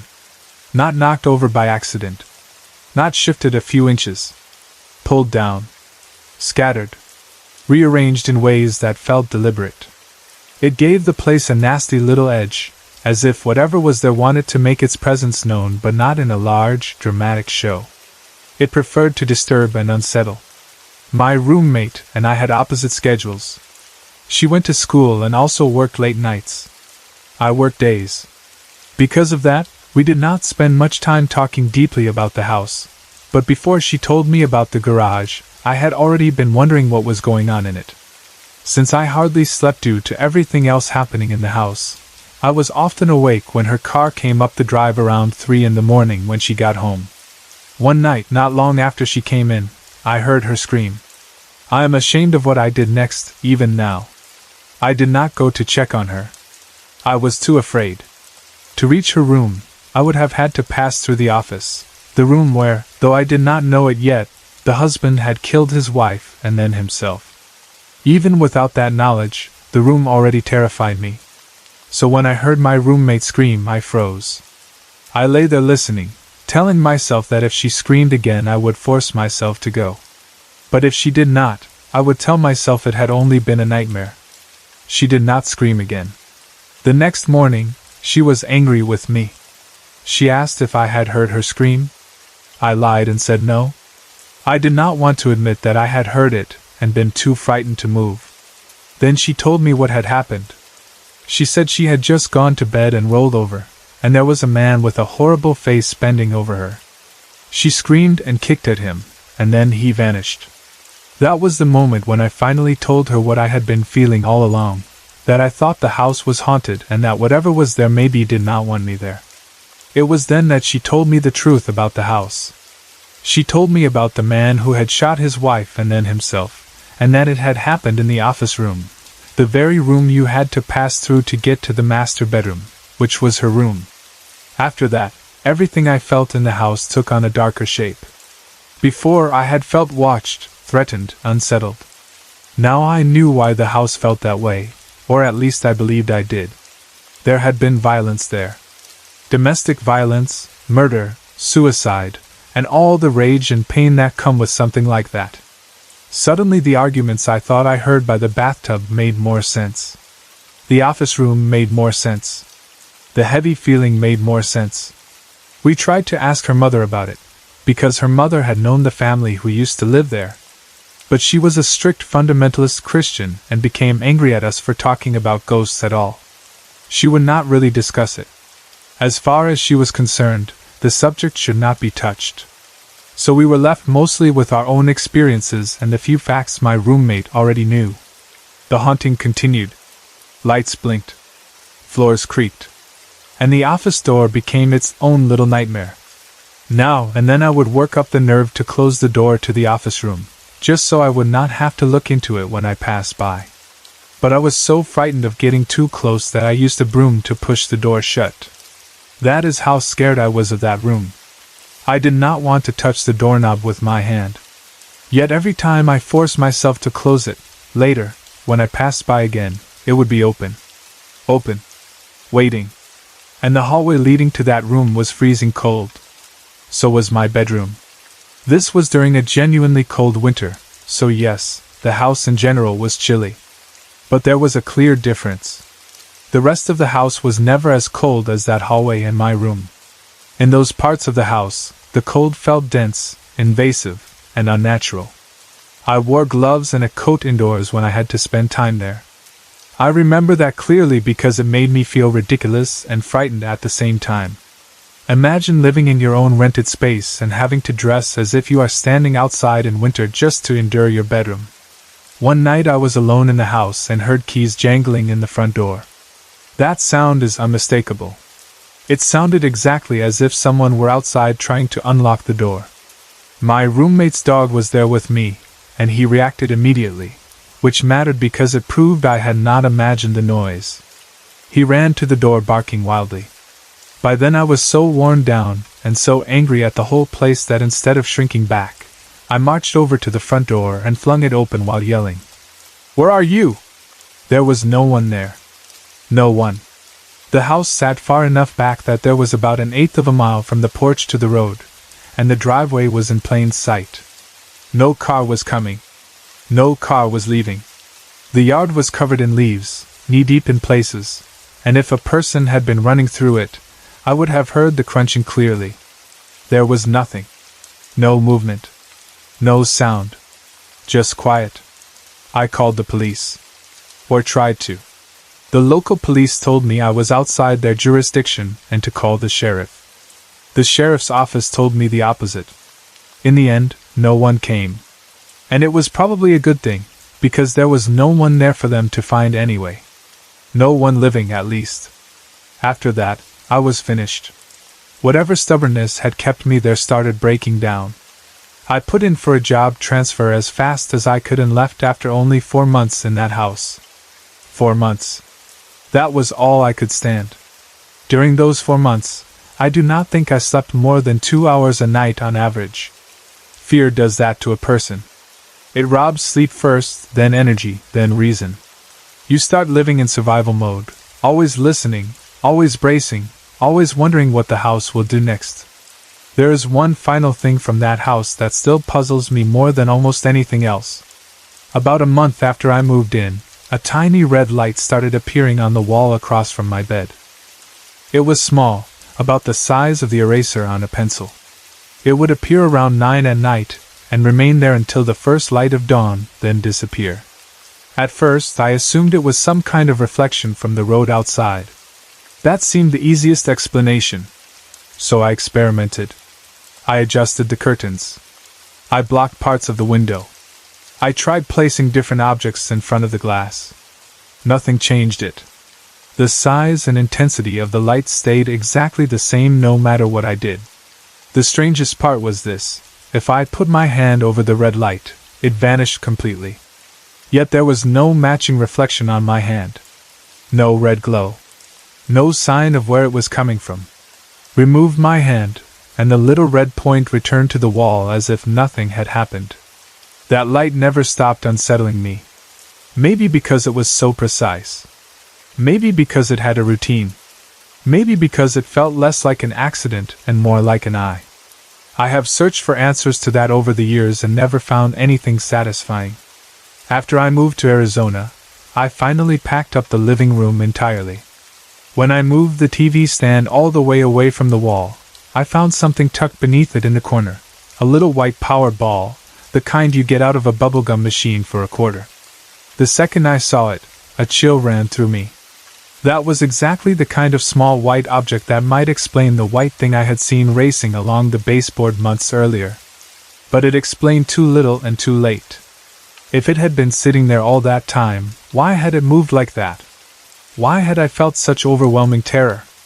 Why did it seem to disappear under the stand only to turn up later tucked into the corner? I left the power ball there. I wanted nothing from that house. Not a souvenir. Not an answer.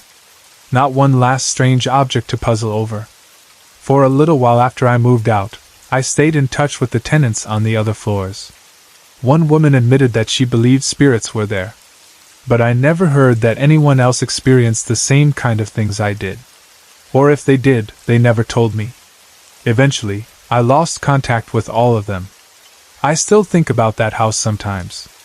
I think about the neglected yard, the muddy pool, the glider swing, the office room, the freezing hallway, the jangling keys, the upside-down picture, the coffee cup in the bathroom, the pantry window, the shattered glass that left no shards, and the little red light on the wall. Most of all, I remember the feeling. That constant sense that the house did not belong to me. That I was tolerated only for a while. And that someone there was still angry. When my family moved to Henderson, North Carolina, it felt like my whole world changed in a way I was not ready for. I was still a child, and even though children adjust more quickly than adults sometimes, this move hit me hard. Everything felt different. The air felt different. The people sounded different.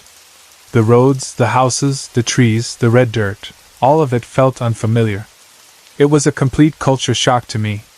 Still, for all the strangeness, it was not a bad neighborhood. In fact, it was full of friendly kids.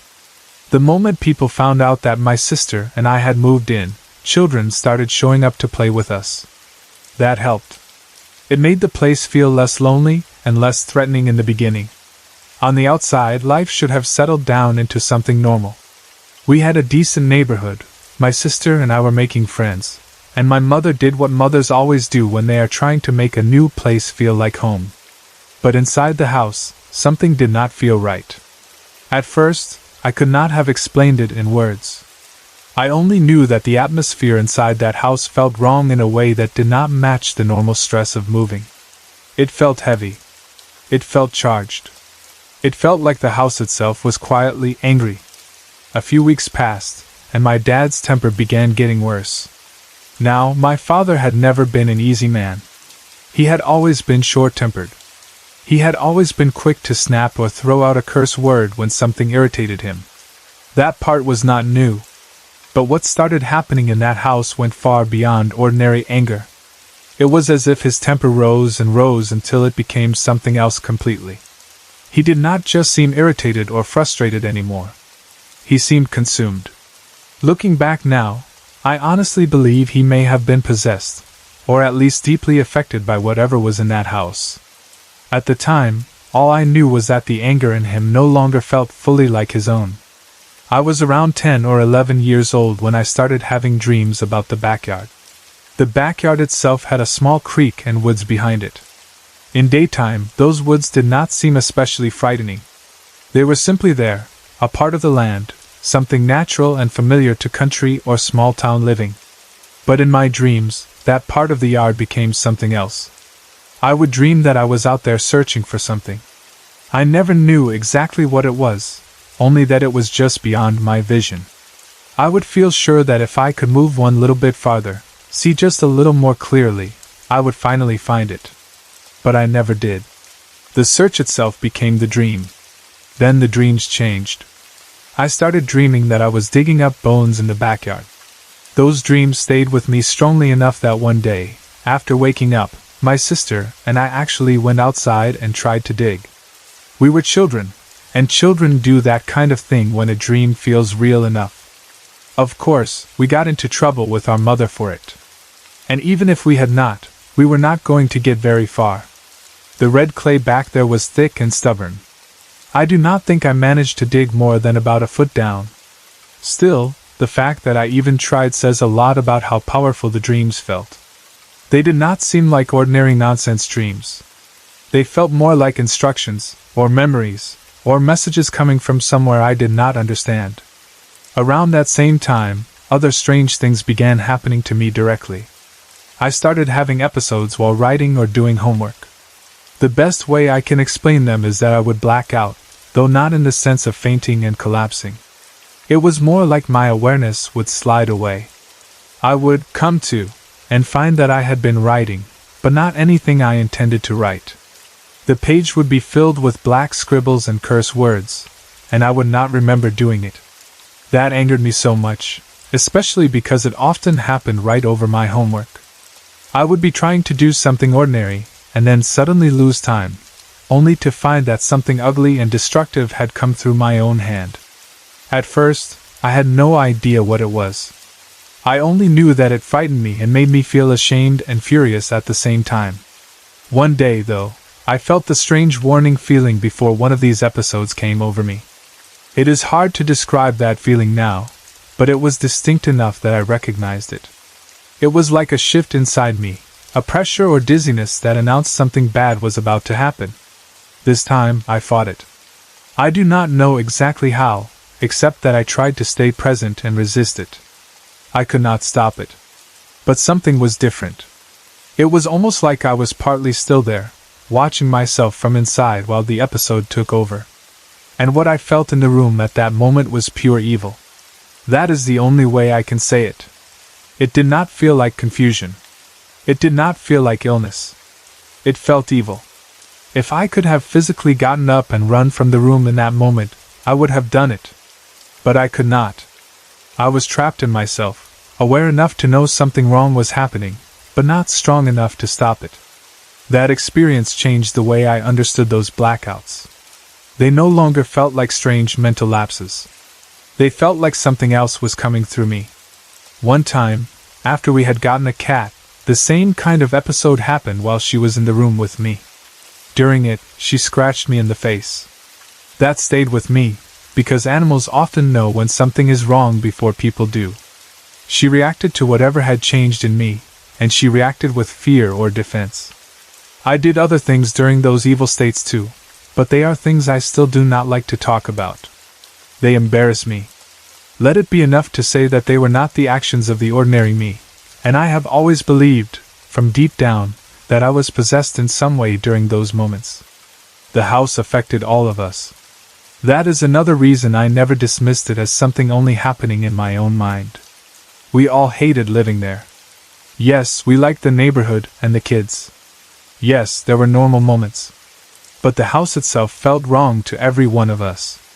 Even my mother said more than once that there was something evil there. She did not say it dramatically. She said it the way a tired person finally admits something they have been trying not to believe. Eventually we moved. We left that house in Henderson and went about 15 minutes south to another town called Oxford. The strange thing is that the next place turned out to be haunted too, but that is another story, and honestly a much bigger one. It took up a large part of my life. So when I speak of this particular house, I think of it as the beginning of something rather than the whole story. For years afterward, those experiences stayed with me. They did not torment me every day, but they shaped the way I looked at the world. They made me suspicious of certain feelings. They made me pay attention to dreams. They made me understand that evil can feel real and physical even when you cannot see it standing in front of you. And because of those experiences, I remained open to strange things in ways I might not have otherwise. Then came the second set of experiences, many years later.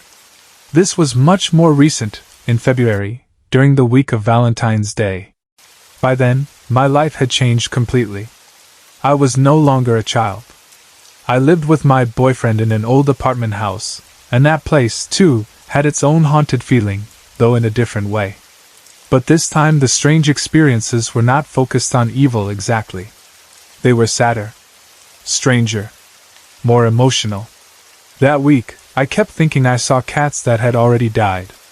At first, it was out of the corner of my eye. That is how these things often begin. A little movement where there should be nothing. A familiar shape slipping by too quickly to hold on to. The first cat I thought I saw was Link. Link had been a very light-colored tabby, and he had died in 2006 from feline leukemia. Yet all through that week, I kept seeing him slinking around the apartment in those quick little glances that only last a second. Then one day, I walked into the kitchen and saw something that made me stop. For a split second, there on top of my stove was Metallica. Metallica had been my black cat, and she had been hit by a car back in 2002. I knew she was dead. And still, for that second, she was there. Every day leading up to Valentine's Day, I saw one or both of them moving through the apartment in those little flashes. Sometimes I would feel a cat rub against my leg and then catch just the slightest glimpse of one of them before they vanished. It was always the same pattern, a feeling, a shape, a second of certainty, and then nothing. There was one night when all three of my living cats were outside, and I felt the presence of Keaton curl up between me and Jeff exactly the way she used to when she was alive. That happens from time to time even now. Keaton had a special place in my heart. I raised her from a bottle because her mother died giving birth. Later, in 2001, I gave her to my parents because they spoiled her with canned fish and could give her the kind of cat life I could not afford then. She was loved there. But she got very sick and had to be put to sleep the year before. Feline leukemia took her too, even though she had been vaccinated against it. So when I felt her curl up there between us, it felt heartbreakingly familiar. By then, I was beginning to think these dead cats were coming around for some reason. I did not know why. I did not know whether it meant something bad was coming or whether they were simply near for some reason I could not understand. All I knew was that their presence was real enough to me that I could not ignore it. Then Valentine's Day came. And from the start, something felt off. I was busy all day. I had a maternity appointment, then errands, then shopping, then prescriptions to pick up. I was running around non-stop. The whole day had a slightly strained feeling, though I could not have said exactly why. It was only later that I understood how wrong the whole day had felt from the beginning.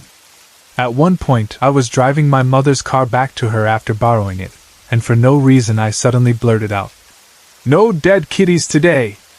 It came out of my mouth almost like a tick. Immediately afterward I thought, that was strange.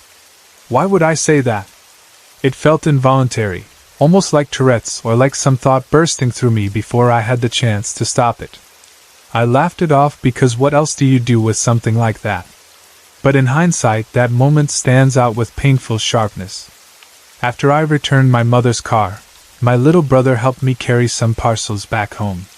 Then he left to go back to my parents' place, and I started getting ready to make a nice Valentine's dinner for Jeff. I had barely finished putting the groceries away and putting the chicken into the roaster when my little brother came running back into the kitchen. He looked concerned. Very concerned. He asked, Steph, are all your cats in the house?" The second he said it, my heart dropped. I had only seen Mr. Pooh and Puck. I ran to the back door and called for Muffin. Muffin always came when I called her. This time she did not. The moment she did not answer, I knew. I knew before I saw anything. I cursed out loud because some part of me had already understood what was waiting. My little brother tried to reassure me. He said the cat he had seen in the road looked too big to be Muffin. But I did not believe it. Or maybe I did not want to believe it, which is different. He hugged me and left. I went back inside, finished getting the bird into the oven because what else could I do in that stupid, unreal moment, and then I called for Muffin again. Nothing. So I swallowed the lump in my throat and went to where he had said he saw her. And there she was. Miss Muffin. In the road. Thank God, at least, that she seemed to have died instantly. From the way she looked, I do not think she suffered. She had taken a terrible blow to the head, but her body was not mangled the way road deaths sometimes are. It looked as if other drivers had avoided her body after the accident. She was clean. Still. Gone. I stood in the middle of the road staring at her in shock. Then reality hit in a very stupid, practical way. I remember thinking, people drive on roads.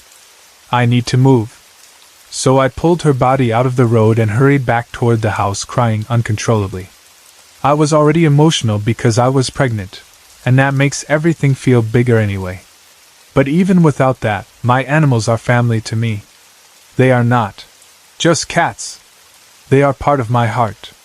Losing Muffin felt like losing a little soul that had trusted me. I cried for a long time. Jeff came home and found me still crying. At one point my mother came rushing in too, already knowing what had happened and worried that I had been alone when I found her. She and Jeff put Muffin into a nice box. That mattered to me more than I can say. Even in grief, little acts of kindness matter. They make death feel a little less brutal. That night we buried her in my parents' yard, next to the flowering bush near Keaton's grave. And one detail from that burial has always stayed with me. Muffin's son, Gage, watched from a distance. He did not come close. He just sat apart and looked on. My mother later said that maybe it was only coincidence, but she told Gage that his mother had died, and she swore that a little tear ran down his nose. Maybe it was only moisture. Maybe it was something else. But in that moment, it felt like he knew. I still believe Muffin died instantly, and did not feel pain. And strangely, I also believe the whole thing may have been unavoidable. Not because I like that idea, but because of the phantom cats that had been appearing all week before she died. It felt like they had come for her. Or maybe they had come to prepare me. Or maybe they had come to let me know she would be alright. I do not know which. But the timing is too exact for me to ignore. And then there was one final strange thing. After Muffin died, I had a dream. In the dream, my deceased Pap came to see how I was doing. And Muffin was with him. That dream gave me more comfort than almost anything else in that awful time. Because in it, she was not alone, not hurt, not frightened. She was simply there, with someone I loved and trusted. Whether the dream was only my grieving mind trying to soothe itself or something more, I cannot say with certainty. But it felt peaceful in a way that very few things did during that week. So when I look back on these two very different parts of my life, I see two very different kinds of paranormal experience. In the house in Henderson, there was something evil. I believe that still. Something there affected my father, my dreams, my body, my mind. It felt dark, invasive, and hateful. But in my apartment years later, with the dead cats, the feeling was different. There was grief there. Sadness. A kind of strange tenderness. Almost like the dead were moving close not to frighten me but to prepare me for losing one more. That is what stays with me most. That the spirit world, if that is what it is, does not always come in one shape. Sometimes it feels like darkness pressing into your life. Sometimes it feels like old love curling up beside you one last time before saying goodbye. It was freezing outside, the kind of cold that seems to crawl through every layer of clothing no matter how tightly you wrap yourself. Christmas was getting close, but I could not say I was looking forward to it. We had only recently celebrated Thanksgiving, and already the whole world seemed to be pushing itself toward holiday cheer, bright lights, warm meals, and happy family gatherings. But my own life did not feel bright, warm, or happy at all. My parents had recently separated, and everything in my world felt unstable. My mother, my younger sister, and I had moved once again, this time into one more apartment that would be only one of many over the next few years. By then I had already started getting used to change, to unfamiliar streets, unfamiliar rooms, unfamiliar noises at night, and the exhausting feeling of never being settled for very long. Even so, that did not make it easier. If anything, it made things feel sadder. Every move seemed to say the same thing. Nothing is solid, nothing lasts, and home can be taken apart and packed into boxes whenever life decides to do it. That evening, my sister and I were on our way back to the apartment, struggling through the cold. I remember how badly my hands hurt. The cold had gotten into them so deeply that the ache felt sharp instead of numb. My feet hurt too. My nose was freezing, and every breath stung. Snow was falling steadily, not in some light and magical way, but in a thick, constant way that made everything feel farther away and harder to reach. My little sister was behind me, trudging along and complaining over and over that she was cold. She was 4 years younger than me, and though I was cold too, I had already reached that point where the cold made me too tired to complain. I just wanted to get inside. We were almost there. That was the thought I held on to as we reached the apartment building. It was an old house that had been divided into 3 apartments. We had the main floor apartment. A young couple lived on the 2nd floor, and some single man who was hardly ever there lived on the top floor. We did not know any of them well.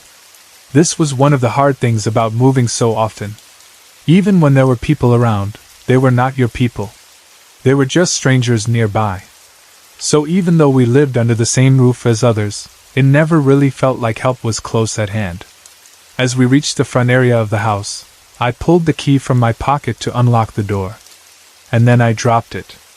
I can still remember the awful feeling of that little mistake. There was at least half a foot of snow on the ground, and somehow the key disappeared the second it fell. It should not have been hard to find. It was attached to a large silver key ring shaped like a shoe, and the key itself was gold. Against white snow, something like that should have stood out immediately. But it did not. It was as if the snow had swallowed it. My sister and I bent down and started searching frantically. Every second we spent outside made the cold worse, and I could hear the panic starting to creep into her breathing. We dug through the snow with numb fingers, brushing aside handfuls and trying to spot even the smallest flash of metal. It felt ridiculous, standing there in the freezing dark, unable to find something that should have been so obvious. Finally, after what felt like forever but was probably around 15 minutes, we found it. And the strangest part was that it was right where I had dropped it. Not off to the side. Not kicked somewhere else. Not buried deep. Just there, as if it had been hidden from us the whole time, and then suddenly decided to let itself be seen. That detail unsettled me even then, though I did not stop to dwell on it. We were too cold. Too eager to get inside. I grabbed the key and we hurried forward. We approached the side of the house and started walking toward the front door. That was when I saw the curtains move. They shifted aside about 8 inches, just enough for someone inside to look out. At first, all I noticed was a hand. It was an old hand, the kind of hand that looked worn by time. The skin seemed thin and aged. The fingers were not smooth or soft-looking.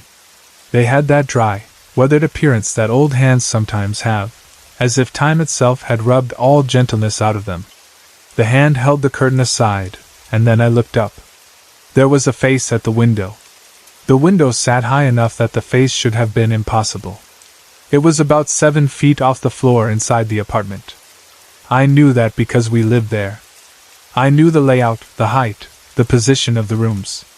There was no natural reason a face should have been there at that height. But there it was, clear as anything. It was an old woman's face. She looked as worn as the hand. Her hair was a steel gray color, and her face had the lined, time-worn look of someone very old. But what struck me most were her eyes. They were bright blue. Not dull, cloudy blue, but piercing, sharp blue. They did not look tired. They did not look old. They looked awake, focused, and intensely fixed on me. Then she smiled. And when she smiled, I saw that all her teeth were pointed. I had never seen that face before in my life. If I had, I would have remembered her. No one forgets eyes like that. No one forgets a smile full of pointed teeth. I stopped walking. For a second I could do nothing but stare. The face stared right back. Then I felt my sister clutch my arm from behind. She had stopped too. I could feel how hard she was holding on, and I could hear her breathing fast, almost on the edge of crying. Her voice came out thin and frightened when she asked, "Kim, do you see that lady in the window? Who is it?" That is one of the reasons I have never doubted what I saw. My sister saw her too. I told my sister yes, I saw the lady, and no, I did not know who it was. But I also said we would go into the house and find out. That sounded much braver than I really felt. The truth is, I was terrified. But we could not just stand outside and freeze. My mother would not be home for another 2.5 hours at least. There were no nearby friends to run to. I did not know the neighbors in the building well enough to pound on their door for help. And the way the house was positioned made it feel even more isolated. There were no houses right next to us on either side or behind us, at least not close enough to feel useful in that moment. So what choice did we really have? My sister started screaming and pulling on me, begging me not to go to the door. I remember trying to think clearly even while I was scared. Finally, I told her to wait near the street while I went inside first. I said that if I did not come back out or call for her to come in, she should run to the nearest neighbors and get help. Looking back, it seems crazy that I sounded so calm giving those instructions, because inside I was shaking. But when you are the older sibling, something in you steps forward whether you want it to or not. You act braver because someone smaller is depending on you to. She agreed, though unwillingly. Then I walked toward the front door alone. As I got around to the front, I found myself wondering whether the old woman was still at the side window. I crept around just enough to peek toward it, and all I saw were the curtains, still swaying back and forth pretty hard, as though someone had only just stepped away from them. I turned back to the door and put the key in the lock. I turned it. Then I pushed. The door did not open. I pushed again. Still nothing. That was when fear started turning into anger, because fear can only sit still inside you for so long before it hardens. I remember beginning to pray in my head, asking God to let my sister and me inside, asking whoever or whatever was messing with us to stop long enough for us to get warm. Then I pushed the door again. This time it opened. I felt such a strong rush of relief that for a second I almost forgot everything else. I stepped inside quickly. The room was dark. The only light came from two places: the swaying curtains and the little Christmas tree we had set up. It was only about 3 feet tall and sat on a table.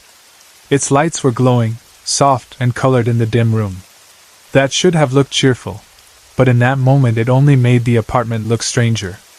I reached toward the wall to turn on the light switch. Before my fingers found it, something grabbed my hand. It felt cold and tingling, like tree branches made of ice wrapping around my hand. That is truly what it felt like. Not like a person's hand. Not like cloth. Like cold, crackling twigs or roots closing around me. I jerked my hand back so hard I nearly lost my balance. I shook my hand instinctively and kept praying in my head, fast and desperate now. Then I reached again, fighting the panic, and this time my fingers found the switch. I flipped the light on. There was nothing there. The room looked ordinary enough. Except for one thing. The little Christmas tree had fallen over on the table, and its lights were on. I knew I had unplugged that tree before leaving because I was afraid of fire hazards. I was certain of it. But there it was, lights glowing anyway. Still, I forced myself to walk through the apartment. It was small enough that checking it did not take long. I looked in every room I dared to look in and found no one. I felt no one. So I went back to get my sister.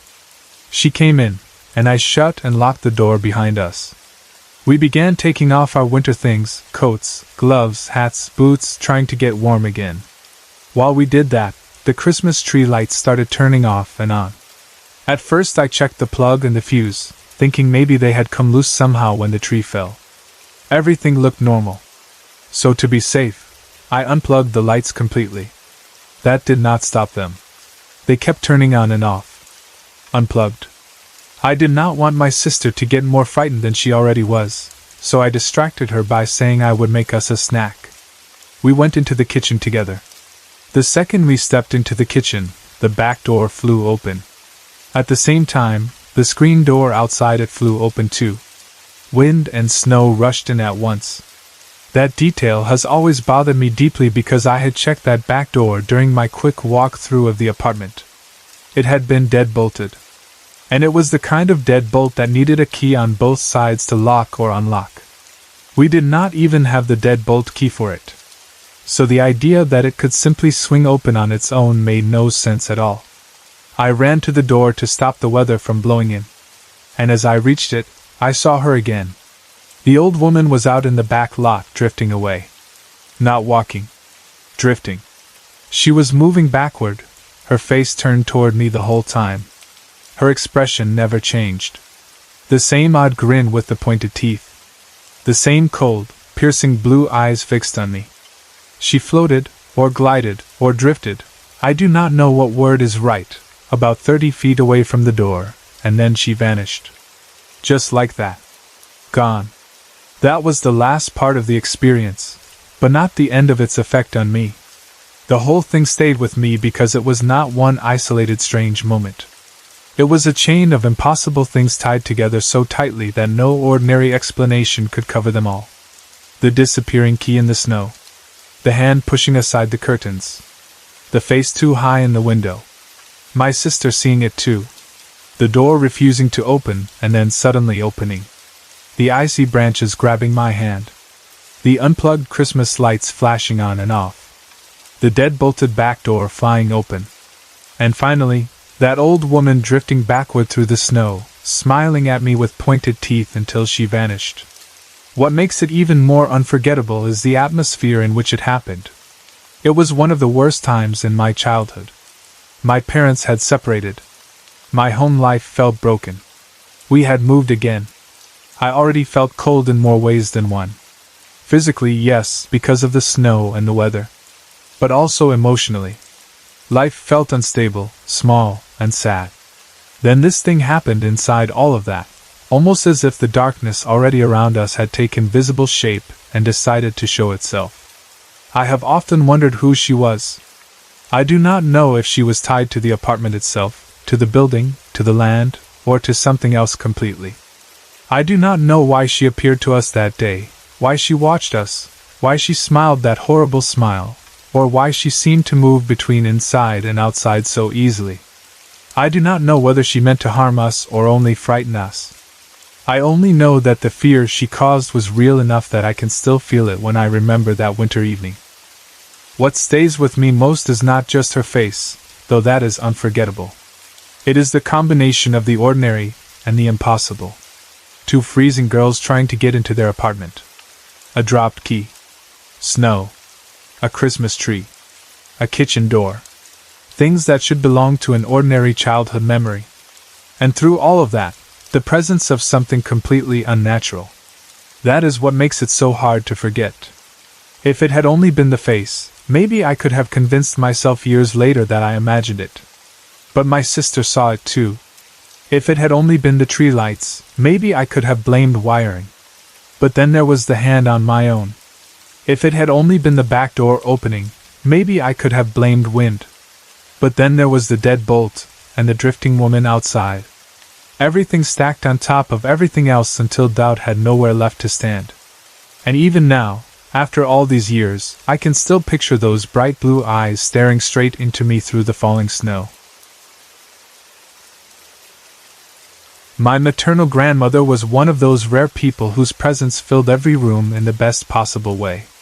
She was warm, sharp, funny, and strong in a way that made everyone around her feel a little safer. She had a quick wit and a fiery spirit, and even when she was older, there was always something bright and lively in her. She was not the kind of woman people easily forgot. In many ways, she was the center of our family, not because she demanded attention, but because love naturally gathered around her.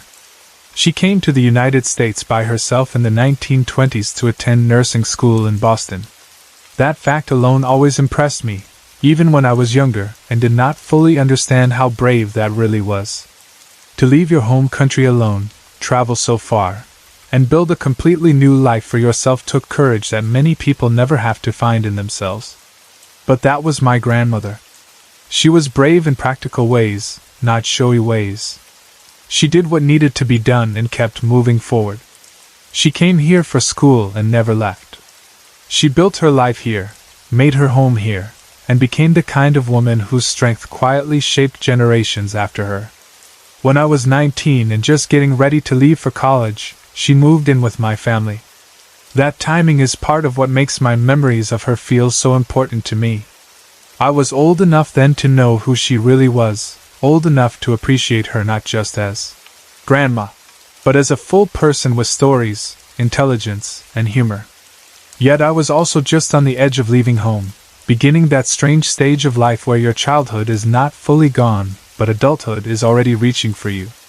So having her there at that time gave me memories that were deeper and richer than I might have had if I had been much younger. In 1994, she was diagnosed with lung cancer.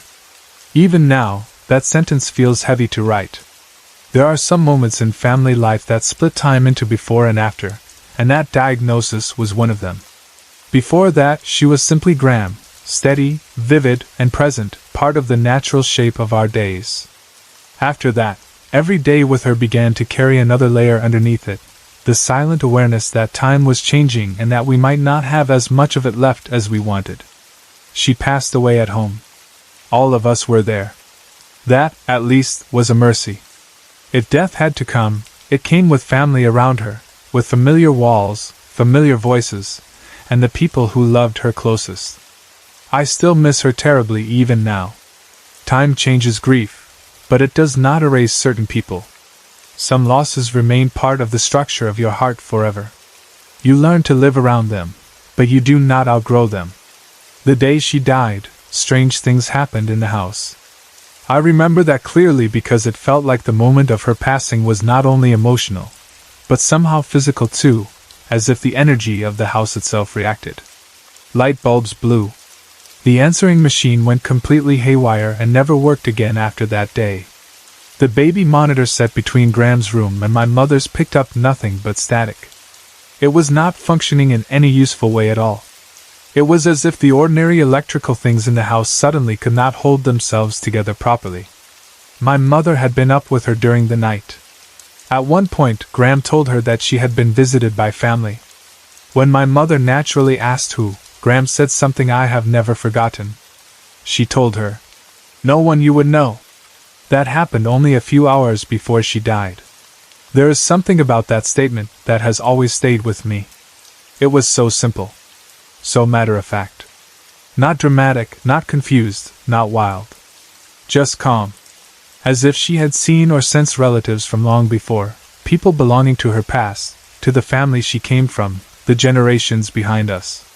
My mother always remembered that moment, and so did I, even though I heard it secondhand.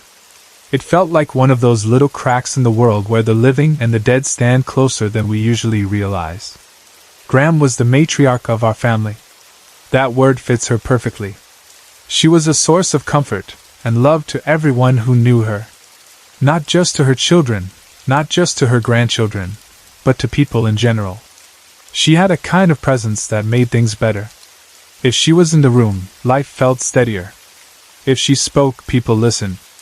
If she comforted you, you believed her comfort. She made ordinary moments richer just by being there.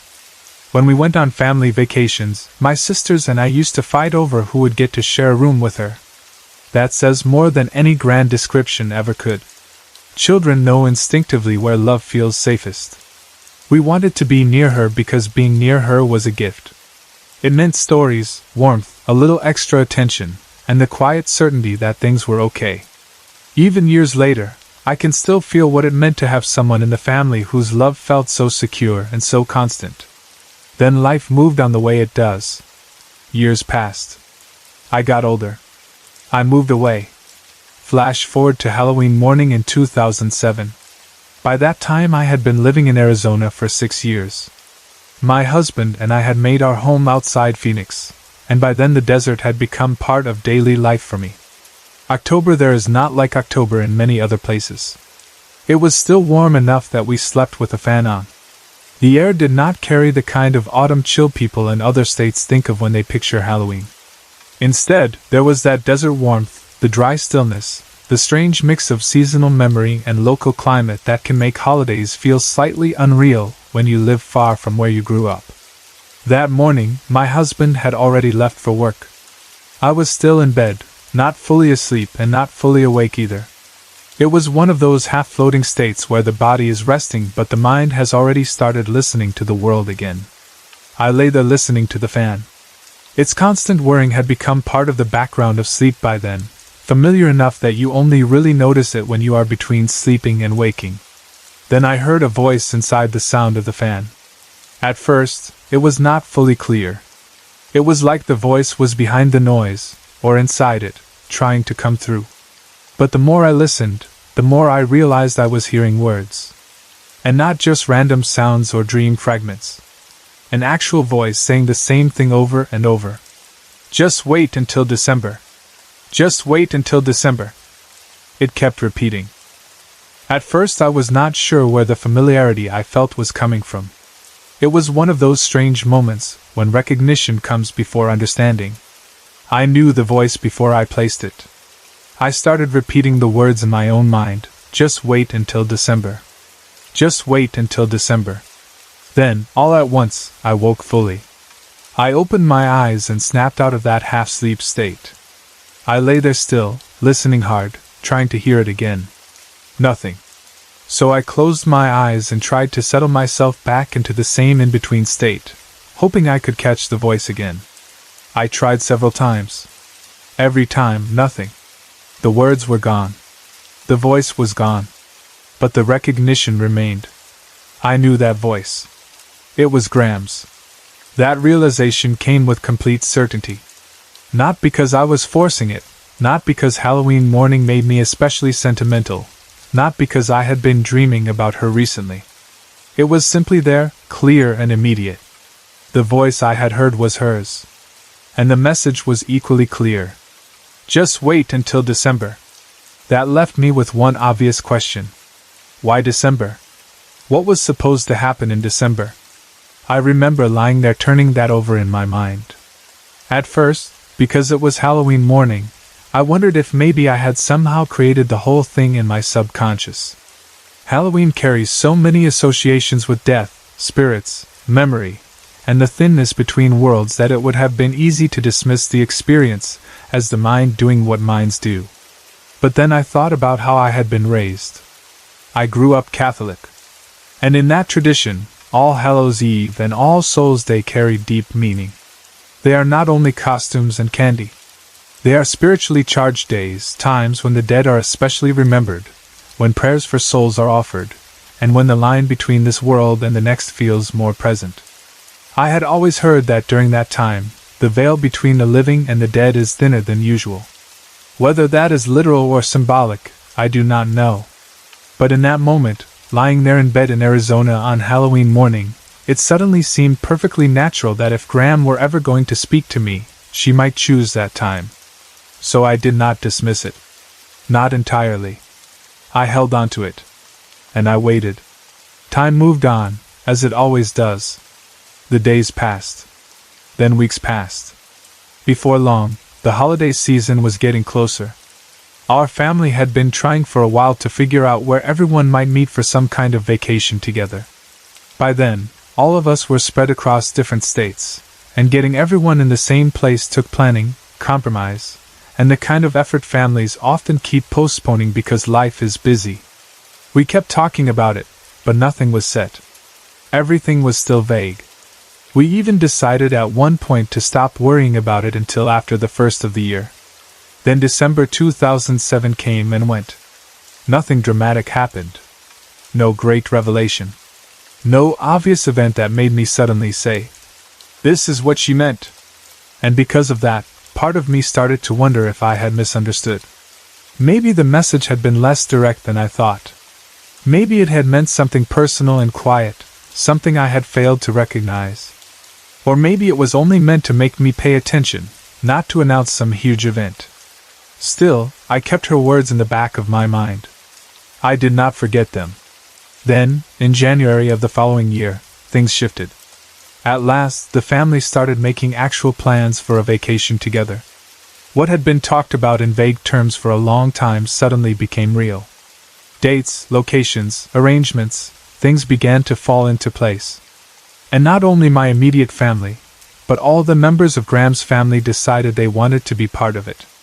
In other words, it was becoming more than a simple vacation. It was turning into a reunion of sorts, a gathering of the people connected through her, through the families she had held together so strongly in life. And the month chosen for that reunion? December. The second that detail settled in, I knew. That was what she had meant. Not a tragedy. Not a warning. A promise. Or maybe a reassurance. Just wait until December. It suddenly made perfect sense. Something good was coming. Something that would please her deeply. Her family would be together. That realization changed the whole experience for me. Up until then, I had treated the voice with curiosity and some wonder, but also uncertainty. Once the December reunion became real, the message felt gentle and loving in exactly the way she had always been gentle and loving. It was as if she had known ahead of time what I did not yet know, and had simply wanted me to hold on until then. To trust. To wait. To know that something meaningful was approaching. As I have gotten older, I have not had many paranormal experiences. At least not many I would clearly call that. I am not someone who sees ghosts regularly or hears voices often or spends my life surrounded by unexplained events. In fact, experiences of that kind have been rare for me. That is one reason this particular moment has always mattered so much. It was not buried under dozens of other strange things. It stands almost alone. And of all the unusual things that could happen to a person, this may have been the most pleasant one I have ever known. Because it did not frighten me. It did not confuse me in a dark way. It did not feel invasive or threatening. It felt loving. That is the central truth of it. I believe with all my heart that this was Graham's way of letting me know that something beautiful was coming around the corner, and that it pleased her to see the family drawn back together. That was so much like her.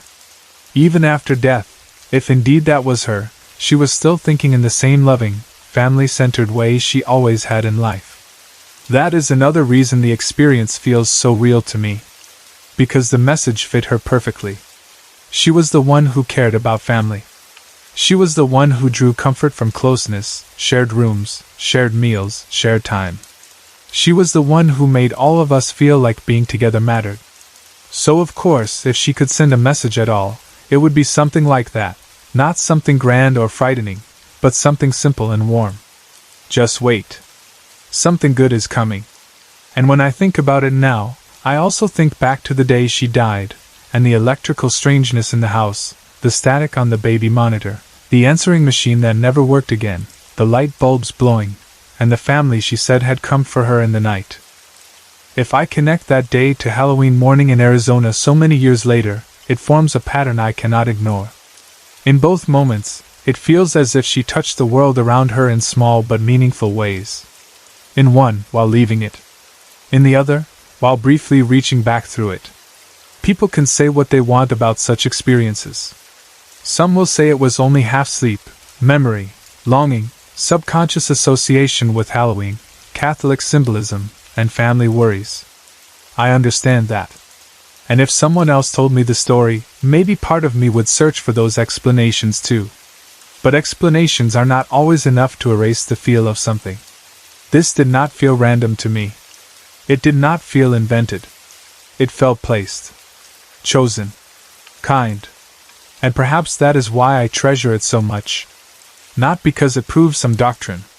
Not because it solved the mystery of life after death. But because for one brief moment, I heard her again.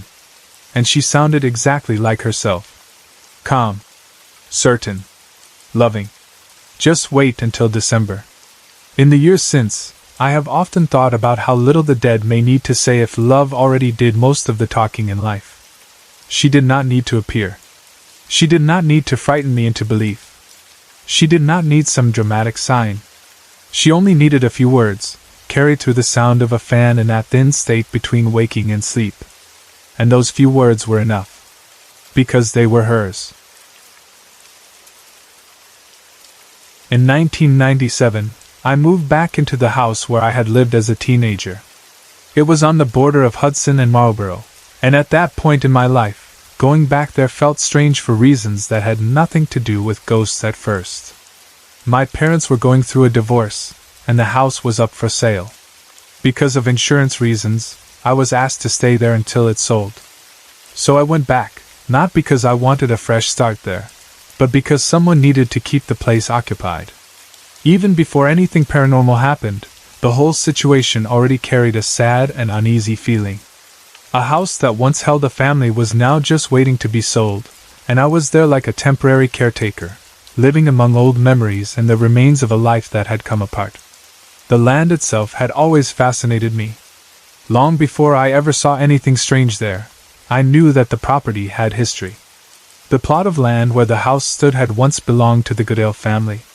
Their old homestead was still standing a few miles away, and the surrounding land had once been used mostly as farmland. Even as a teenager, I used to walk in the woods behind the house and notice things that felt left behind by another world. I remember finding old, rotted metal buckets hidden among the brush. I remember seeing what looked like ancient wagon trails pressed into the earth, the tracks still visible even though blueberry bushes and years of growth had almost swallowed them up. It was the kind of place where the past never quite seemed buried. If you looked carefully enough, you could still see it under your feet. The history of the area only added to that feeling. The Goodale house itself had been built in the 1600s and was known as the oldest house in the area. It was one of those clapboard saltbox houses with diamond-shaped panes of glass in the windows, the kind of house that looks as if it belongs more to history than to the present. It had also been used as a stop on the Underground Railroad, which meant the land around it had carried fear, hope, secrecy, and danger long before anyone living now was even a thought.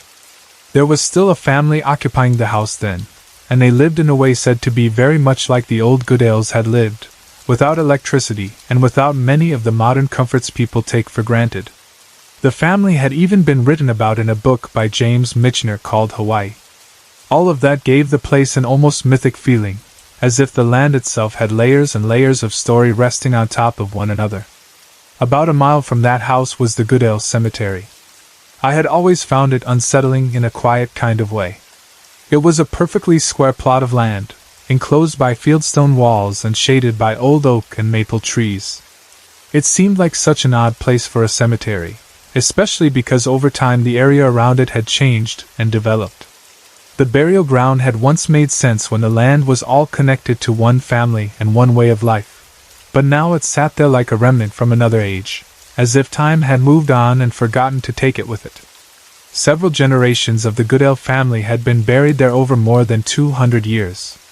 It was not a huge cemetery, and it was not grand, but it had a stillness to it that made you feel watched even when no one was around.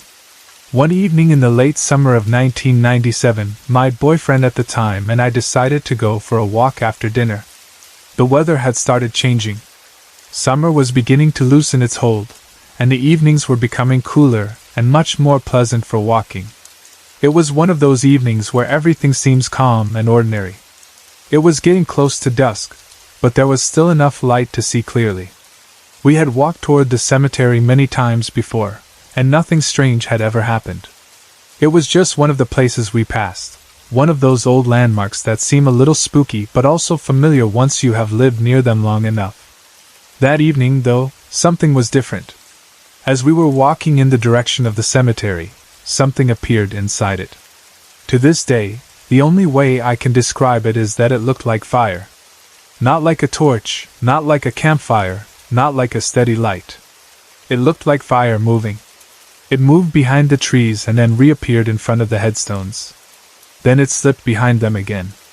It was not fixed in one place, and it did not behave like the reflection of car lights or some random trick of the evening sun.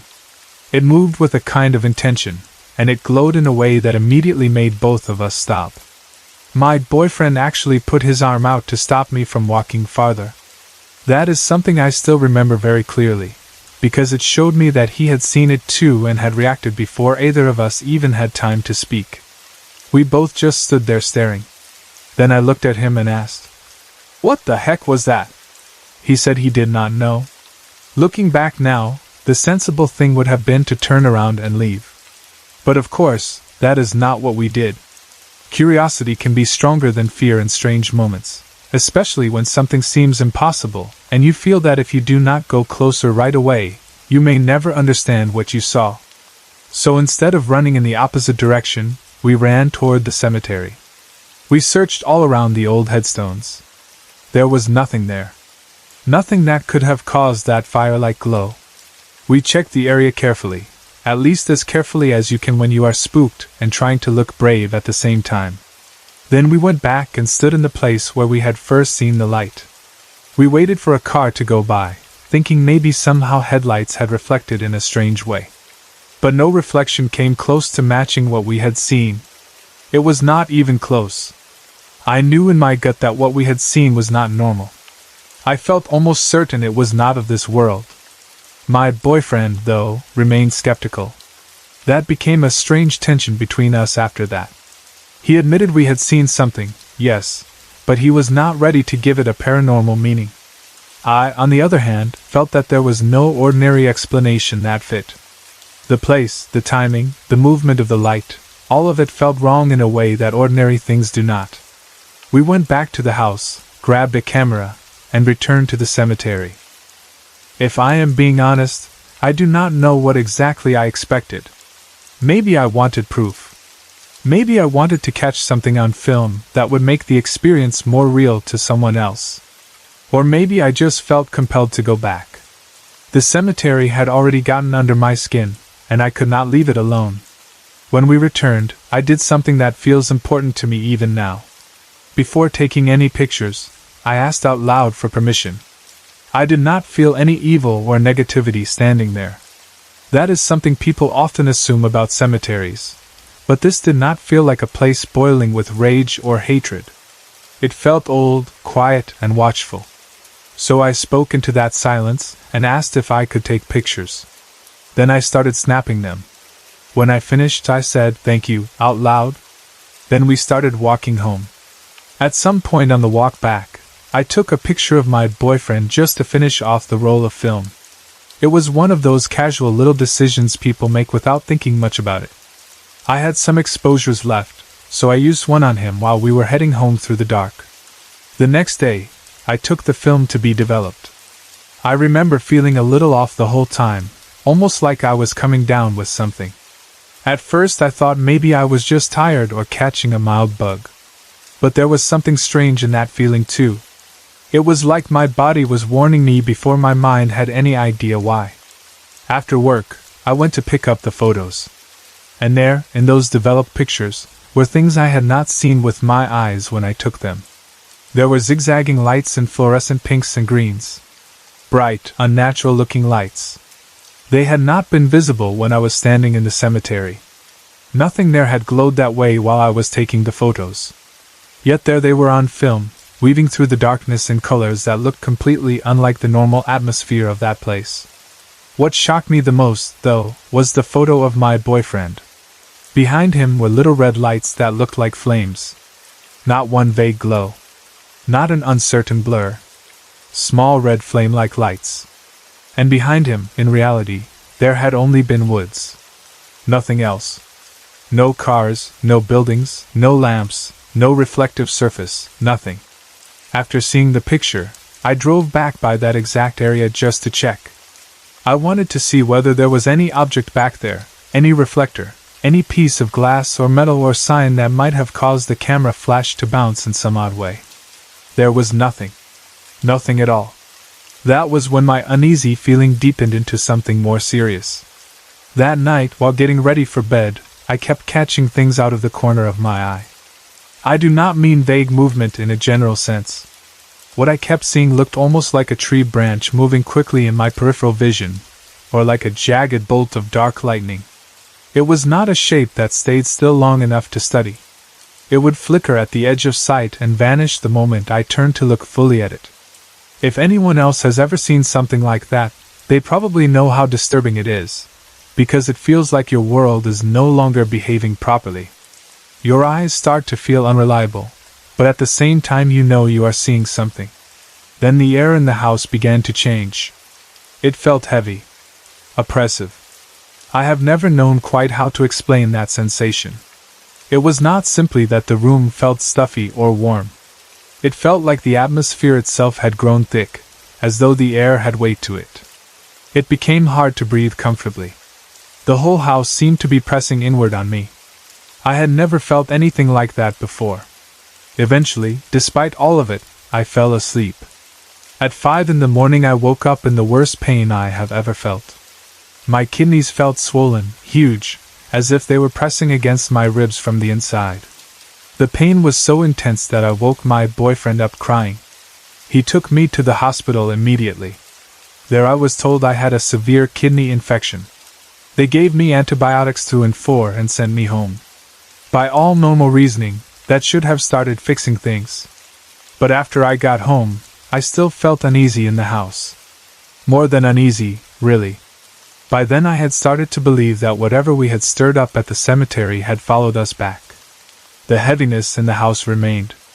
The dark peripheral movements remained. And even with the antibiotics, I did not start getting better the way I should have. A few days later I was in even more pain. So I went to my regular doctor. She prescribed more antibiotics. By then I was trying very hard to stay rational. Kidney infections can be serious. Illness can make you feel weak and frightened. Maybe the eerie feelings were just fear layered on top of being sick. I tried telling myself that. But the house still felt wrong. One evening I heard what sounded like a board game falling from the top shelf of the closet. It was a loud, specific sound, like something shifting and crashing downward inside the closet. I checked immediately. Nothing had fallen. That kind of thing is what made it impossible for me to separate the illness from the house in my own mind. The physical pain was real. The medical diagnosis was real. But so were the strange sounds, the pressure in the air, the feeling of being watched and threatened. I was getting weaker and weaker. Even my boyfriend, who still wanted practical explanations, had to admit that the photos from the cemetery had caught something. He was not fully convinced it was paranormal, but he could not deny that we had something strange on film. As for me, I could no longer stand being in the bedroom. It felt as if something there was preying on me. That is the best word for it. Preyed upon. Not simply watched. Not simply haunted. Hunted, in a quiet spiritual way. I moved to the couch in the living room to sleep there instead. For whatever reason, the living room felt less oppressive. The air there was easier to breathe. I do not know why. Maybe the energy was concentrated in the bedroom. Maybe it was all in my head. But the difference felt real enough that I could not ignore it. My boyfriend, however, did not feel the same thing. That made the whole experience lonelier, because when one person feels a haunting and the other does not, you start questioning yourself even while knowing something is wrong. At last, I went back to the doctor again. I was getting worse, not better. This time they sent me to the hospital, where I spent 3 days receiving antibiotics intravenously. During those days, away from the house, my condition finally started to turn. When I returned home afterward, I knew immediately that whatever had been there was gone. The heaviness was gone.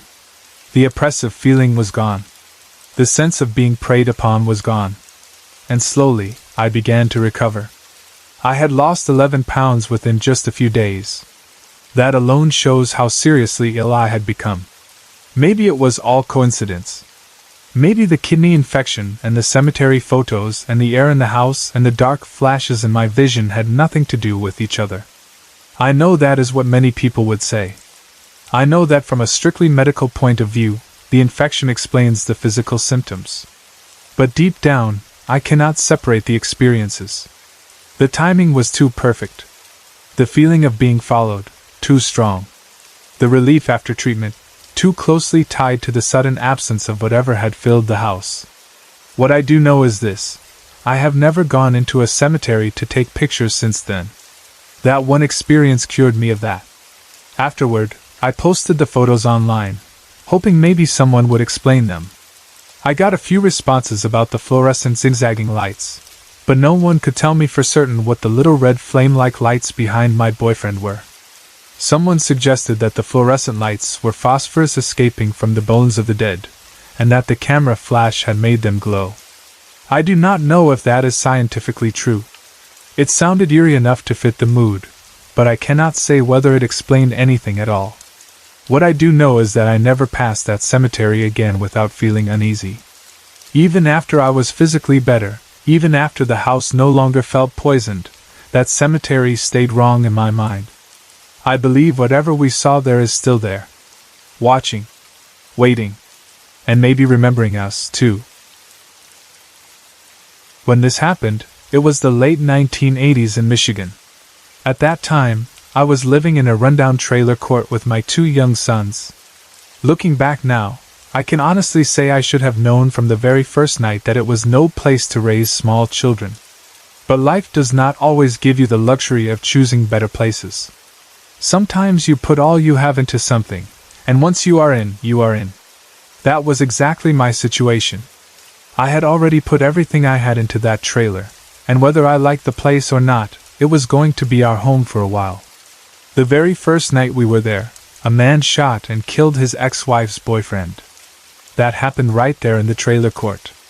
A person would think that should have been enough warning by itself. But when you are already stuck, even a terrible sign does not always give you a way out. At that point, I had nowhere else to go, and I had 2 children depending on me. So I stayed.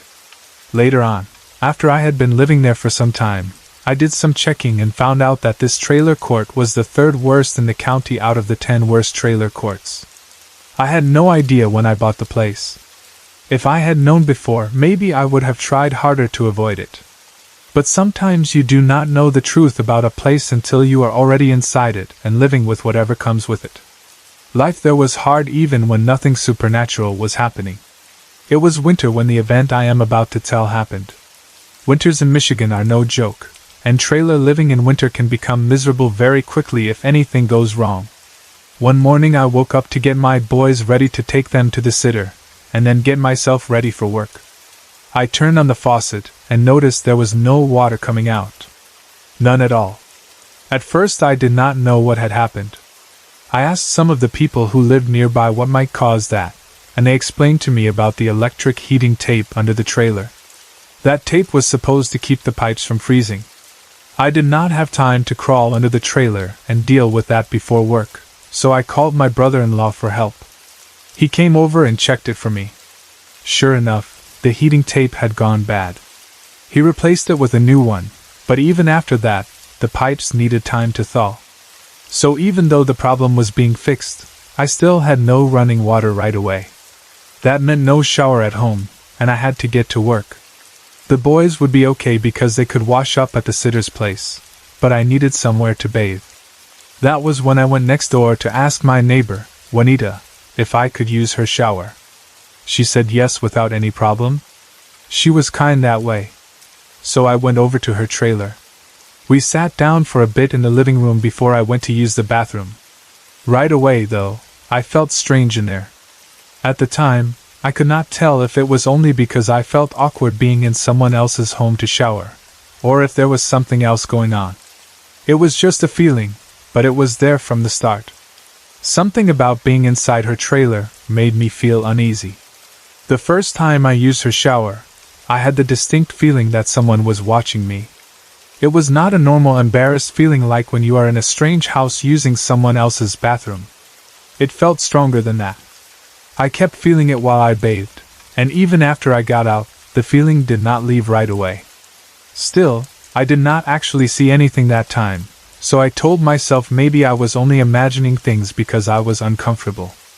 I ended up using her shower a few times because my water situation kept giving me trouble. First it was the frozen pipes. Then, after my own water finally came back on, my hot water heater went out. So again I had to go next door and ask Juanita if I could use her shower. She was kind enough to let me, and I was grateful, but every time I went in there, I felt something strange near that bathroom. At one point I mentioned to her that the bathroom felt cold. She told me that the bathroom area was always cold, and said I could just leave the door open while I showered if I wanted. That was supposed to make me feel more comfortable. So one day I did exactly that. I left the bathroom door open while I showered. I took my shower, turned the water off, and got out to dry myself. Then I looked up. And I saw him. There was a young man standing there, looking at me.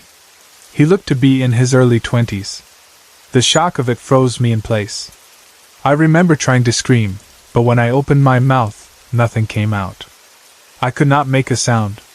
I was absolutely terrified. He was just there, by the bathroom door, looking at me. I do not remember him lunging at me or speaking or making any big movement. It was the simple fact of him being there that terrified me so badly. When I was finally able to move again, I rushed forward, and to my horror, I went right through him on my way into the hallway. That feeling is not something I can really explain properly. How do you explain walking through a person? It was not like pushing past a living man. It was not like bumping into cloth or air. It was something unnatural that I still cannot fully describe, only that it happened, and I knew in that second that whatever I had just seen was no ordinary person. I hurried into a hallway where Juanita was sitting, watching television. I turned and looked back down the hall. The man was gone. Juanita looked at me and immediately asked what was wrong. I must have looked horrible because I had just seen what I knew was a ghost and had run through him to get out of that bathroom. I told her exactly that. I said I had seen a ghost and that I had walked through him. To my surprise, she did not look shocked. She smiled at me. Then she calmly told me it was her son. She said it like she was explaining something ordinary, and then she told me his story. Her son had gotten involved in drugs and had been running from the police. One day, while she was not home, he ran into her trailer trying to get away. The police fired into the trailer, and he was killed there, right by the bathroom door. She told me that the bullets went through the trailer and killed him in the hallway area near that bathroom. She came home and found her son dead there. She said the wall across from the bathroom door had been splattered with his blood. Her daughter later covered the bloodstains on the wall with wallpaper. Then she told me something that chilled me even more. She said if I looked at the bathroom doorway closely, there was still blood on the door frame. She said she had tried again and again to clean it off, but no matter how hard she scrubbed, it would not stay gone. It kept coming back. At that moment, I had absolutely no desire to look at that doorway. I just wanted to get out of there and never go into that bathroom again. But over time, curiosity and fear mixed together, and eventually I did look. And the blood was there. I saw it for myself on the door frame of the bathroom door. That was enough for me. I never took another shower in that bathroom again. In fact, I never even used that bathroom at all after that. If I was at Juanita's trailer and needed to use the bathroom, I would go back home instead. If she happened to go use her bathroom while I was visiting, I would stand outside on the porch until she came back into the living room. I know that may sound extreme, but after what I saw, there was no way I was willingly going near that bathroom again. From then on, when the weather was nice, I preferred staying out on her porch when I visited. In winter, she would often just come over to my place instead. What made the whole thing even stranger was the way Juanita talked about it. She was not hysterical. She was not trying to scare me. In fact, she told me she had stayed in that trailer partly because she felt at peace there due to her son's spirit being around. She said she had seen him many times herself. Sometimes he looked transparent, and sometimes he looked solid, like a real person. She said he would smile at her and then disappear. I could never see that as comforting the way she did. Maybe because it was her son, and she loved him. Maybe because for her, his spirit being there meant he had not completely left her. I can understand that in a way. A mother losing her child in such a violent way would probably cling to anything that made her feel he was still near. But for me, as someone who was not part of that bond and who had walked through his ghost while naked and terrified after a shower, there was nothing comforting about it at all. The whole trailer court already felt like a bad place. Crime was common there. It was run down and rough, and I never truly felt safe. But that experience added a whole other layer to living there. It was not just bad neighbors, danger, and poverty anymore. It was the knowledge that death had happened close by, and that some part of it remained. Juanita continued living there even after I moved out. Eventually, I left that trailer court behind. Juanita later moved back to Paris, Kentucky, where she had come from. I have not heard from her in a very long time. For all I know, she may now be with her son and with God. I often think about that time in my life. People sometimes talk about hauntings as if they happen in grand old mansions or ancient houses full of history. But that is not always true. Sometimes the most haunted places are ordinary poor places where pain has happened and life had no room to stop and mourn properly. A trailer court full of crime, fear, and hard living can hold on to death just as strongly as any old Victorian house.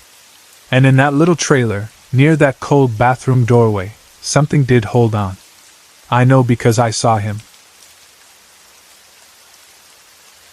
When I took that job at the nursing home, I thought it would just be hard work, long hours, and the usual sadness that comes with caring for people who had been left behind by their families or by life itself.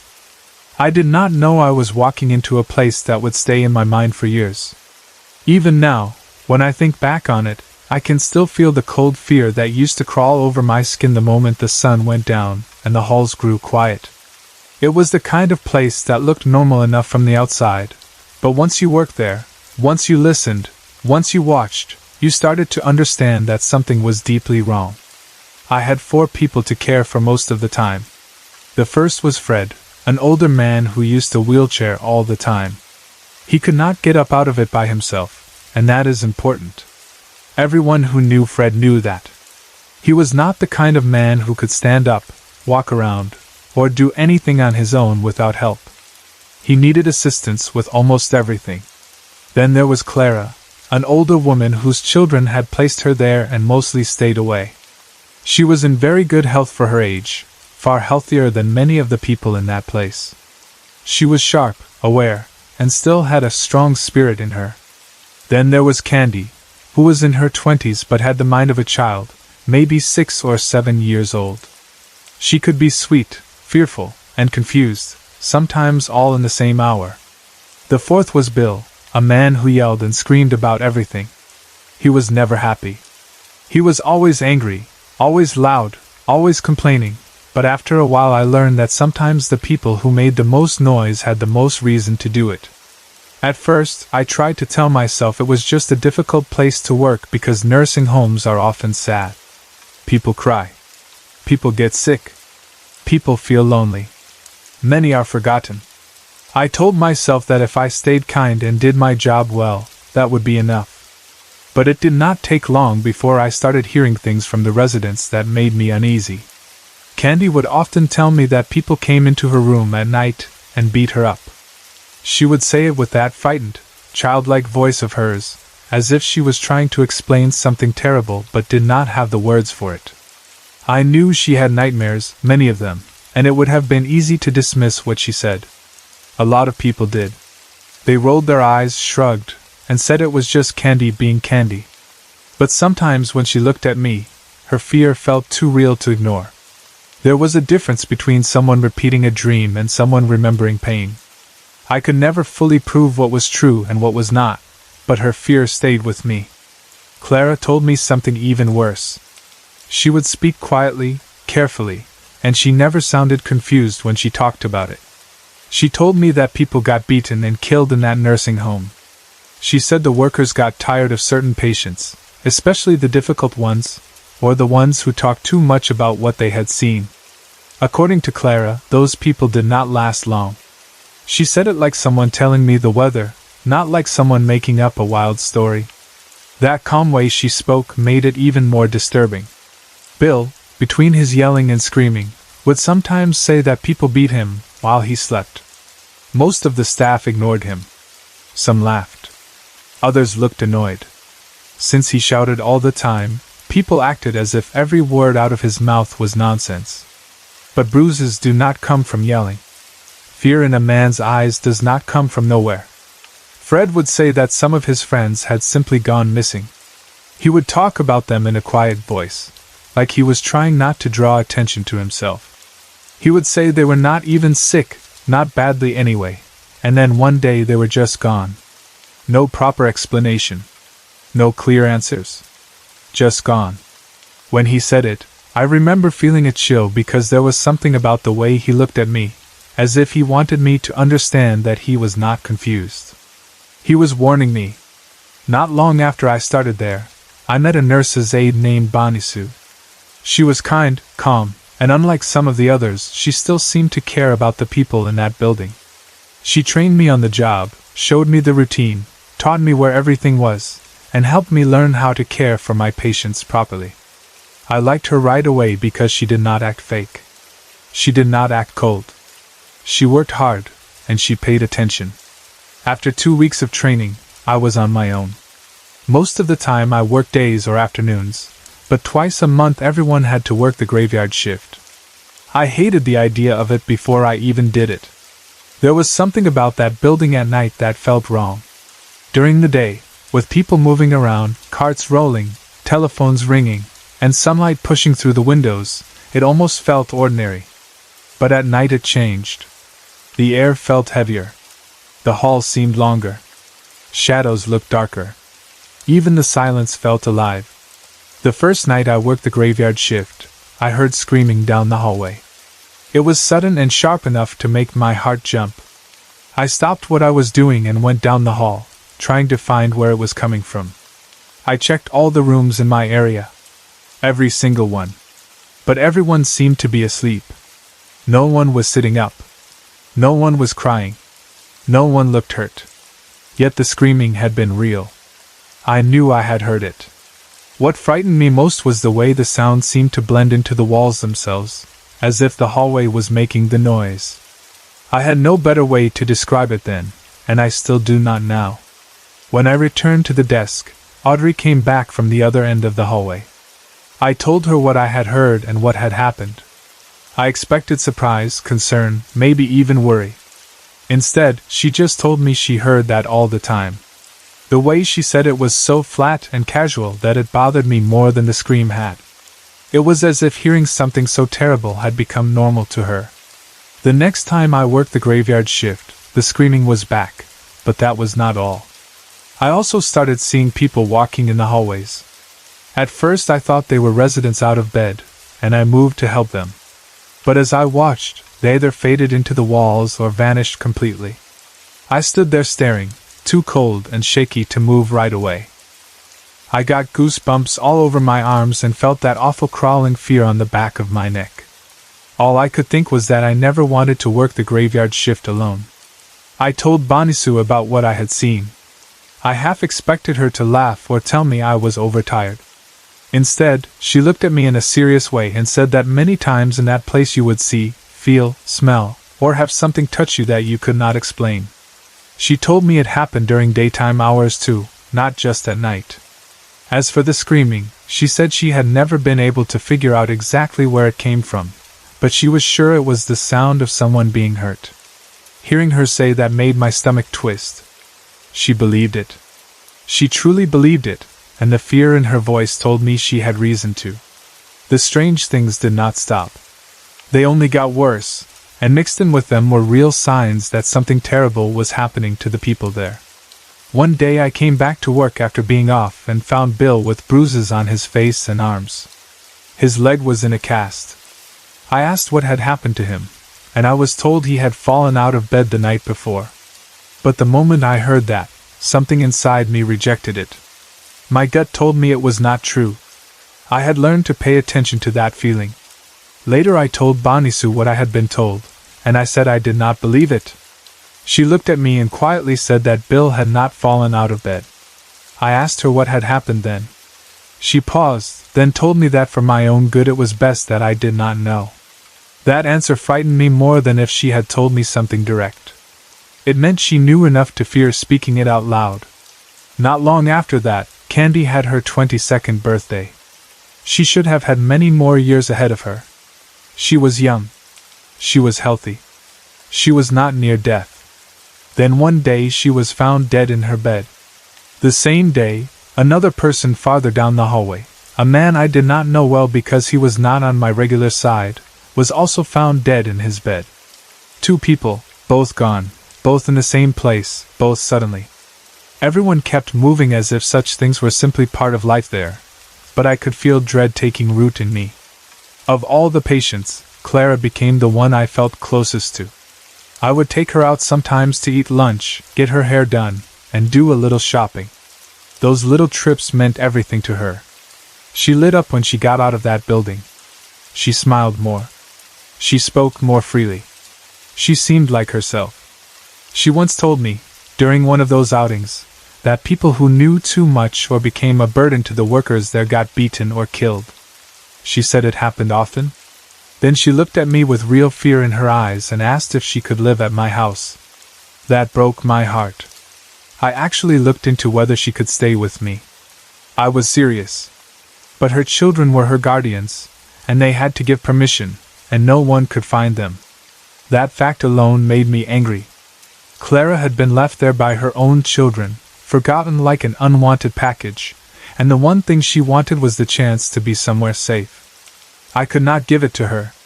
One day off, I spent the whole day with Clara. We had fun together.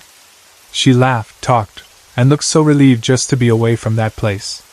But when the time came to bring her back, she started crying. She did not want to go back. She told me someone had tried to suffocate her the night before. By then I was no longer brushing these things aside. I was beginning to believe her. I wanted to protect her. She had become more than a patient to me. She had become a dear friend. But the rules were strict. She could leave at 9 in the morning and had to be back by 4 in the afternoon. I could not take her home for the night, no matter how much I wanted to. That evening, before taking her back inside, I bought food for both of us, and we ate at the picnic tables on the grounds for dinner. She liked sitting outside. It felt freer, calmer, and I remember having this deep, heavy feeling that I wanted to stay there with her and never take her back inside. But of course I had to. I still think about that. The next day when I went into work, I went to check on Clara right away. She was not in her room. I had only just noticed that when I saw her coming down the hallway. I remember saying, "Hi Clara, how are you today?" But something about it felt wrong immediately. It was as if she walked right through me. A cold shiver went through my whole body. I turned and looked again, and she was gone. Completely gone. I went to the desk and asked Audrey what had happened to Clara. She asked if Bonisoo had not told me. I said no, and I remember the fear starting before she even answered. Audrey then told me that when Bonisoo had gone to Clara's room to check on her, Clara was having a hard time breathing, and she died. Just like that. Gone. That entire day I saw Clara everywhere. I saw her down the hallways, in the bathroom, outside by the tree. It felt like she was trying to tell me something. Trying to get through to me. But I could not understand it. I was frightened too. I had never experienced anything like that. The grief of losing her mixed with the terror of seeing her after death, and it became too much. I gave my 2 weeks' notice and decided I would quit.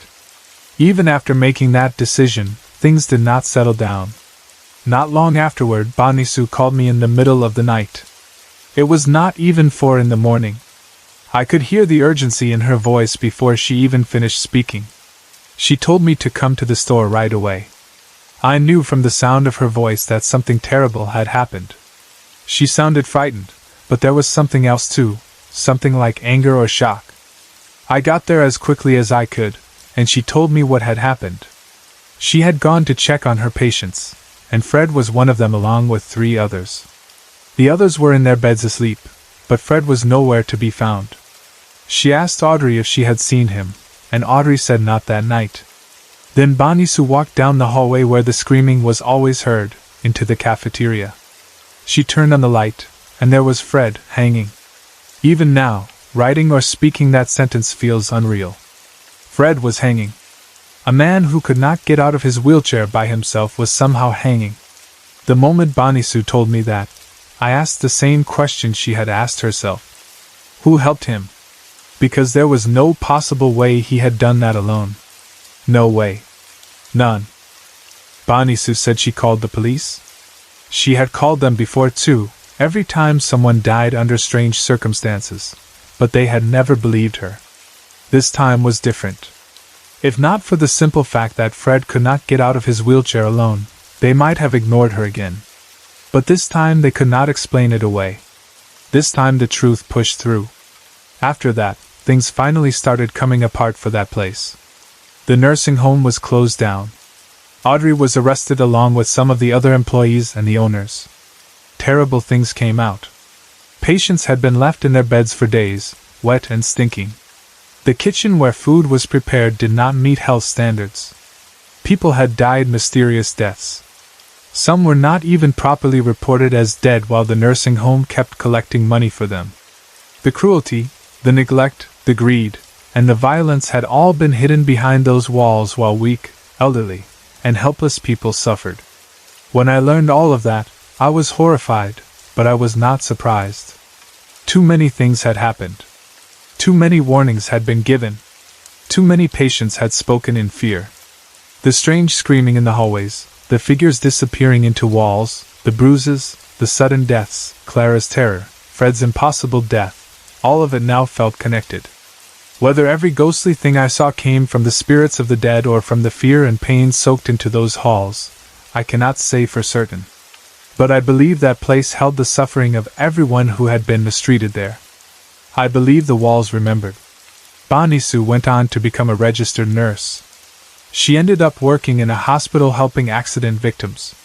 She loved her job, and the last time I saw her, she told me something I have never forgotten. She said, "I protect all my patients the best that I can." That sentence meant so much because I knew where she had come from and what she had seen. Some people get hardened by evil. Others become more determined to stand against it. She was one of the second kind. As for that nursing home, it was torn down. In its place, they made a parking lot for a nearby church. Sometimes I think about that, and wonder if it brought any peace to the ground. A holy place beside ground that once held so much pain. Maybe that means something. Maybe it does not. But I like to think that perhaps the spirits of those who died there, especially the ones who suffered, finally found some rest. I still remember each of them in my own way.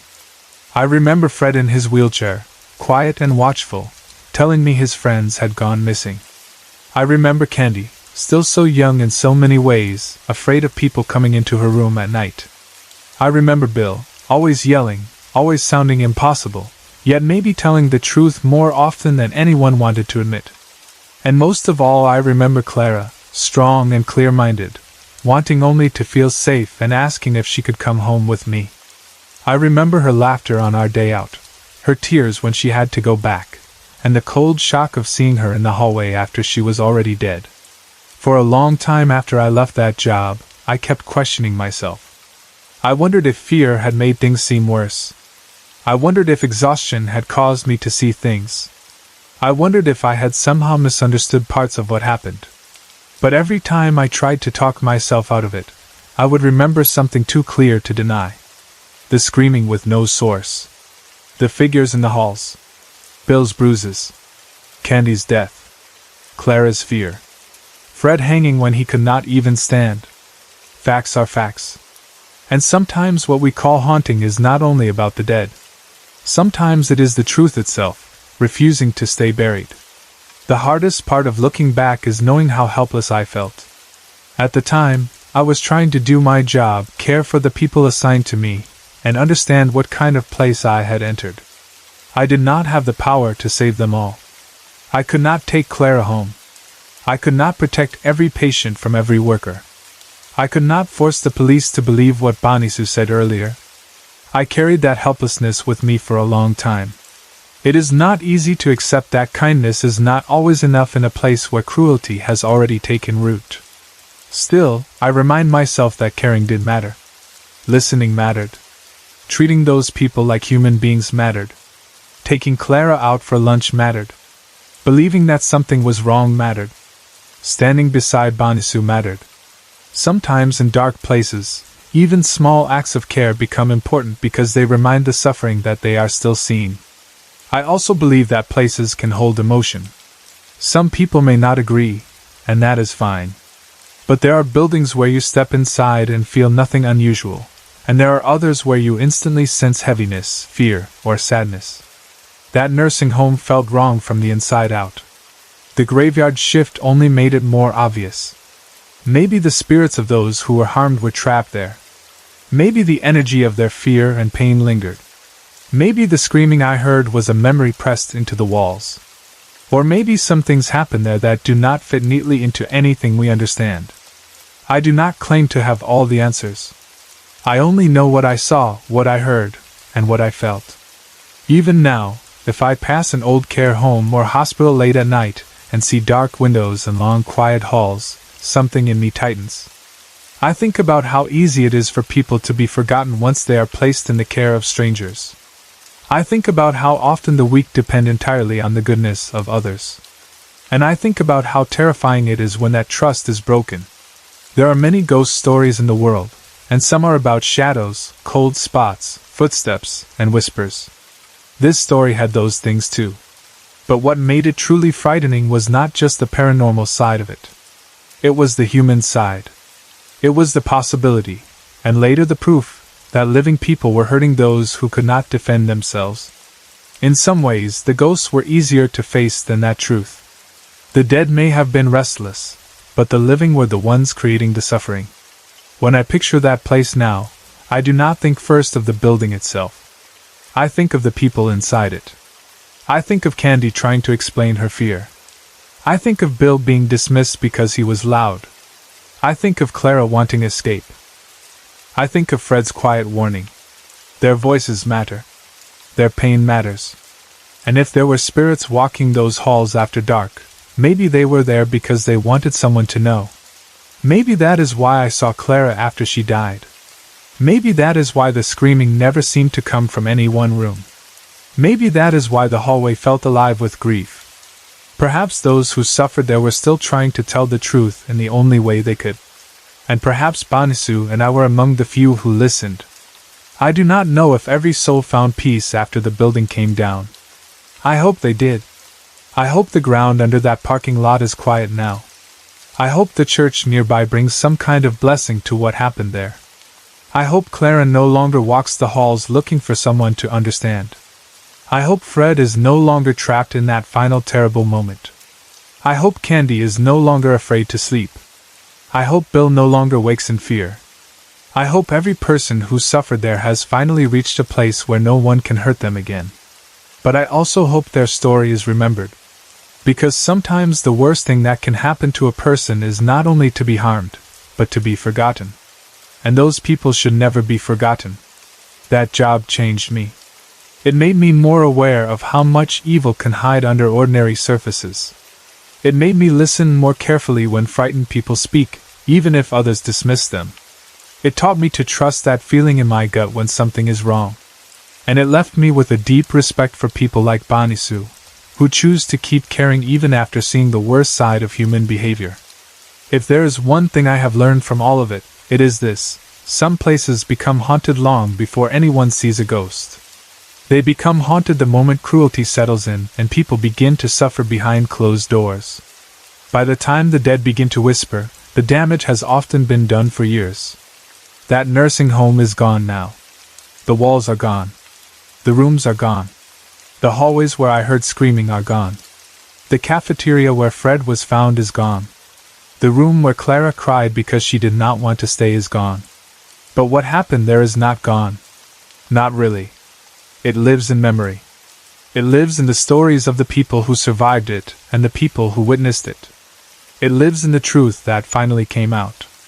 And whenever I think about it, I still find myself hoping that somewhere, in a piece far from that dark place, Clara is smiling, Fred is free, Candy is safe, Bill is no longer in pain, and all the others whose names I never knew are finally resting without fear.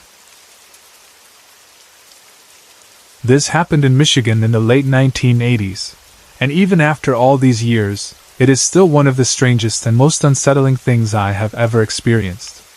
Some memories fade with time, but this one never did. It stayed with me because it did not feel like an ordinary memory. It felt like something I lived through twice. It felt like I knew something before I should have known it. Even now, when I think about that road, that curve, that tree, and the young man named Mark, I can still feel the same heavy sickness in my stomach that used to come over me every single time I got near that place.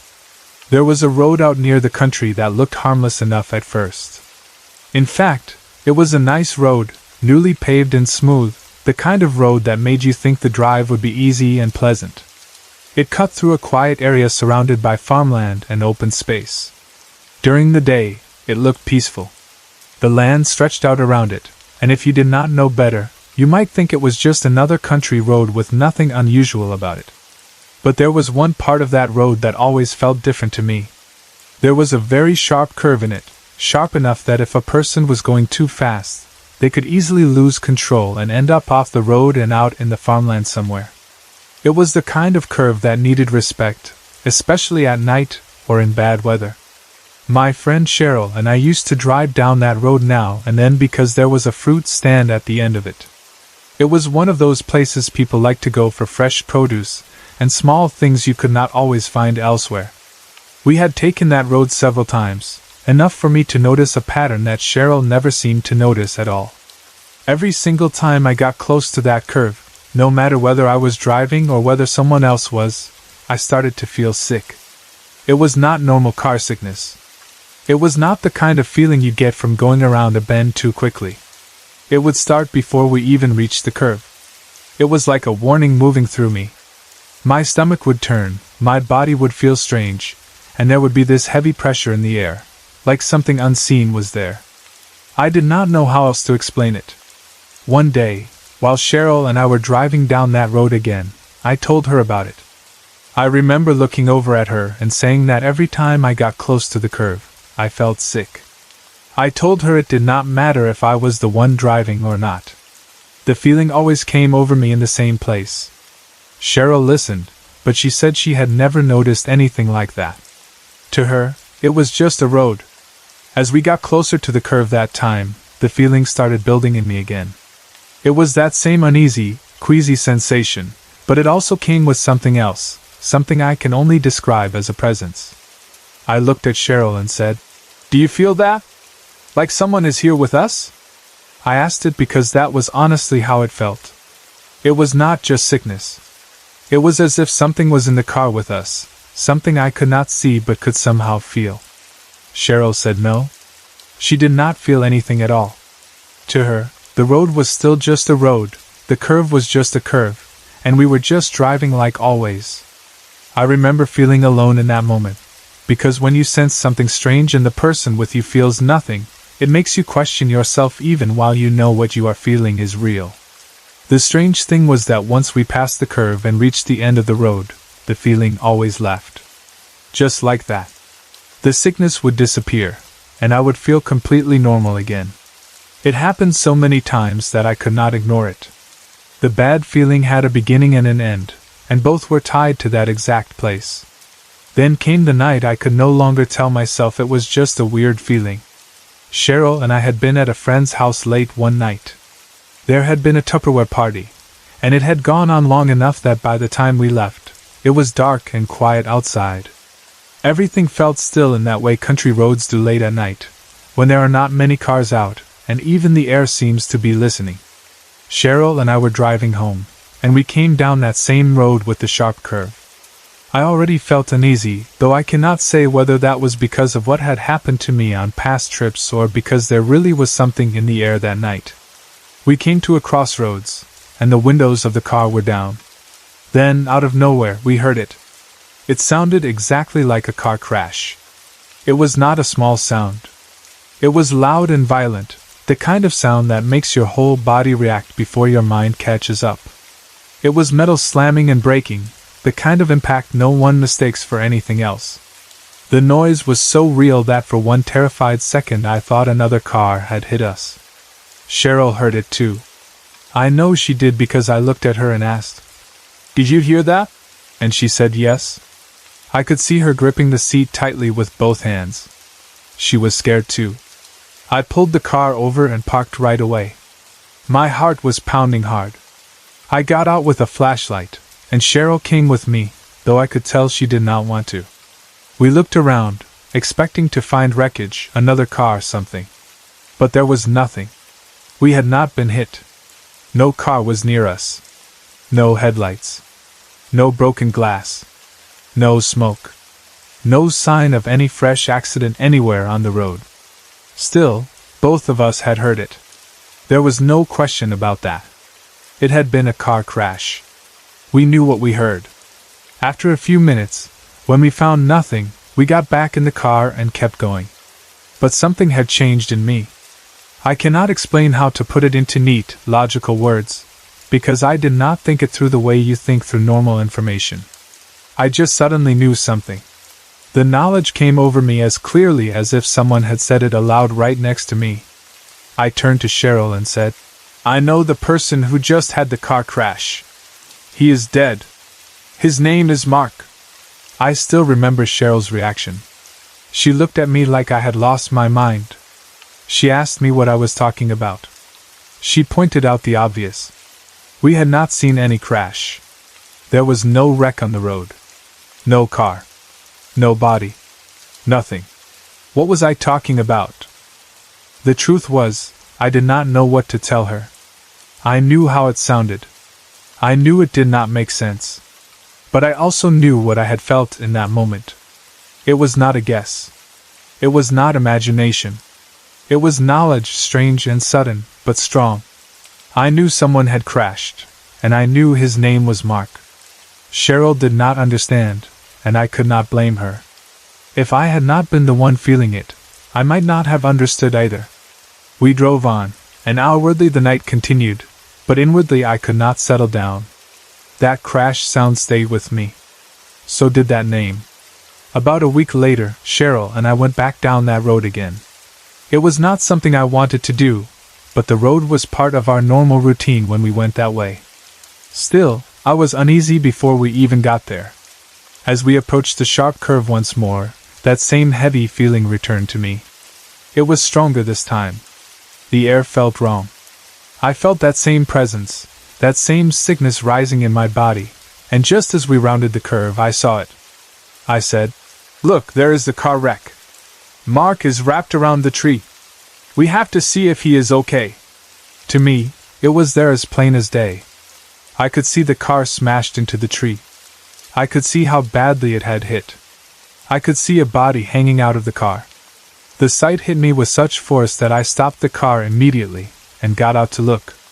In that first moment, some part of me reacted like this was happening right then, right in front of us, and that maybe, somehow, there was still something that could be done. But even while I rushed toward it, I knew deep down there was no chance. The wreck looked too terrible. The whole tree seemed to have the car wrapped around it. I could see the young man, and I knew he was dead. Cheryl was upset. She wanted to leave. She kept telling me I was seeing things. She could not see what I was seeing. I remember turning to her and saying, "Look at the tree, Cheryl. Can't you see him?" But she said no. She saw nothing. Not the car, not the body, not what I was seeing as clearly as I saw the road itself. That frightened me badly, because it meant I was alone in what I was experiencing. Yet at the same time, the thing I was seeing felt more real than anything else around me. I was shaken and desperate, and the only thing I could think to do was get to the fruit stand and call the police. When I got to the fruit stand, I told the older lady there that there had been a wreck down by the curve and that the man appeared to be dead. I told her his name was Mark. I expected confusion, maybe disbelief, because I knew how strange I must sound. But instead, she looked at me in a way I will never forget. She said yes. His name was Mark. Then she told me something that turned my blood cold. The accident had not just happened. It had happened a few days earlier. She went on to explain that she and her husband had heard the crash too. They had heard the sound in the night and knew it was a wreck. It had happened around 4 in the morning. Her husband had gone out to look for it right away, but he could not find where it had happened in the darkness. It was not until daylight that he went out and looked again and found the car wrapped around the tree with the young man dead inside. I stood there trying to take in what she was saying. My mouth felt dry, and I remember telling her again that his name was Mark, because that part still shocked me. I said I used to take care of him when he was a baby. He was not that old now, maybe only in his early 20s. The older woman said yes, I was right. Think about what that means. I had heard the crash sound before I knew there had been an accident. Then, days after the wreck had already happened, I saw the crash scene as if it were right there in front of me, and I knew the dead young man's name before anyone told me. That was not rumor. That was not something I had heard from another person. I did not know about the crash. Yet somehow I knew. I went home deeply shaken and called my sister. I asked her about Mark. She told me he had been going too fast on that road. It had been raining, and when he came to that dangerous curve, he lost control. He skidded up and over the guardrail and hit the tree. The doctor believed he most likely died instantly. All the bones in his body were broken. He had not been wearing a seat belt. As horrible as that was to hear, there was still more that troubled me. I told my sister that I had seen the car that day on the tree. She did not act shocked the way most people might have. She simply said that maybe I had seen it with my sixth sense. I told her something even stranger then. I told her I knew he had the crash before it happened too. Or at least before I knew it had happened in the normal way people know things. She just nodded her head. She did not argue with me. She seemed to accept that this was one of those things that could not be explained easily. Mark did indeed have the accident. He did indeed die in it. And the tree he hit still carried the marks from his car. That alone would have been enough to stay with me forever. But the story did not stop there. The road itself never felt the same to me again. In truth, it had never felt normal before, but after I learned what had happened, every trip down that road became its own kind of ordeal. Whenever I had to drive that way at night, I would see the tree in the wreck as if it were still there. I would see the car wrapped around it. I would see Mark hanging out of the car. It was not imagination in the usual sense. It was not something I was trying to picture. It would come to me whether I wanted it or not, vivid and sudden, like the road itself was replaying what had happened there. Sometimes it felt less like seeing a memory and more like seeing something that had never fully left. During the daytime, it was a little different, but not easier. I might not always see the same full image the way I did at night, but I still felt the crash before I ever got to the curve. The sickness would start rising in me as the car moved closer. It was a deep, twisting nausea, not ordinary, but tied to that place. It felt as if my body knew exactly where the pain lived on that road. Then, once I passed the tree, the feeling would ease and finally leave. Every time. Always in the same pattern. I thought about Mark often after that. I remembered him as a baby, remembered taking care of him when he was little. That made the whole thing feel even sadder to me. He was not some stranger from far away whose name meant nothing to me. He was someone whose life had crossed mine long before the accident. There was something deeply painful about knowing a child, then years later seeing the violent end of the man he became. Maybe that connection is part of why I sensed it. Maybe not. I have asked myself that many times. When I investigated the accident scene more closely, I learned something that disturbed me even further. At first, when I saw the wreck, it looked to me like Mark was still in the car, hanging out of it. But in reality, he was under the smashed car, and because of the way the wreckage had twisted against the tree, it made it seem as if he were hanging out from under it. That detail mattered to me because it showed just how exact the image had been. I had not only sensed that someone had died there, I had seen the position of his body in a way that matched the reality of what happened. Some people might hear a story like this and say it was all in my mind. They might say I had heard some rumor without remembering it, or that I was unconsciously imagining things because the curve made me nervous. But that does not explain the crash we heard that night when there was no visible accident in front of us. It does not explain how I knew the name Mark before I was told. It does not explain why Cheryl heard the crash too. It does not explain why the older woman and her husband also heard it when it really happened, or why I kept feeling the same sickness at that same spot long before I knew the details. I have never claimed to understand fully how such things happen. Some people call it a sixth sense. Some people say places can hold energy, especially when death is sudden and violent.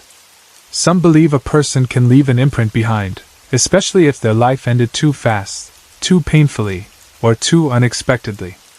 I do not know which explanation is right, if any of them are. I only know what I experienced. The road itself seemed to carry what happened there. It was as if that moment had been stamped into the land, into the curve, into the tree. Every time I got near it, I stepped into the edge of that tragedy again. The sickness, the pressure in the air, the presence, the replay of the wreck at night, all of it made that road feel less like a normal place and more like a wound that had never fully closed. I often think about that first feeling I had on the road, before I knew anything about Mark's death. At the time, all I could say was that I felt sick and that there seemed to be some presence there. I did not know what I was feeling. Now, looking back, I wonder if what I was sensing was the force of the crash itself, the terror of the final moment, or Mark's spirit still caught near the place where his life ended. There was definitely something there. Of that I have no doubt. What also stands out to me is the difference between Cheryl's experience and mine. Cheryl heard the crash that night. She gripped the seat and was frightened, just like I was. So she was not untouched by what happened. She clearly heard something real, something that should not have been there. But she did not feel the presence the way I did, and she did not see the wreck the way I saw it. That difference has always interested me. It is as if some people can hear what remains in a place, while others can see it, and others may feel it physically. Maybe we do not all sense the same things in the same way. The late 1980s feel like a long time ago now, but the memory of that road remains as sharp as the curve itself. I can still picture the paved road stretching ahead. I can still remember the open country around it, the way the evening light looked on the fields, the silence of the road after dark, and the way my stomach always began turning before we reached that bend. Most of all, I remember the terrible certainty that came over me in pieces. First the sickness. Then the feeling of a presence. Then the crash sound in the night. Then the name. Then the vision of the wreck. Then the confirmation that everything I had sensed had truly happened. It is a strange thing to carry a memory like that, because it changes how you look at the world. Once something like that happens, You can no longer easily believe that all reality is limited to only what the eyes see in a plain and ordinary way. You start to wonder how much pain lingers in the places where terrible things happen. You wonder whether the dead sometimes reach outward, not always in words, but in sensation, sound, or image. You wonder whether some of us, for reasons we do not understand, are more open to picking up those traces. For me, that road became more than a road. It became the place where I learned that knowledge can sometimes arrive before facts, that feeling can sometimes be truer than reason, and that tragedy can echo long after the moment itself is over. Every time I passed that tree, I felt as if the land was telling the same story again and again. Not with language, but with force. With sickness. With presence. With vision. I still think of Mark. I think of a young man driving too fast on a rainy road, reaching that curve, losing control in an instant, and never making it home. I think of how quickly a life can end. One moment a person is alive, moving through the night, and the next their story is frozen into a place forever. I think of how violent his death must have been, and how maybe that violence is what left such a strong mark behind. It was not an ordinary passing. It was sudden, brutal, and final. Sometimes I have wondered whether Mark knew me somehow in that final trace of himself that remained there. Since I had taken care of him when he was a baby, maybe there was some old connection that allowed me to sense him more clearly. I cannot prove that, and I do not say it as a fact. It is only a thought that has crossed my mind many times. But when I think about how clearly his name came to me, how firmly I knew it, I cannot help but wonder if our paths crossing long before had something to do with why I picked up on his presence afterward. The older woman at the fruit stand has also stayed in my memory. There was something chilling about the calm way she confirmed everything. She was not surprised by the crash itself, because she and her husband had heard it. She knew that sound. She knew what it meant. In a way, hearing her confirmation made the whole thing feel even more real, because it showed that what happened did not only belong to my private experience. Others had heard it too. The difference was that they heard the real crash when it happened. Cheryl and I seemed to hear the echo of it later. That idea has always unsettled me. The thought that a violent event can replay itself in some way, audible to those who happen to be near and open to it, is both fascinating and frightening. It makes a person wonder how many places hold those echoes. How many roads, houses, fields, bridges, and buildings carry the memory of something terrible in ways most people never notice. For a long time, I avoided thinking about it too deeply because it scared me. It is one thing to believe in spirits in a general way. It is another thing entirely to stand in a place and feel death before you know death happened there. It is another thing to hear a crash when no cars are there, to know a name before anyone tells you, and to see a wreck days after the event as though time itself has folded in on that spot. Even so, as frightening as it was, there was also something deeply sad about it all. The strongest feeling that has remained over the years is not just fear. It is sorrow. Mark was young. He had a whole life ahead of him, and it ended on that curve in the rain. The tree kept the marks. The road kept the feeling. And I, for reasons I still do not understand, kept receiving the memory of his final moments every time I passed.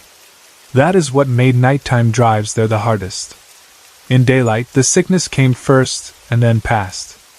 But at night, with shadows around the road and the tree dark against the sky, it felt much more immediate. The image would return. I would see the car and Mark hanging there. It did not matter that I knew the crash was in the past. It felt close every single time, as if the road itself refused to let the event fully become history. Years later, if someone asks me why certain places feel wrong, I think of that road. If someone asks whether I believe in a sixth sense, I think of that road. If someone says the dead never leave traces behind, I think of that road. It is not that I want to argue with anyone. It is simply that some experiences become their own proof to the person who lives them. You can doubt all you want before they happen. Afterward, doubt becomes much harder. I never forgot the exact way the sickness would leave me once I passed the tree. That detail matters because it shows how precise the feeling was. It was not random fear spread across the whole drive. It was tied to a location. Before the curve, the sickness would rise. Near the tree, it would peak. Once beyond it, relief would come. Over and over, the same pattern. It was almost as if I was moving through an invisible field of memory. The closer I got to where the crash energy remained strongest, the worse I felt. Once I moved beyond it, I was released. Maybe some people reading or hearing this would say that is all strange, but still not enough to prove anything supernatural. That is fine. I am not trying to force anyone to believe anything. I am only telling exactly what happened to me, as honestly as I can. I felt what I felt. I heard what I heard. I saw what I saw. Cheryl heard the crash too. The older couple heard the real crash. Mark died exactly where I sensed death. The tree bore the marks. And the vision I had of him matched the reality of where his body had been trapped. There are events in life that feel like doors opening for a brief second, letting you sense something just beyond the edge of ordinary understanding. This was one of those moments for me. It was frightening, yes, but also revealing. It taught me that there are some things the human mind and body can pick up before the facts arrive. Some places do not stay silent after tragedy. Some moments refuse to end cleanly. I still remember how casual our trips to the fruit stand used to feel before all this. It was just Cheryl and me driving down a paved country road, chatting like friends do, doing something simple and normal. That is part of what made the experience so shocking. The ordinary and the unexplainable were so close together. One moment it was an ordinary drive. The next, it was a haunting. And maybe that is why it has stayed with me so strongly. Horror does not always come from dark old houses or abandoned places. Sometimes it comes from a bright road in the countryside, a road that looks safe enough in daylight, with one sharp curve hiding the memory of sudden death. Sometimes it comes from hearing a crash where there is no car, or feeling a spirit where no one else senses anything. Sometimes it comes from knowing a young man is dead before anyone has told you, and then finding out you were right. If I close my eyes now, I can still see that curve. I can still see the tree. I can still hear myself asking Cheryl if she felt a presence. I can still hear the crash in the darkness. I can still hear my own voice saying, "It is Mark." I can still feel the strange certainty that settled over me. And I can still feel the fear of standing on that road, looking toward the tree, knowing that something had reached across time to be felt, heard, and seen again. That is what happened to me on that road in Michigan in the late 1980s. I did not ask for the experience, and I could not explain it away. I only know that from that point on, the road was never just a road again. It became a place where death echoed, where presence pressed into the living, and where the memory of one terrible crash refused to disappear.